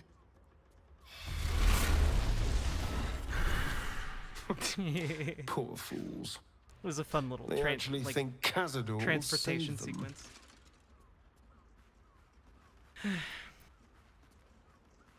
They'll warn him we're coming. Yes, and they'll be trembling in fear when they tell him. They're no threat to us. And they have no choice but to do Cazador's bidding. I pity them. Worst of all, they don't know their fate's already set. They're doomed. The only question is whether their lives will be sacrificed to a monster like Cazador, or serve a greater purpose. 7 sigils on 7 spawn. And Cazador has the other 6.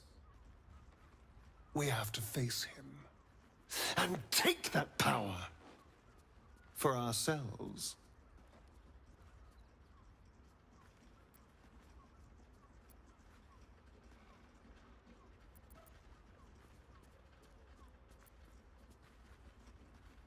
Sometimes you scare me more than the Elder Brain does.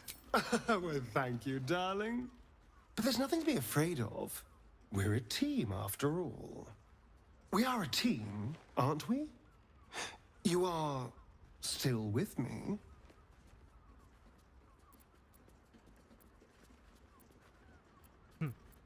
We're a team. I've got your back. I knew I was right about you. No more You're a brain rot, true Malachi. friend. You're safe.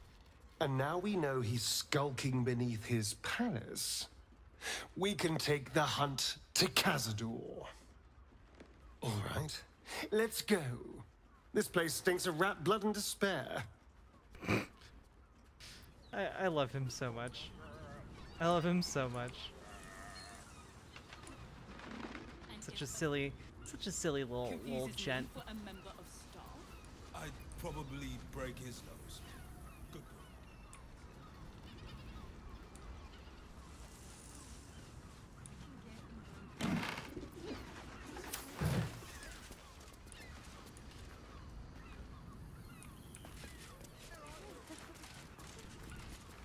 Let's see.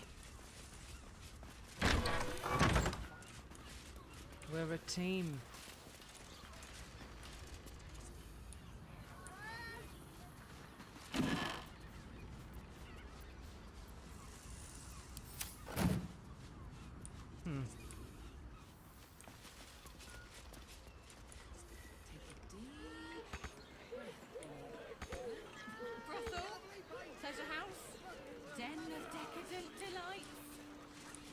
All right, time to go to a sexy location, probably.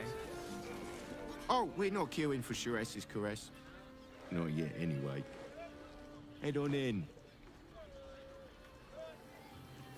Keep Jack and executive ramen. I would appreciate Why it. some people so But you know, strange about I'm also not like expecting a ton of subs for playing Baldur's Gate 3. People are just walking into Sharess's caress like it was any old business. No disrespect to you, of course, if you're a patron. Sharess's caress isn't just about wetting your whistle.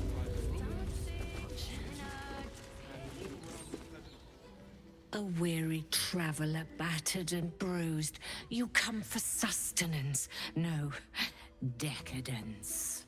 True. A mien cool as ice, yet eyes burning hot. Oh yes, I know your bliss. A sturdy dwarf, a leather whip, she gives, you receive.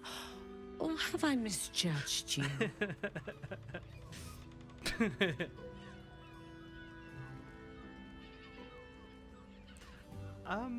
Not my first choice, but I wouldn't say no. Of course you wouldn't. Who can resist the pleasure of the strap once leather meets flesh? She does know me well, Sam and It's Moose. Fionn you seek, our stern librarian. She isn't here today, alas.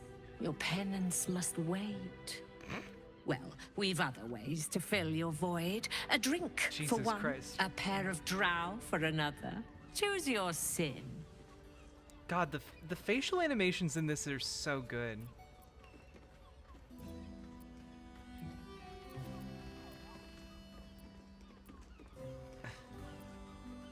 Are there other options for companionship? Nisha, our lovely nymph. She's engaged in the nymph's grotto on the top floor, sweeting. The client's a favorite of hers, too. I doubt you'll be able to tear her away. But we are blessed to have a devil in residence at the moment. A temporary guest. But he asked that I send any potential clients his way. Everyone who's paid a visit looks quite changed by the experience. Did the devil give you its name? Indeed he did. Of course. Raphael. Of course, of course. Exceedingly Of course. handsome, and with a voice that could make the foulest blasphemy seem the sweetest hymn. In the flop house lies a fresh-killed corpse, a lady dwarf. Could that be Fionn? Murdered! Ye gods, the poor thing! Oh, by the mother of cats, I pray she didn't suffer. I'll miss that face. Else, the regulars will miss her I wonder if you get that more. prompt if you They were masochist swarmed her and act like honeybees baby. at It the would be hive. cool. Oh. Losing Fionn slashed a big hole in my coin purse. I should get to replacing her.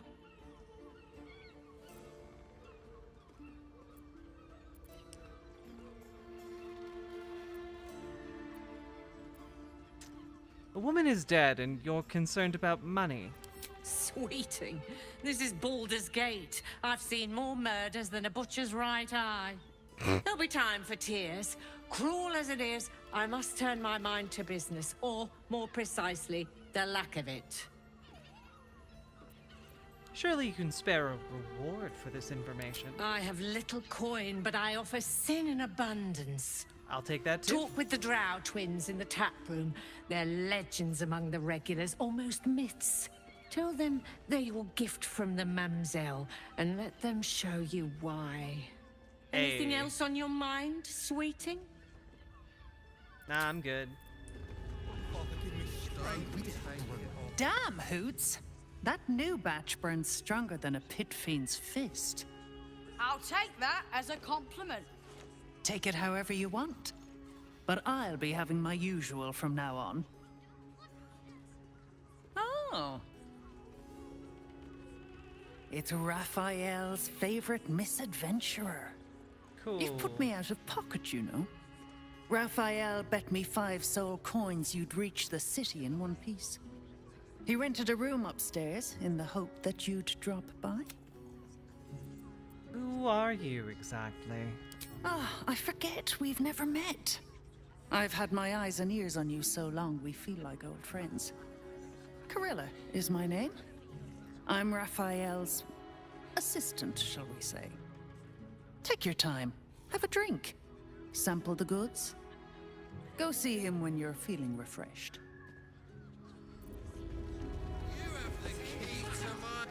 You're looking parched, sweetheart. Another tankard? Else, darling. Another sip and I'm like to spill over. But other hankering for spicier flavors. How about you give me a taste?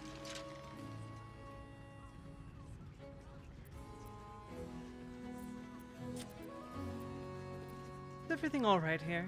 Right as falling rain. What's it to you, chuffer? Don't worry your pretty head about the fist, love. I can play them all like a lute. Right in front of him. Let her handle the situation. What'd you say, doll? Have a sit on my lap. Let's see what pops up. Darling, how you set me a quiver.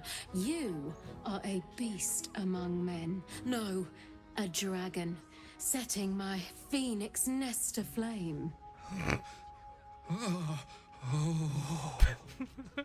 I shall slake your thirst, dragon. You will part your lips and drink of my essence. Oh, I will drink your essence. Put Halsin in? Hoots, order What? up! Another tankard for the fist. Nice. Oh. My hands are full, sweetheart. You want a drink? Hoots is your woman. Now, that there's a face I'd remember if I'd seen it. Welcome to Sheress's Caress. Hey. What can Hoots do for you, stranger? You got a taste for ale, I reckon. Or maybe... Ah, forget it. My new brew could drop you in the wink of a spectator's eye. You take that back. Your new brew sounds potent. I'll give that a try. Don't know about that, chum. Hoots Hooch packs a stronger wallop than all 10 of my knuckles. Could beef you up, sharpen your tongue, or knock you out cold. I've taken more than 10 knuckles. Till the first drop hits your gullet. I'll take my chances on the hooch. Damn! The gal knows what she wants. First one's on the house. So, don't come bawling to me if your big toes fall off or your tongue coils in a knot. I bet a barkeep in this place hears all sorts of stories. My business is slinging tankards, not hoarding secrets. I'd like to keep it that way. But you poke some folk hard enough, they're bound to squeal. And Mamselle Elmira there looks about ready to burst. I'd like to see what else you have. Have a look. Oh my god, each one of these is 900 gold. What?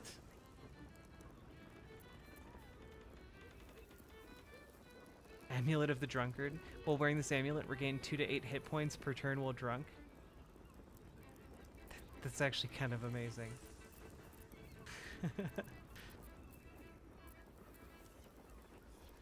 I'm good though. I don't need to buy anything. Good night, start in park racing. I put it on especially for you. Don't take it off later. I want to give it a good rumple. Remember our vow to keep one another safe. When the music stops, you and I, we will continue dancing.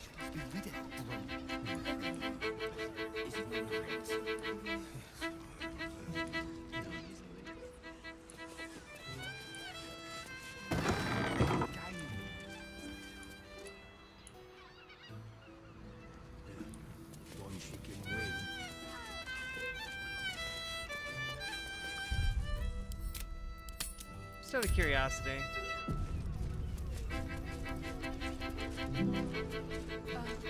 No. Ugh, I hate animals. I don't understand why there's such a type for so many.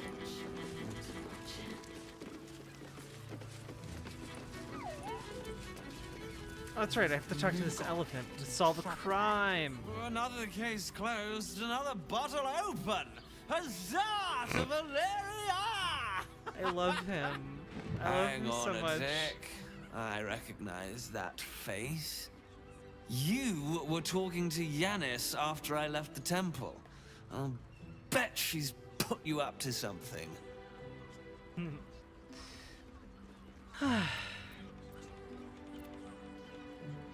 Afraid so. I found new evidence, investigator.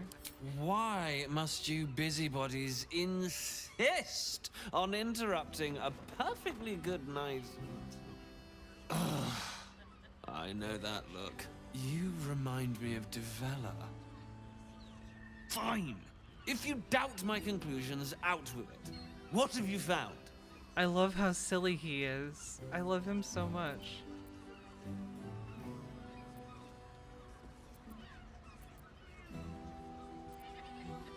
Father Lorgan's murder is just one part of a bigger plot. A ball plot.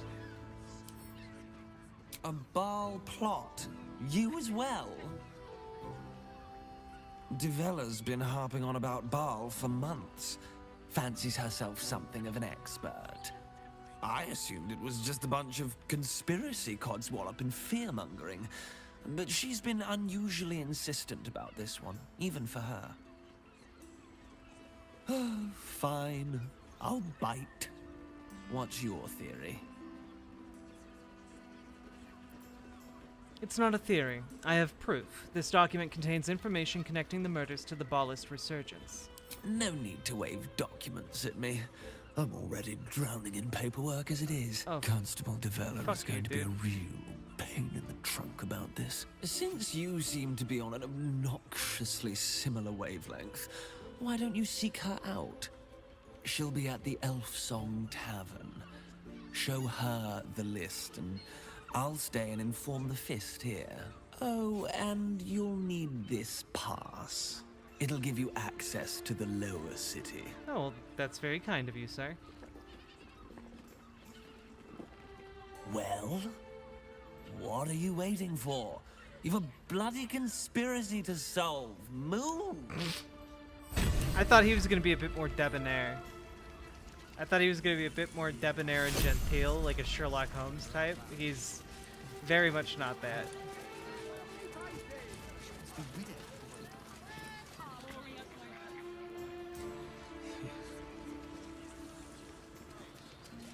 Alright, time to talk to Raphael.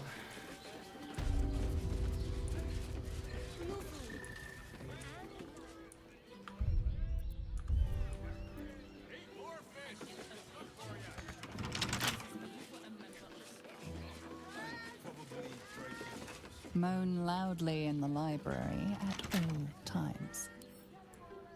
Don't give me trouble now. Brothel, pleasure house, den of decadent delights. Hey, critical success, baby.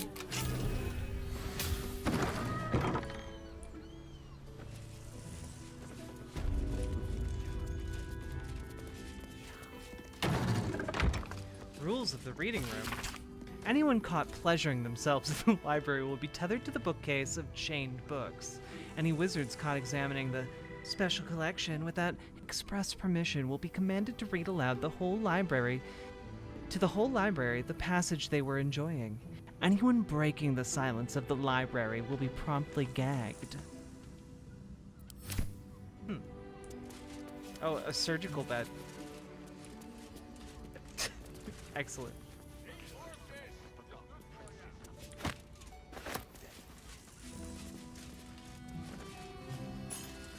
Okay, dog collar. Nothing super special about that. He's getting worse. The whispers, the night terrors, the blood. I know he's hiding something. And the others in the flop house know it too. I've seen how they look at him, how they look at me. They're scared of him, and I can't blame them. I am too.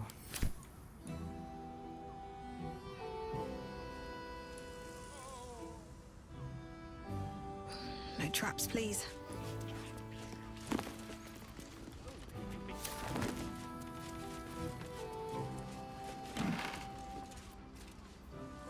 Oh, nice.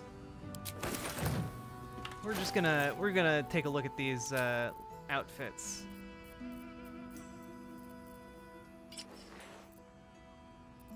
This is far less provocative than it seemed from the initial design.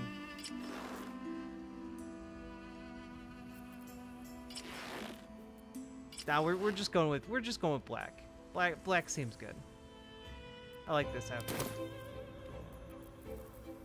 Finally, my character can be their authentic selves. Feel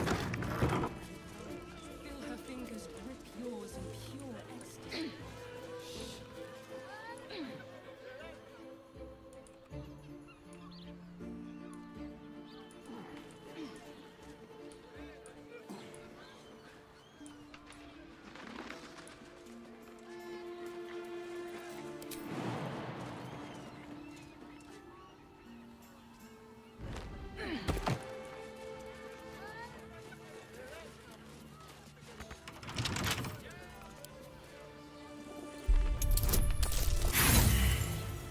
Damn, that was really close though. We're actually not going to, oh, well, you know, that works.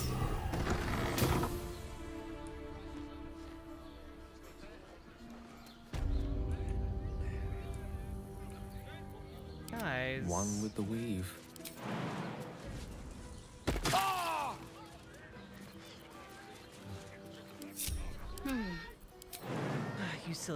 You silly gooses.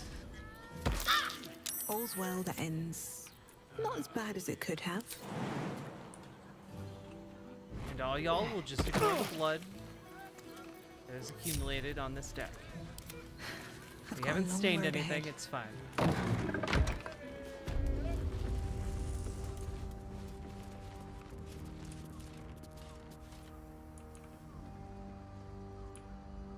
Oh, invasion plans for Baldur's Gate.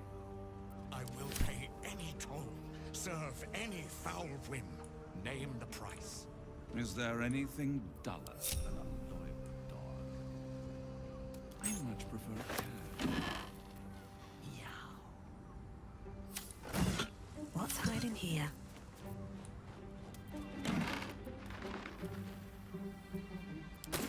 Take those outfits. Okay, well, we're getting a lot of leathery outfits. Are they meaningfully different, or are they all just palette swaps?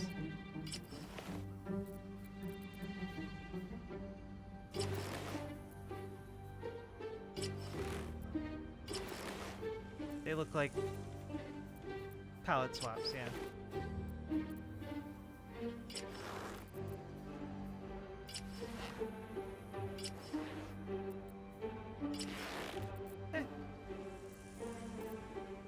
Threatening us with a good time again? I know, right?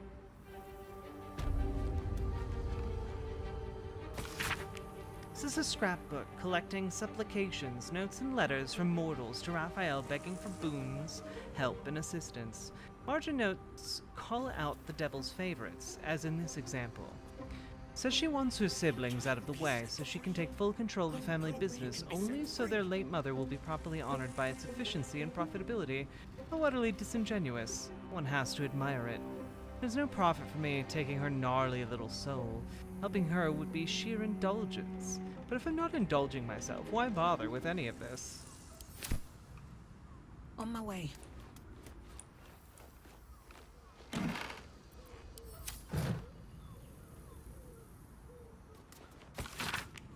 This is a heroic fantasy in verse form, told in the first person by a bold poet who challenges a devil, clearly modeled on Raphael, to an improvised poetry contest to win back the soul of his lover. The following couplet has been circled in red ink. If the line doesn't scan, the devil sneers, you forfeit your soul and end in tears. Ha! I'll keep my time down and make my rhyme with vim and snap and no. Down came the claw. Crap.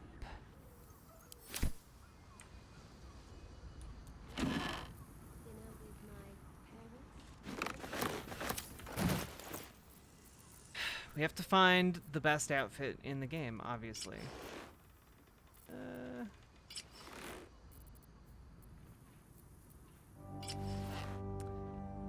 I'm not a huge fan of, like, any of these outfits. They need to be a bit better.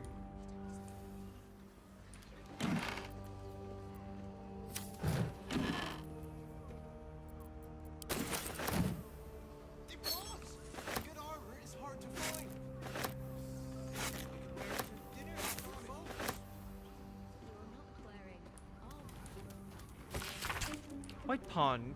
You'd find a high-profile, unsolved crime and confess to it, turning yourself into portier after arranging at Baldur's Mouth for coverage. You know which reporter to use. Your position in the FF barracks will make it easy to identify crime that, when resolved, will add greatly to Portier's renown. That will cancel your debt. Don't worry about the why. It's a pawn's place to be sacrificed so other pieces can win the game. White Bishop, prepare yourself for a major speech in your temple extolling Flame Portier for her successes protecting the city and fighting crime. She's clearly a favorite of both mortals and immortals, and you can hint that fate and destiny may conspire to place her in command of Baldur's Gate. Your sermon will be printed in full in Baldur's Mouth, so remember that you are speaking not just to Helm's devotees, but to every citizen of the Gate. Orate to elevate and inspire. That will cancel your debt, and I don't doubt you will end up as a key player in the new regime. Ready yourself.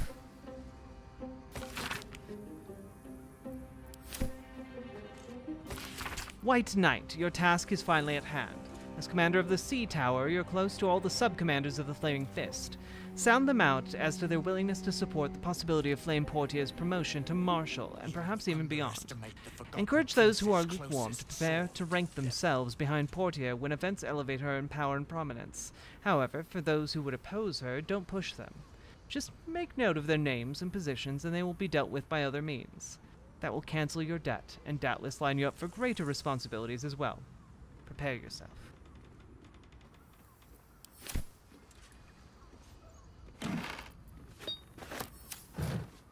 Even if you had it, what in the 9 hells would you do with it? Think a little, Captain Boss. He can be set free. I know he can be set free. Wait. I'm gonna go to camp and get,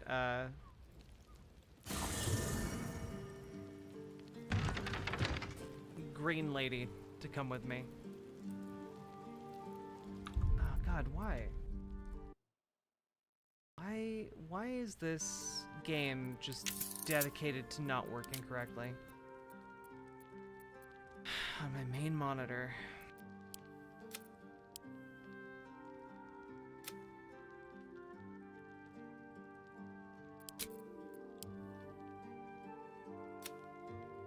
Yeah, at this point I just don't want to spend like 2 hours trying to fix the issue, you know?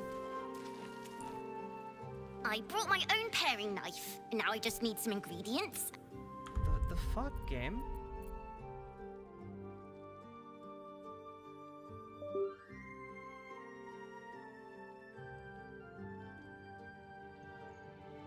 I'm gonna do this real quick.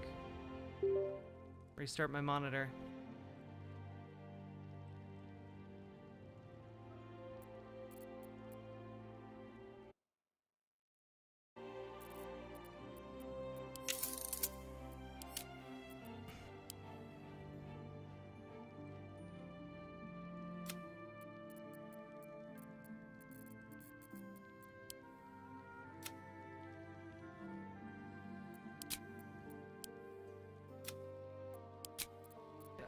The fuck, man? This is very upset. Alright. Whatever. This is fine.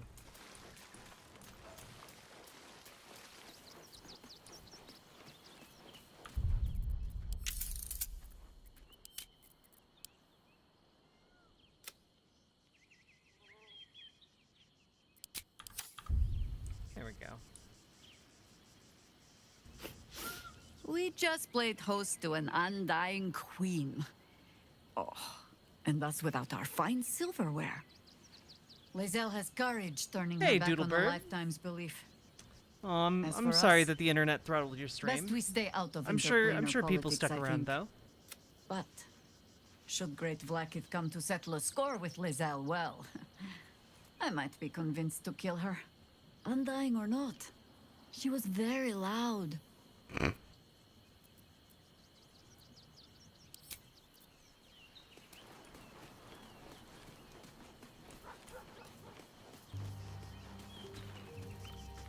Nice.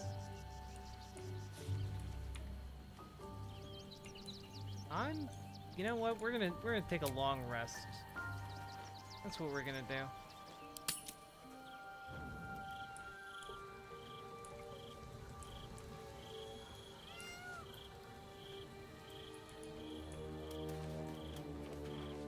A private word would be nice. So, Lazelle's finally seen the light and turned on her mistress. It took a little time, but she got there. She's Though not it's Russian. not She's over Eastern yet. European. Masters rarely let their slaves go without a fight.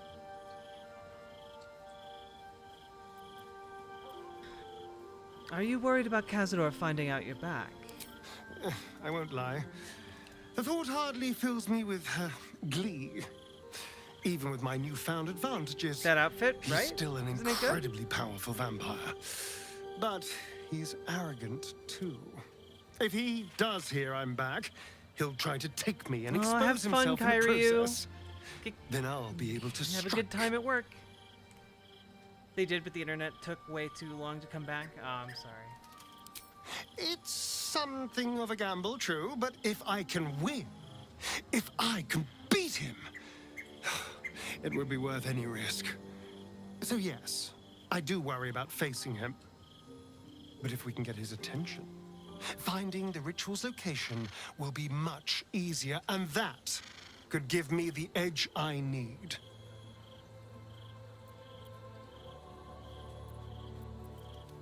How does someone become a vampire exactly? It's simple. Just find a vampire that will drink your blood and turn you into a vampire spawn. Their obedient puppet. In theory, the next step is to drink their blood. Once you've done that, you're free and a true vampire. In theory. People think the biggest threat to a vampire is a cleric with a stake. It's not. The biggest threat to a vampire is another vampire. They're scheming, paranoid, power-hungry beasts. So why would any vampire give up control over a spawn to create a competitor? Trust me, it doesn't happen.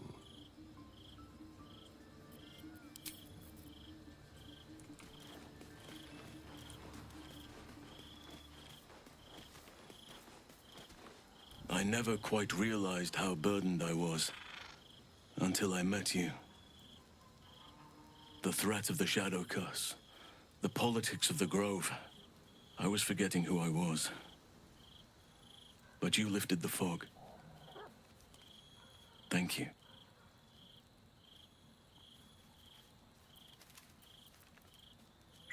So the fog's lifted. What have you discovered? You. What? I discovered you. Huh? I have lived a very long time. I have taken many lovers. My heart does not stir lightly. I mean, I can't blame him when I come to camp in this But outfit. it does now.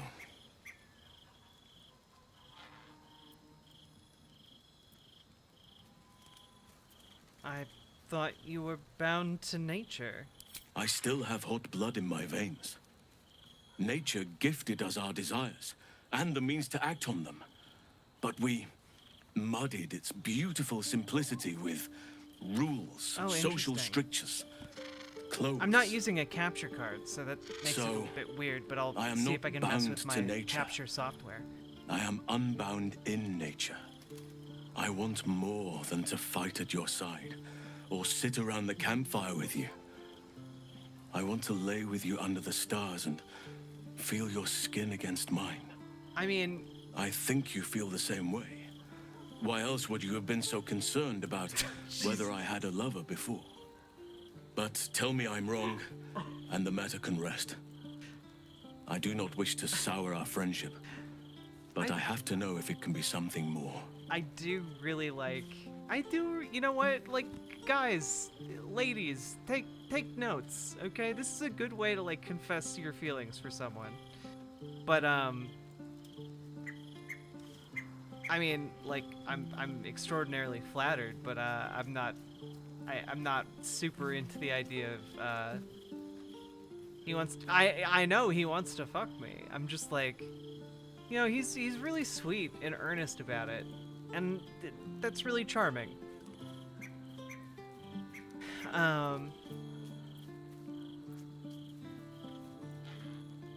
If I wanted to rut with half a ton of dumb muscle, I'd seduce a deep growth. Holy shit, you can be so mean to these people. Why? Why are you so mean? I mean, you know what? At this point, he has wooed me sufficiently to earn this answer. I'd be lying if I said I wasn't interested. But I am already in a relationship. You have bonded with Shadowheart, body and soul. Her scent lingers on your skin. If there is to be anything between us, it must be with her consent. And perhaps someday, her participation.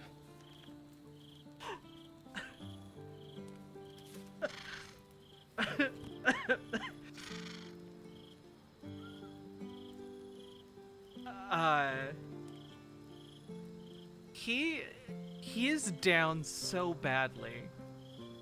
He is down so bad. Take him to the brothel? Okay. No, I'm not having a threesome with him. I have no interest in that. But like, I like how he's just like, oh, you're in a relationship? Well, how about we fuck anyway? How about we fuck anyway? He's suggesting being a polycule? Yeah, he is 100%. You just want to share? What do you mean? Some treat their relationships like a walled garden. Tidy, tamed, cut off from the world. That is their right, but it is not for me. I do as nature does, and let my heart run wild. Desire flourishes wherever it finds purchase. You don't believe in monogamy? It has its place, but it is not for me. The wolf mates for life, but the bear roams free and partners as its instinct dictates. I need to stay true to my nature, and you to yours. Perhaps you are like me, or perhaps not.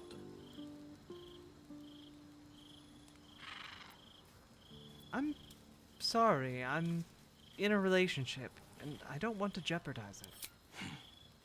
I understand. And I still cherish our relationship. Still, I could not have forgiven myself had I not taken the plunge. Better to have tried and failed.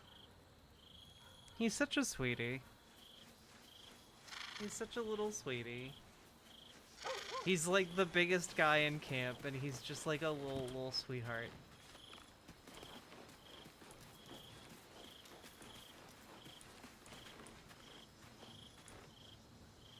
Why is there just a giant badger over here?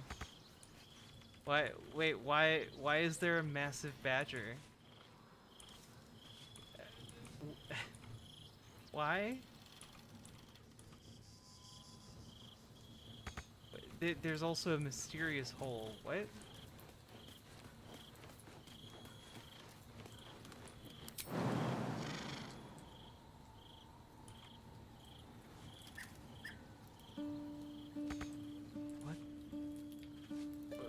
I'm sorry, what the fuck is this? Why is there a hole here? Maybe I need to jump up from over here.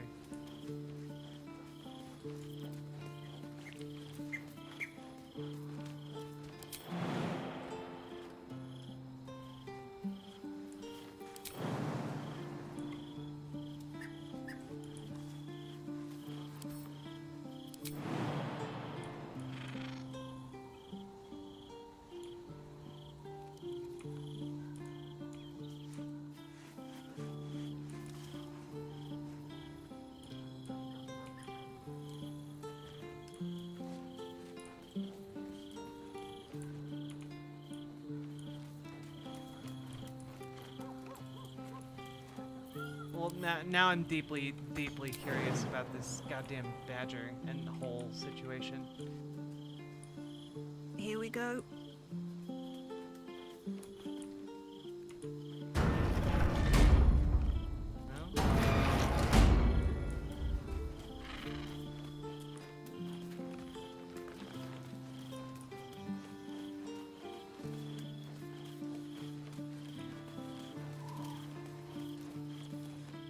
Glad to see I'm not the only one on the wrong side of an omnipotent authority figure. Lae'zel did well to break free of Vlaakith's manipulations, though I doubt Vlaakith will let such insubordination go unpunished.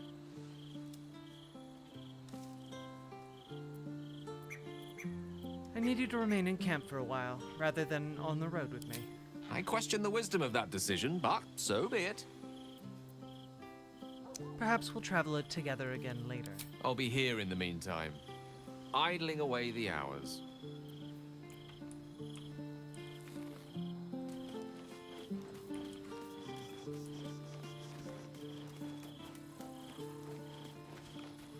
Men, women, children, all barred from entry. A damn travesty.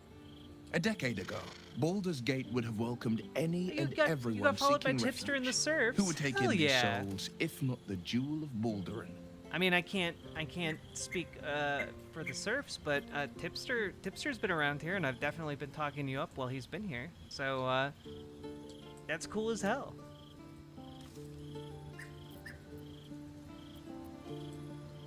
Baldur's Gate was a safe refuge when I left it. This must be Gortash's doing.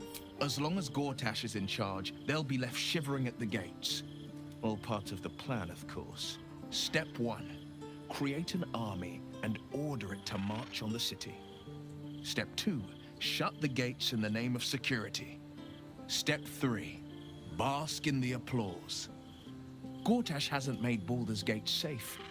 He's made it a prison. And when his army breaks through, the people will have nowhere to run. To make this city a safe It'd be nice to have haven, Lance on the we'll stream. need to I agree. bathe Gortash and his allies in their own blood. Honestly, we're gonna have to reschedule, but the plan was to have the Humanist report on next week, but unfortunately it turns out we scheduled for the day and time of the second Republican primary debates. So what about Tipster? Oh, Tipster followed Doodleburb.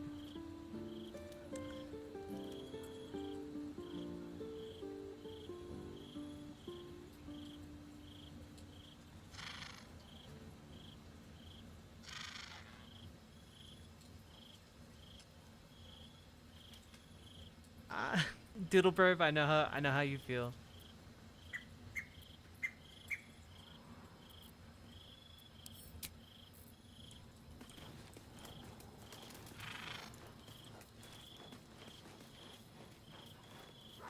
Baldur's Gate at last.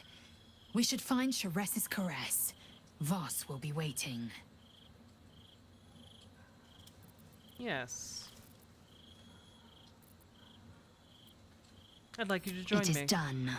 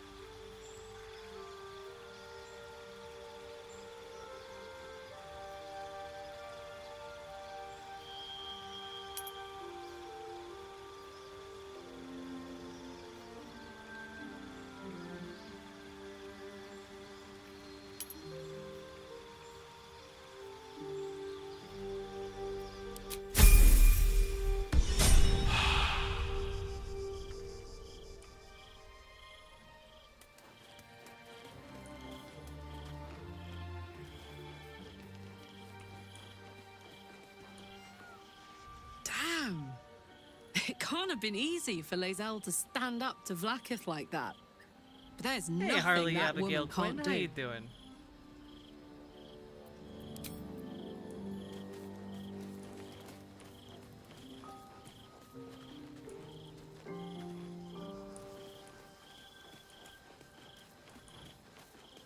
I'm still confused about the giant badger. Maybe we'll be able to figure it out in the daytime.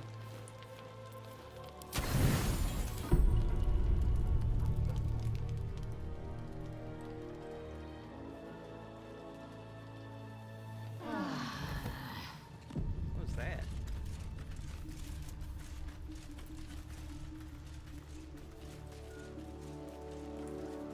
Why am I blessed? Wait, what did I like blink and miss something in that cutscene? Why is my character blessed? Just like perpetually.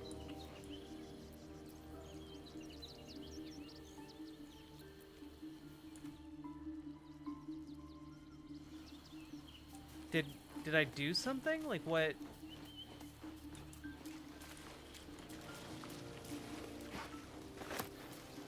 Check the combat log. Oh god, I don't even know where that is. Here it is.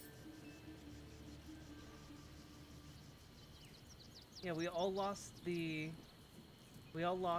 sleeping condition, then I just received condition bless, but it doesn't say from where. That's weird. Huh.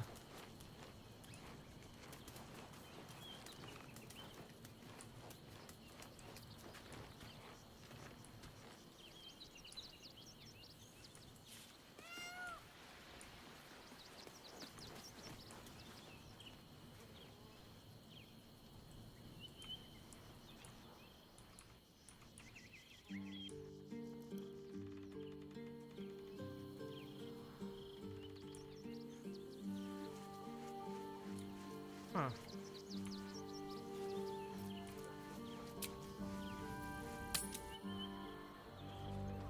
Do you have a camp NPC? I'm not sure what that means. If you had any bargaining chips, they will rather. I mean, I do have this NPC. I brought my own paring knife.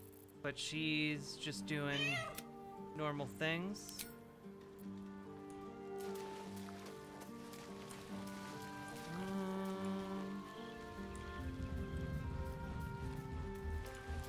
Weird. Don't know how to explain it.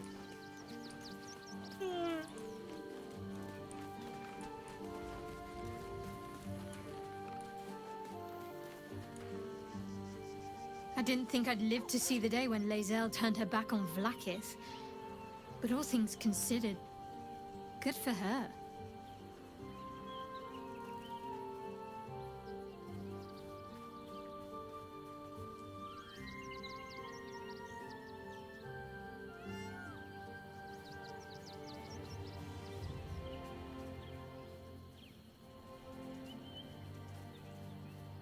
Sleeping so good the gods blessed you? I need that. I need that in my life for real. I wanted to talk about our relationship. Of course. How are you? Honestly, my heart's racing. The end's close. My parents are close. I just know it. Thank you.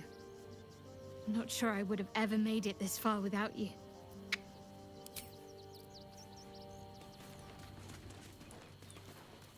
He's looking at you, kid. Alright. We got Lae'zel in the party.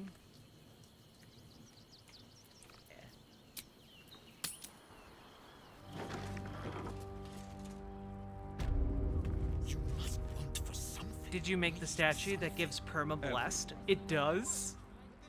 Oh, that's cool as hell. Alright. I did get the statue. You underestimate the Forgotten Prince's closest sword, Devil. You must hear me, Devil. I will do whatever it takes. Give you anything you ask. There is only one thing in this world that I desire. You do not have it, and you never will. The Kithrak? What deal would he make with this devil? You must help me, Raphael. For the sake of my people. Hush now, Voss. These guests may not know it yet, but they want the same thing that you do. Hi there. And unlike you, they have something of value to offer in return. Lae'zel, Talak Magir. The devil holds the key to freeing the Gith people. Right here, right now. You could seal our fate. Whatever you discuss with this devil, I must hear of it. Find me below in the tap room, once you're loosed from his claws.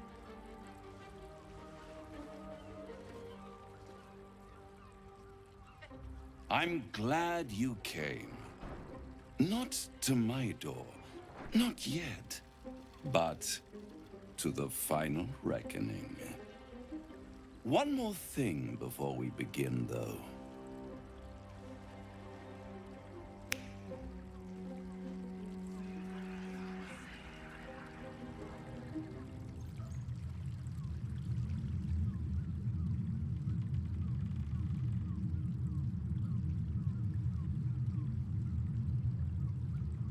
For the first time since the Nautiloid, your mind is clear. It's unsettling.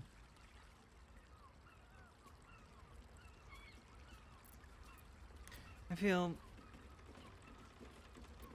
another party trick. Show me something real. That was no party trick. Somebody's missing, can't you tell?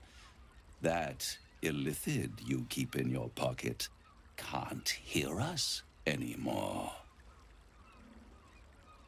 I thought he was gonna change it to something when he snapped his fingers. Same.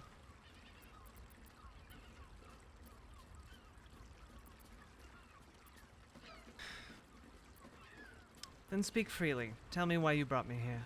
I brought you here because I'm true to my word, and I can make all of this tadpole business go away. Which means you and your lovely friends can remain blessedly free of tentacles. Let us speak plain. I'll admit, you've impressed me. I wasn't sure you'd make it this far. But no matter how far you come, you're still on the road to ruin. A road that leads directly to a confrontation with the Elder Brain. At best, it will kill you and everyone else in this city. At worst, it will assimilate you, and you won't have enough free will left to even wish you were dead. You have the key to destroying it in the palm of your hand, though. You just have such a great and positive energy, and I just really enjoy like popping into your streams and lurking, or you know, chatting with you, and you're just lovely in chat. You're really nice to talk with.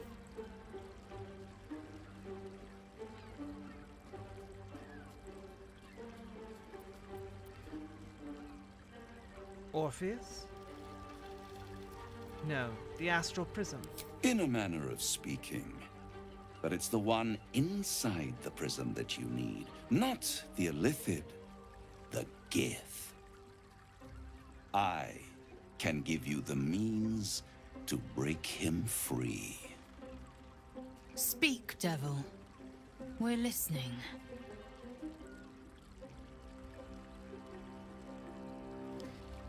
Orpheus's gods tried to kill me. He's dangerous. To illithids, yes. He would gladly execute the Emperor. But to you, he will be a friend. After all, you're at war with an Elder Brain.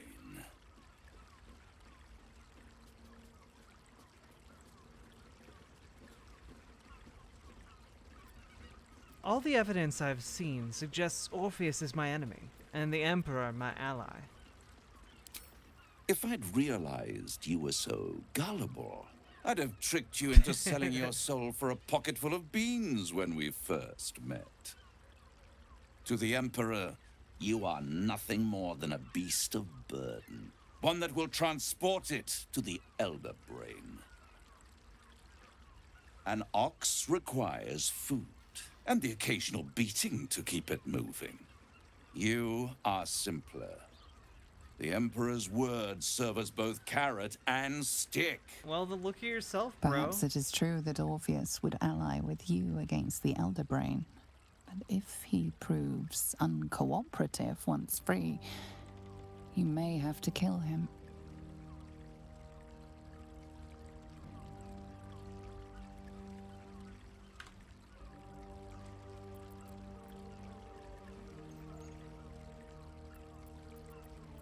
We're done here. I'm leaving. I won't stop you. But time is running out. So, don't stay away for long. If you see reason, I'll be here, waiting. right up to the moment the world ends.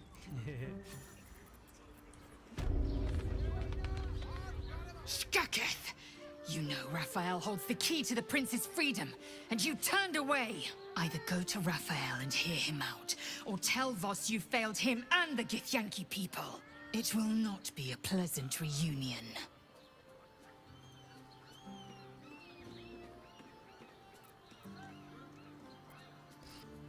How should we proceed regarding Raphael? Return to Raphael. We must hear him out.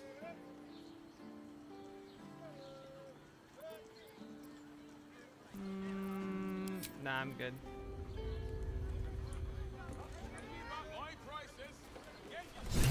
There you are. I thought I'd lost you. Something was blocking me from hearing your thoughts.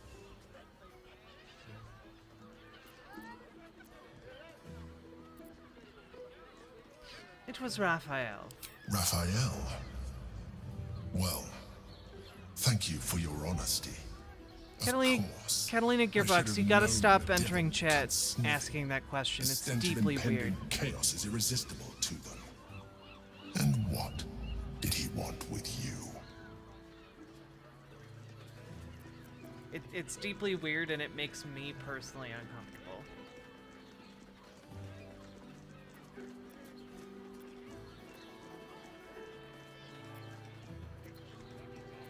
He knows how to free Orpheus, of course.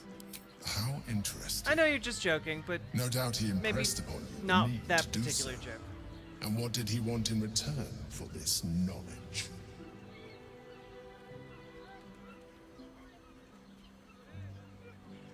I don't know. I didn't wait to find out. You feel the touch of the Emperor's mind peeling at the edge of yours, trying to gain access. Its thoughts slide into yours, turning through them like fingers, sifting for answers, which it finds. You're telling the truth. Good. Yeah. I am glad. But be careful. The devil is like a cockroach. No matter what you do to it, it will always come back. I doubt this will be the last time you are approached. I trust that you will continue to remember who is really on your side. Without my protection, you cannot defeat the Elder Brain. You cannot even get close to it, no matter what the devil whispers in your ear.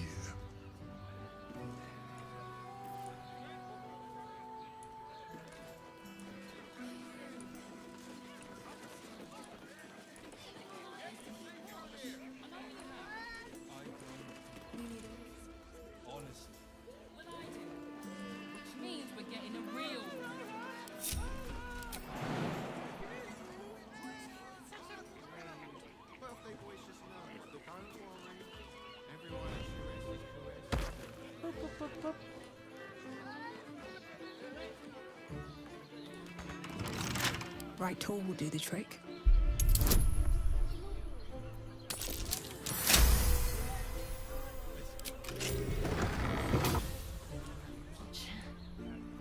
Oops. Wrong door. Well, okay. I feel like a bit of an asshole. Am I beautiful? More than beautiful. You are the aurora stretched across the north skies. You are the golden dunes. I'm just gonna swept slowly across back the out of the Callan. room. You are the fruit of the forbidden palm. Soft on my skin, sweet on my tongue. You are my sin and salvation.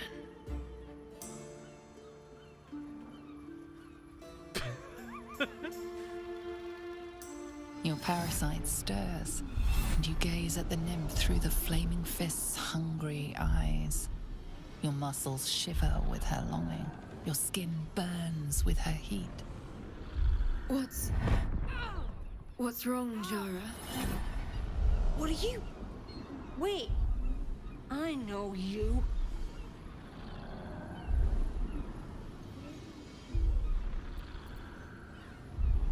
You aren't safe. Get out of here now. I don't understand. What's...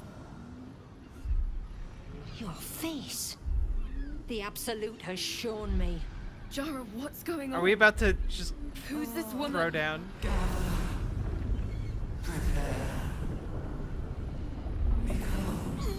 Your head screams in agony. The change has come. Pustules boiling beneath your skin, your bones twisting, your flesh rupturing. And suddenly, silence. What's happening? The fuck?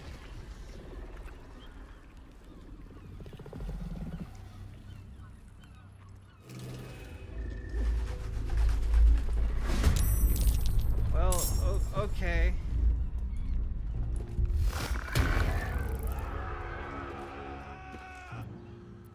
Blood comes easy these days. Time to riposte. I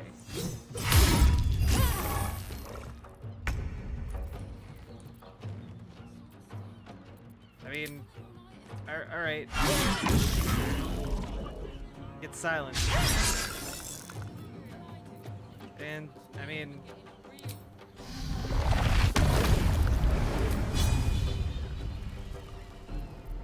yeah, fine.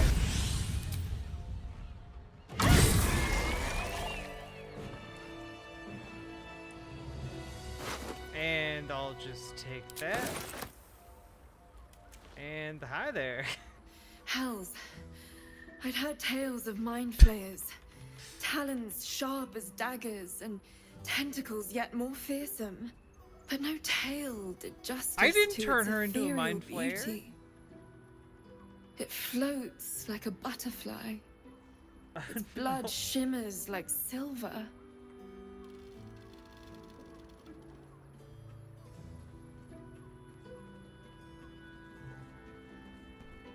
What? That thing could have killed you and you're musing on its beauty? How could I help it? I don't regret its death. But I marvel that such a work of art could ever live. Her gaze intensifies. Your breath quickens and your heart skips a beat. The woman's senses are heightened and her fire stoked. The mind flayer is no mere curiosity, but an object of desire. Oh god.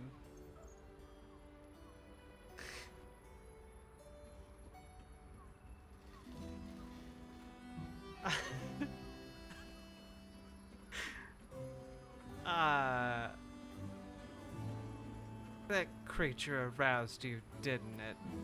Why should I deny it? My urge is as natural as the grape upon the vine. But perhaps there are other flavors that might satisfy my palate. There's literally a dead body like 3 inches away from your foot, and you are absolutely not fazed by this.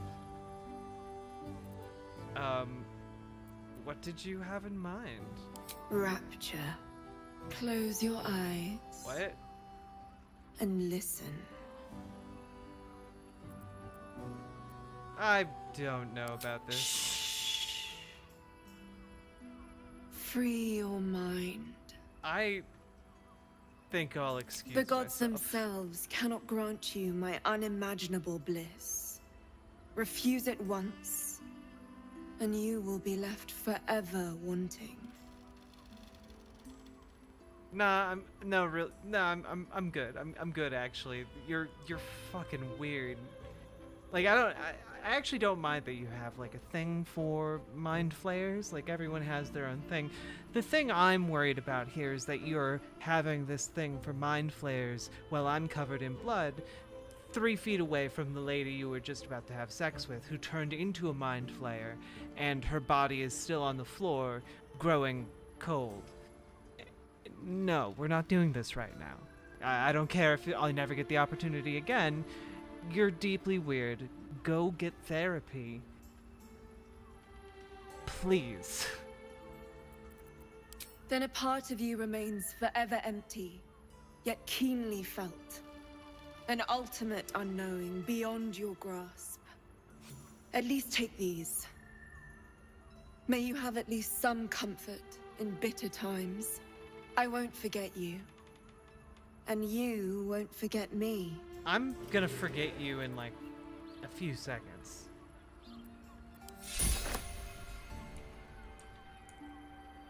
Unless I can steal some of your lingerie, in which case, you know.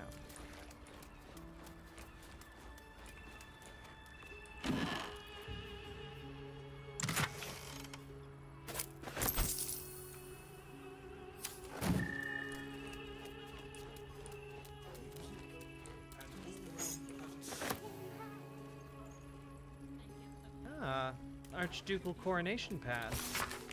This pass grants access for bearer and entourage to Worms Rock Audience Hall for the ceremony of Lord Gortash's elevation to Archduke of Baldur's Gate. Nice. Gortash is being named Archduke.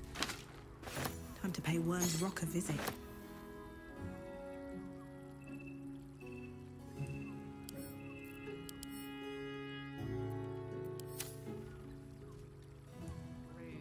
Birthday boy's just nervous, but don't worry. Hey guys, killed a mind flayer. Anyway, they are everywhere in this town. Let's go.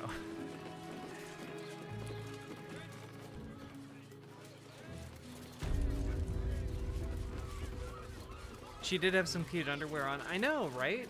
Why can't my character have cute underwear? Where are the underwear stores for me to get cuter underwear? Voss, friend to the comet. Lae'zel of Kalir, tell me you took the devil's deal. Tell me you will free Gith's heir.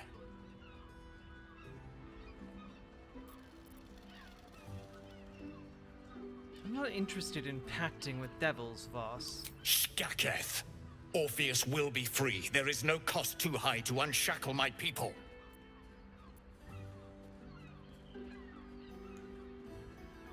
Don't worry, I'll find out a way to liberate Orpheus, I guess. I did not come this far for you to turn your back on the first mother's son.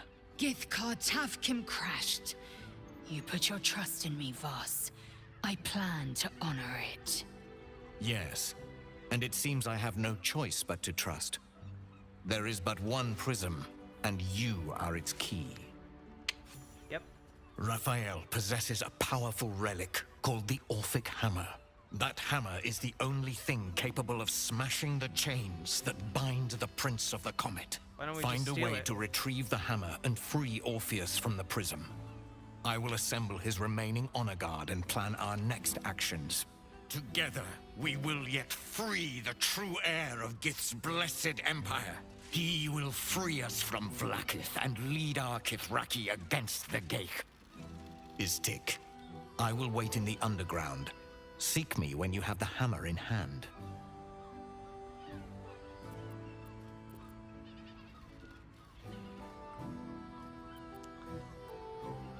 Orpheus sensed the tadpole before, and his guard attacked. Won't he attack if we free him? The Prince of the Comet aches for Githyanki liberation more than he abhors Geich. He might seethe when you free him. He might gnash his teeth and slander your name. But he will see reason. I promise you. Any idea where Raphael might keep the Orphic hammer? A devil of Raphael's stature does not simply make camp on the shores of the Styx. He will have made a sanctuary for himself, a lavish one too, one that caters to his many vices. The House of Hope. We must find a way in. I feel like you The can't. House of Hope, you you can't say? denigrate someone for couldn't dressing ask for a name lavishly more when you're fitting. wearing armor like Every that. house has an entrance, Istik. Even those in the Hells. You must find it. You are wasting your time, and mine. Our true enemy is the Elder Brain. Focus your mind there.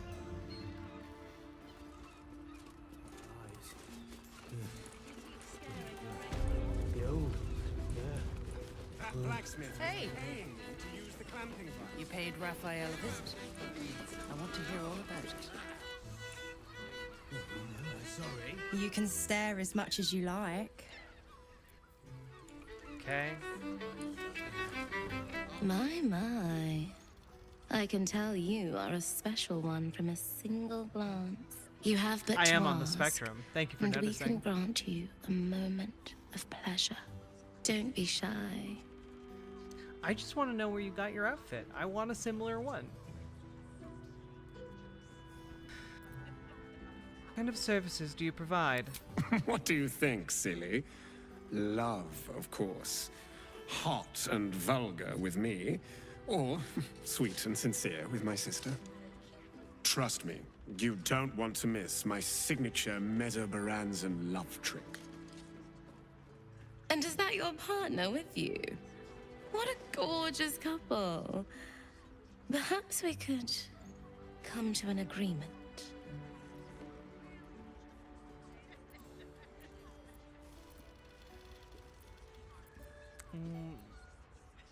Why are you interested in my partner? Well, there are two of us, aren't there? Use your imagination. Nah, I'm good. I'm good, nerds.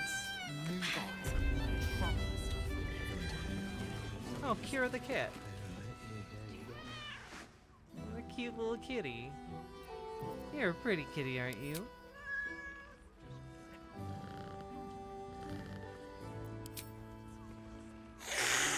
Oh. I mean, I am covered in blood. That's to be expected.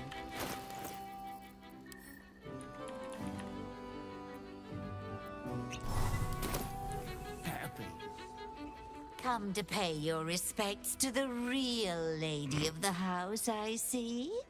What Did a you bring clever Halsin? You get a party of creature 5? you are. Oh. It's your lucky day. I am receiving compliments at this time, and you are most welcome to make an offering.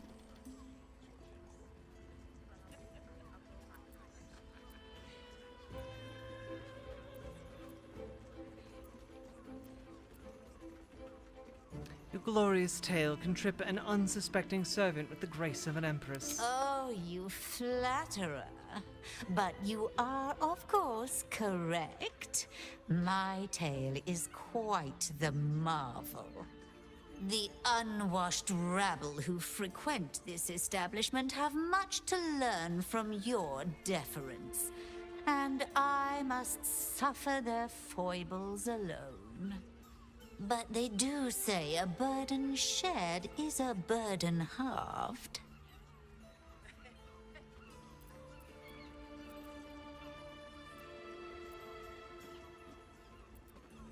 What's that shady pair over there whispering about? Can't you hear from here? They're talking about the new top cat in the criminal underbelly. Go and listen for yourself. As for them personally, one never washes and instead douses himself with rose oil, while the other can't hold his drink. Do I want to know about who's through those fancy curtains? The Drow, two of our most popular courtesans. A night with them seems to be rather life-changing, if you can afford it. Of course, they are siblings, but judging from the throngs of clients they draw, most of the city is as disgusting as they are. Don't have sex with family members, chat. Don't do it. You learned that here on riverboat.gg. What are your thoughts on the clientele as a whole? That's rather a broad topic. We get all sorts here. But there is one frequent visitor whose very presence offends me. He dresses fabulously, but stinks of the hells. Something infernal, to be sure. Abhorrent. Bye, Kira the cat.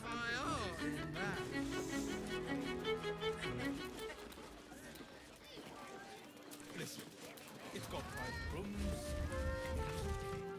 You look like someone whose soul needs feeding. Care to buy some art? I'll take a look.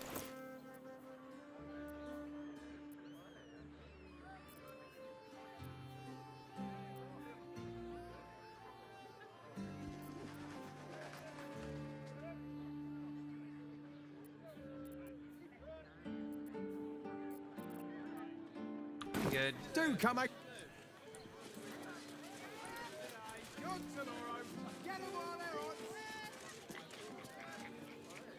If you're here to shop, just buy what's needed, all right? Some people are panic buying. Let's not add to the problem. Why is everyone acting so normal? The Absolute armies are coming. We need to stock up.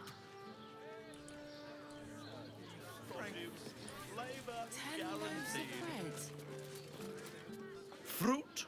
Vegetables? What can I do you for? Trade. Oh, he's just selling fruits and vegetables. Huh. If you're hungry...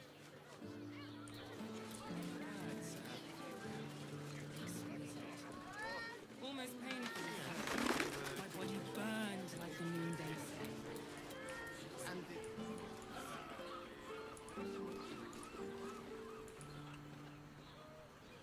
And Wait, am I going the wrong way? I think I am.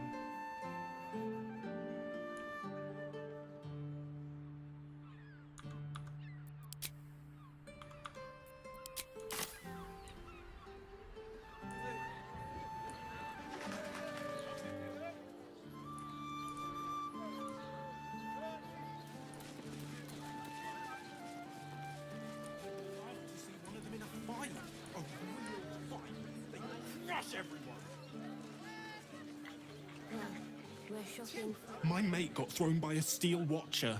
Lucky bugger. The trajectory was perfection.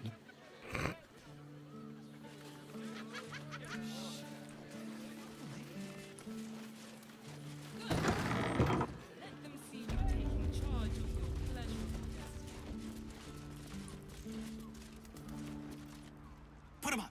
Put him up!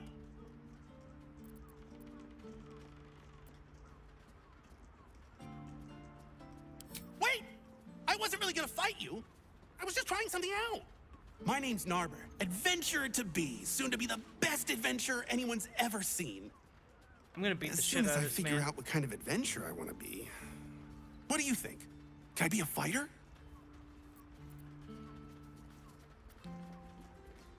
Here's a tip from a real fighter. Less talking, more fighting. Right you are.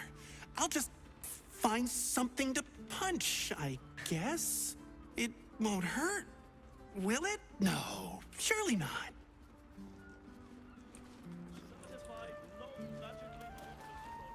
Ahoy, stranger. Thanks for stopping by Calm's Gums. I'm Calm. Well, Ooh, time to buy Carmen. outfits. What can I do you for?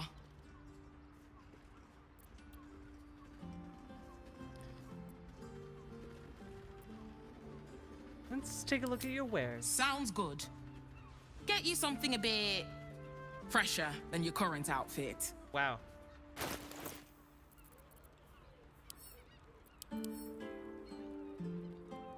The backless extravaganza. Okay.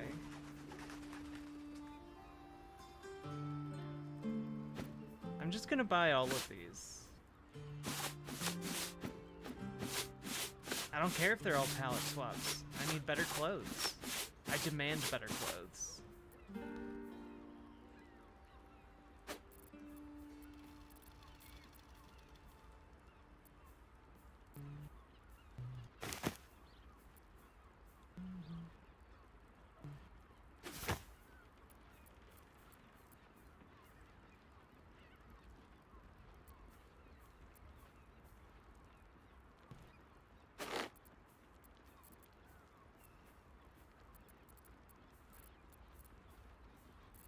That will be $2,000. Okay, well, that's a lot of money.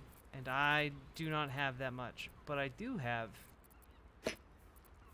ink that I can sell you for 3 gold. How about that? Would that be acceptable? No?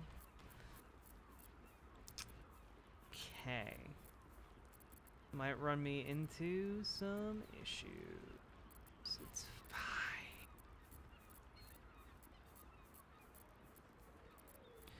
This is fine.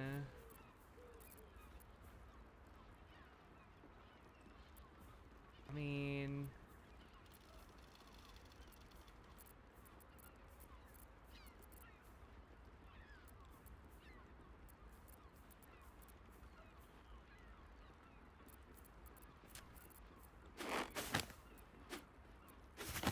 Fine, we'll be more discerning with our outfits.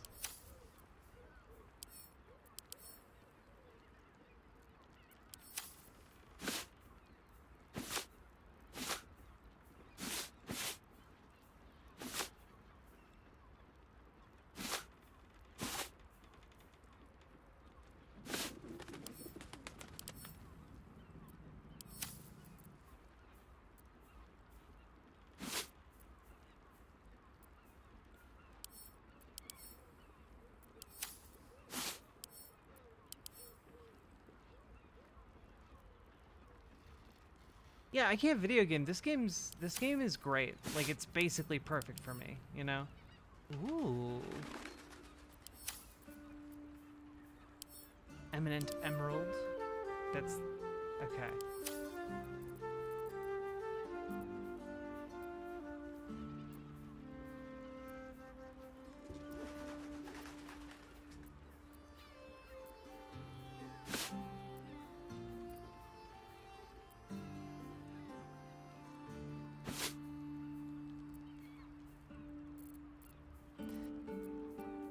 Okay, 1,000. I think we can get that.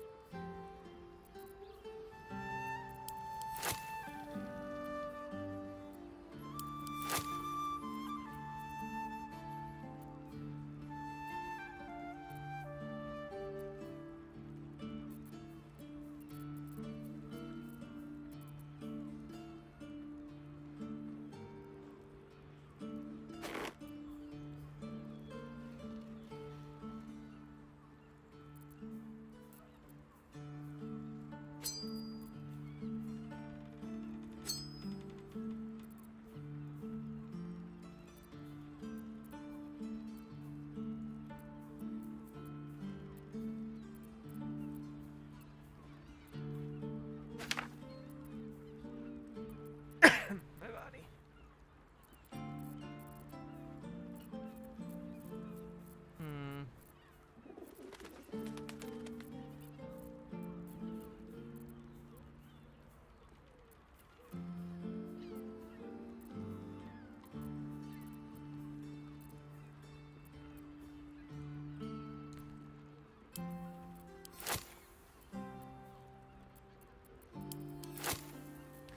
Okay.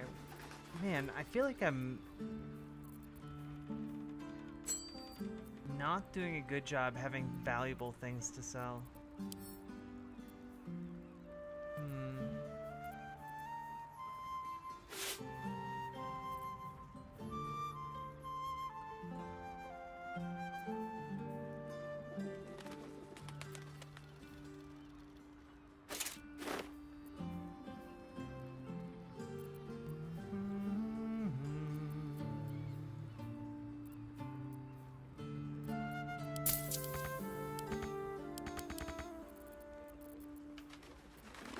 Okay. Excellent. Now I can try on outfits. Remember. Outfit time.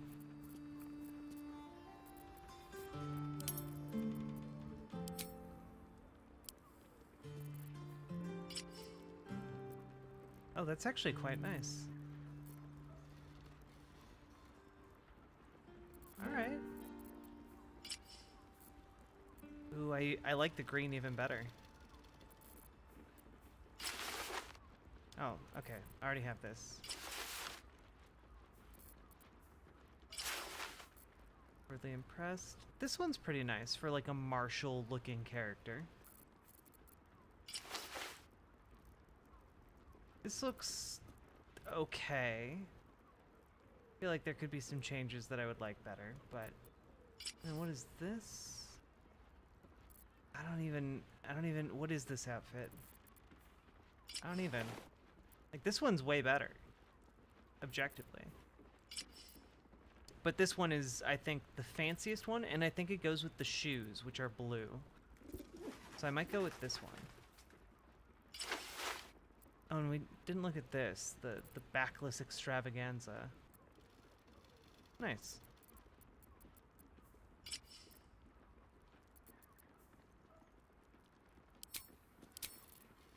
We're shopping Excellent. first.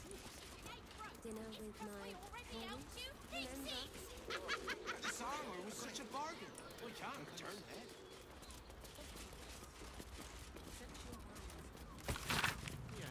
Open advanced dressmaking, fitted with materials like spare needles, measures, and patterns. It is riddled with handwritten annotations, and most of its accoutrements have been removed.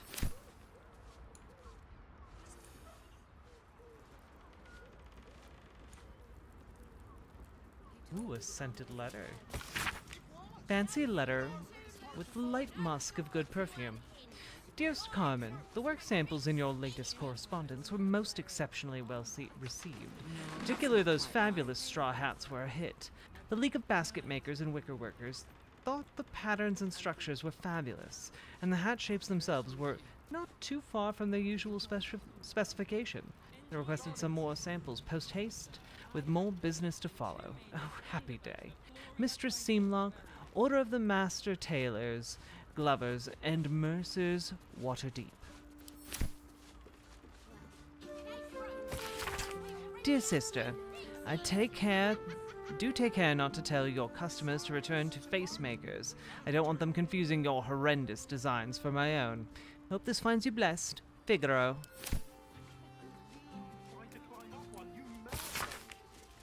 Ankle scarves, oxbow ties, bucket hats could be fashionable. Displacer cloaks, hard to source outside of circus. Face ruffs, two-person waistcoats. Oh.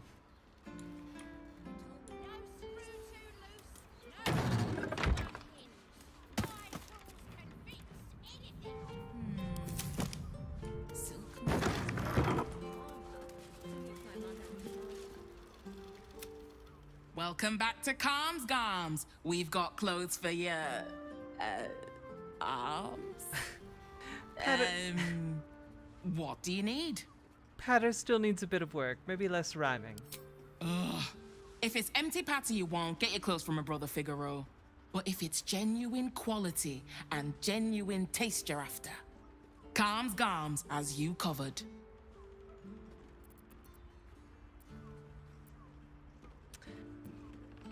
Your brother is in danger. I found his name on a serial killer's list. A killer?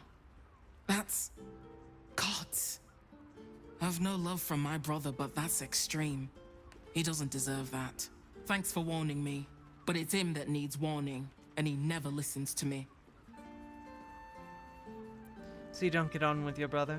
You wouldn't either, if you knew him like I did. Since Dad died, he thinks he's cock of the bloody walk, that I should give up my shop and work for family business. For him, dick. I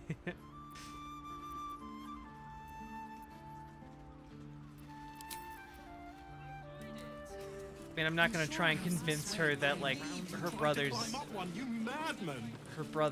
idea was to, like, spare her pain or something, because, like,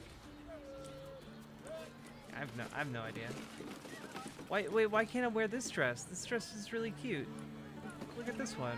I want to wear that.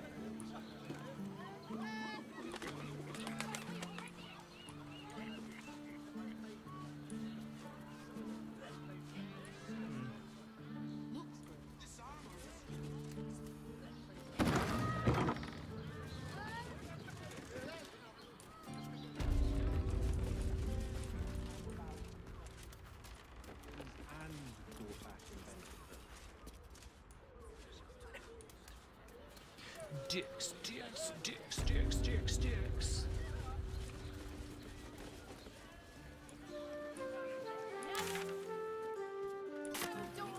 Armor was a bomb. It was! With good armor, it's hard to find. Maybe I could wear it to dinner with your folks. You're not wearing armor to meet my mother and father. Need something? I've got the tools for any job. Any job. You are not subtle, ma'am.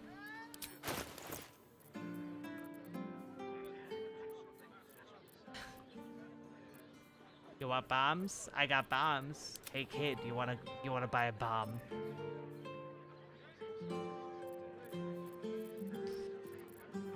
God.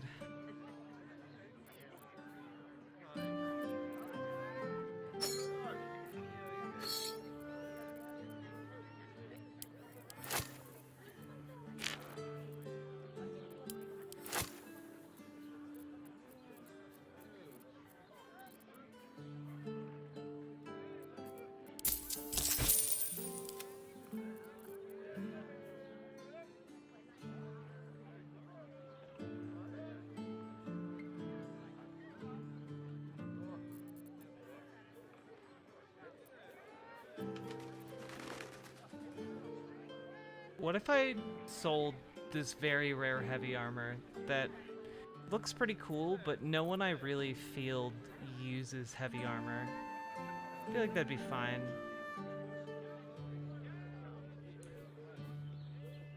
This Howl of the Dead?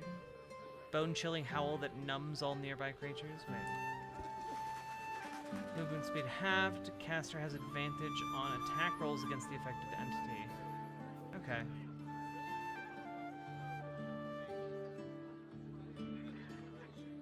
Yeah. I'm gonna sell this. I have no need for it.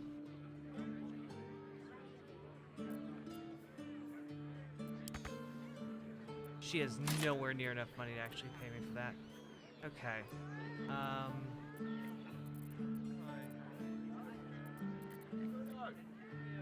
Oh, that's right. We're just carrying around gigantic boxes of firearms. Or fireworks, rather.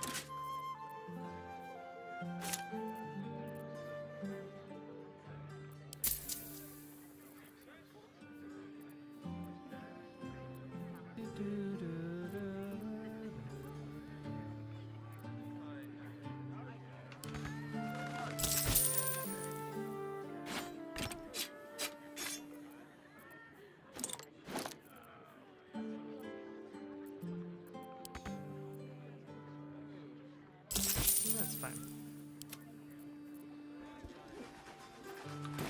Whatever you're working on.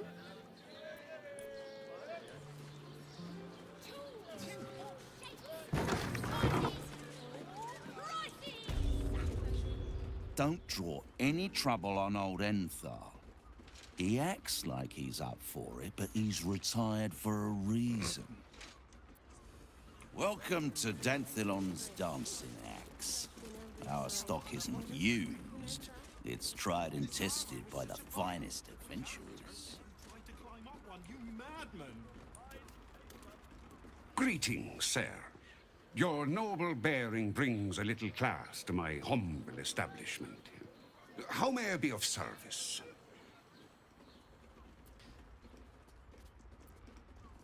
Jaheira sent me. I'm to meet some harpers here. Harpers? I'm afraid I serve a grubbier class of clientele than that. More chancers than champions, if you take my meaning. Present company excluded, I'm sure. No, I don't know any, Jahira, was it?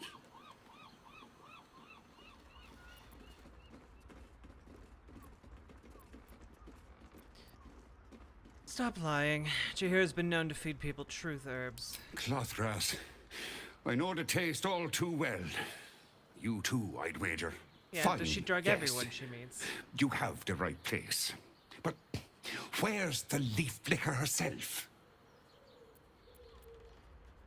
Elsewhere, but she trusts me with this.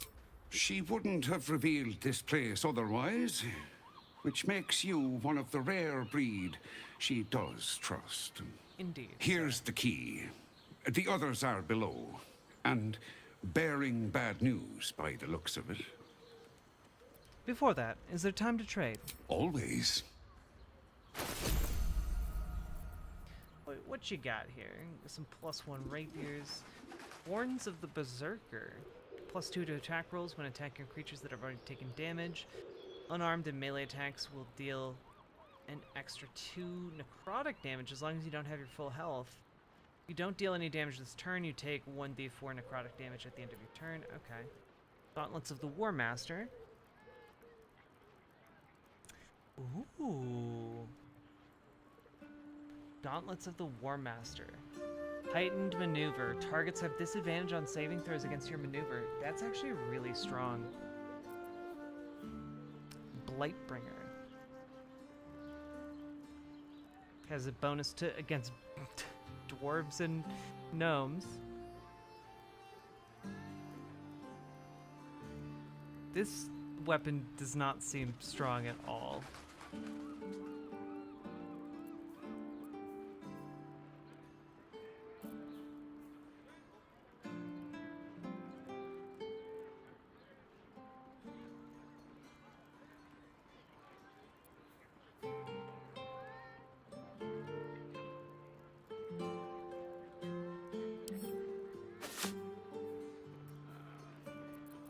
This thing, Cloak of Displacement, sounds amazing.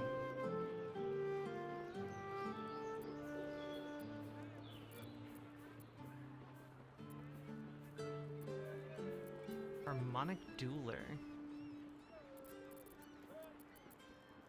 Interesting.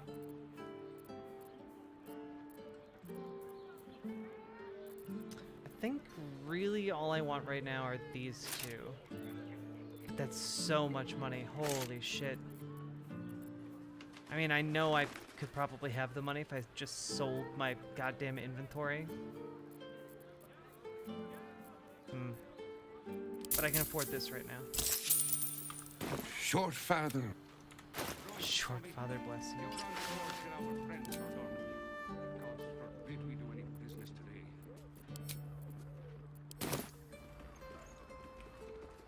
Whether you're getting hammered or getting nailed.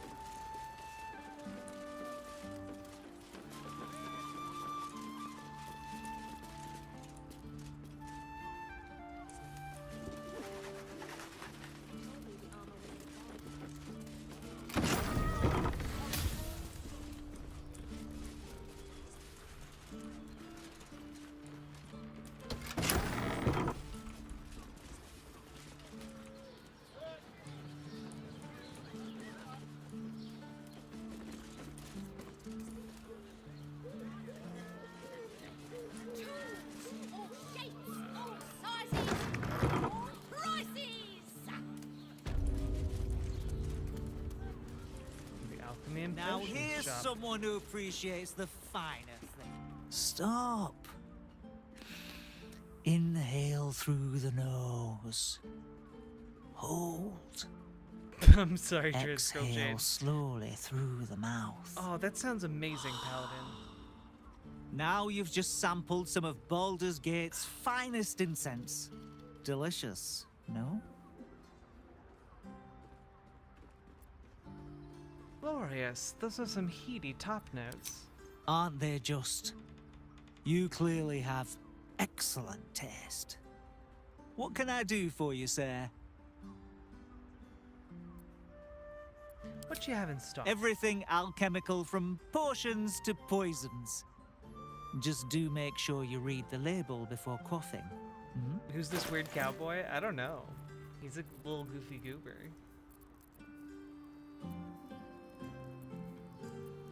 And he also has nothing that I want. Except this very cheap potion of animal speed. Be sure to savor.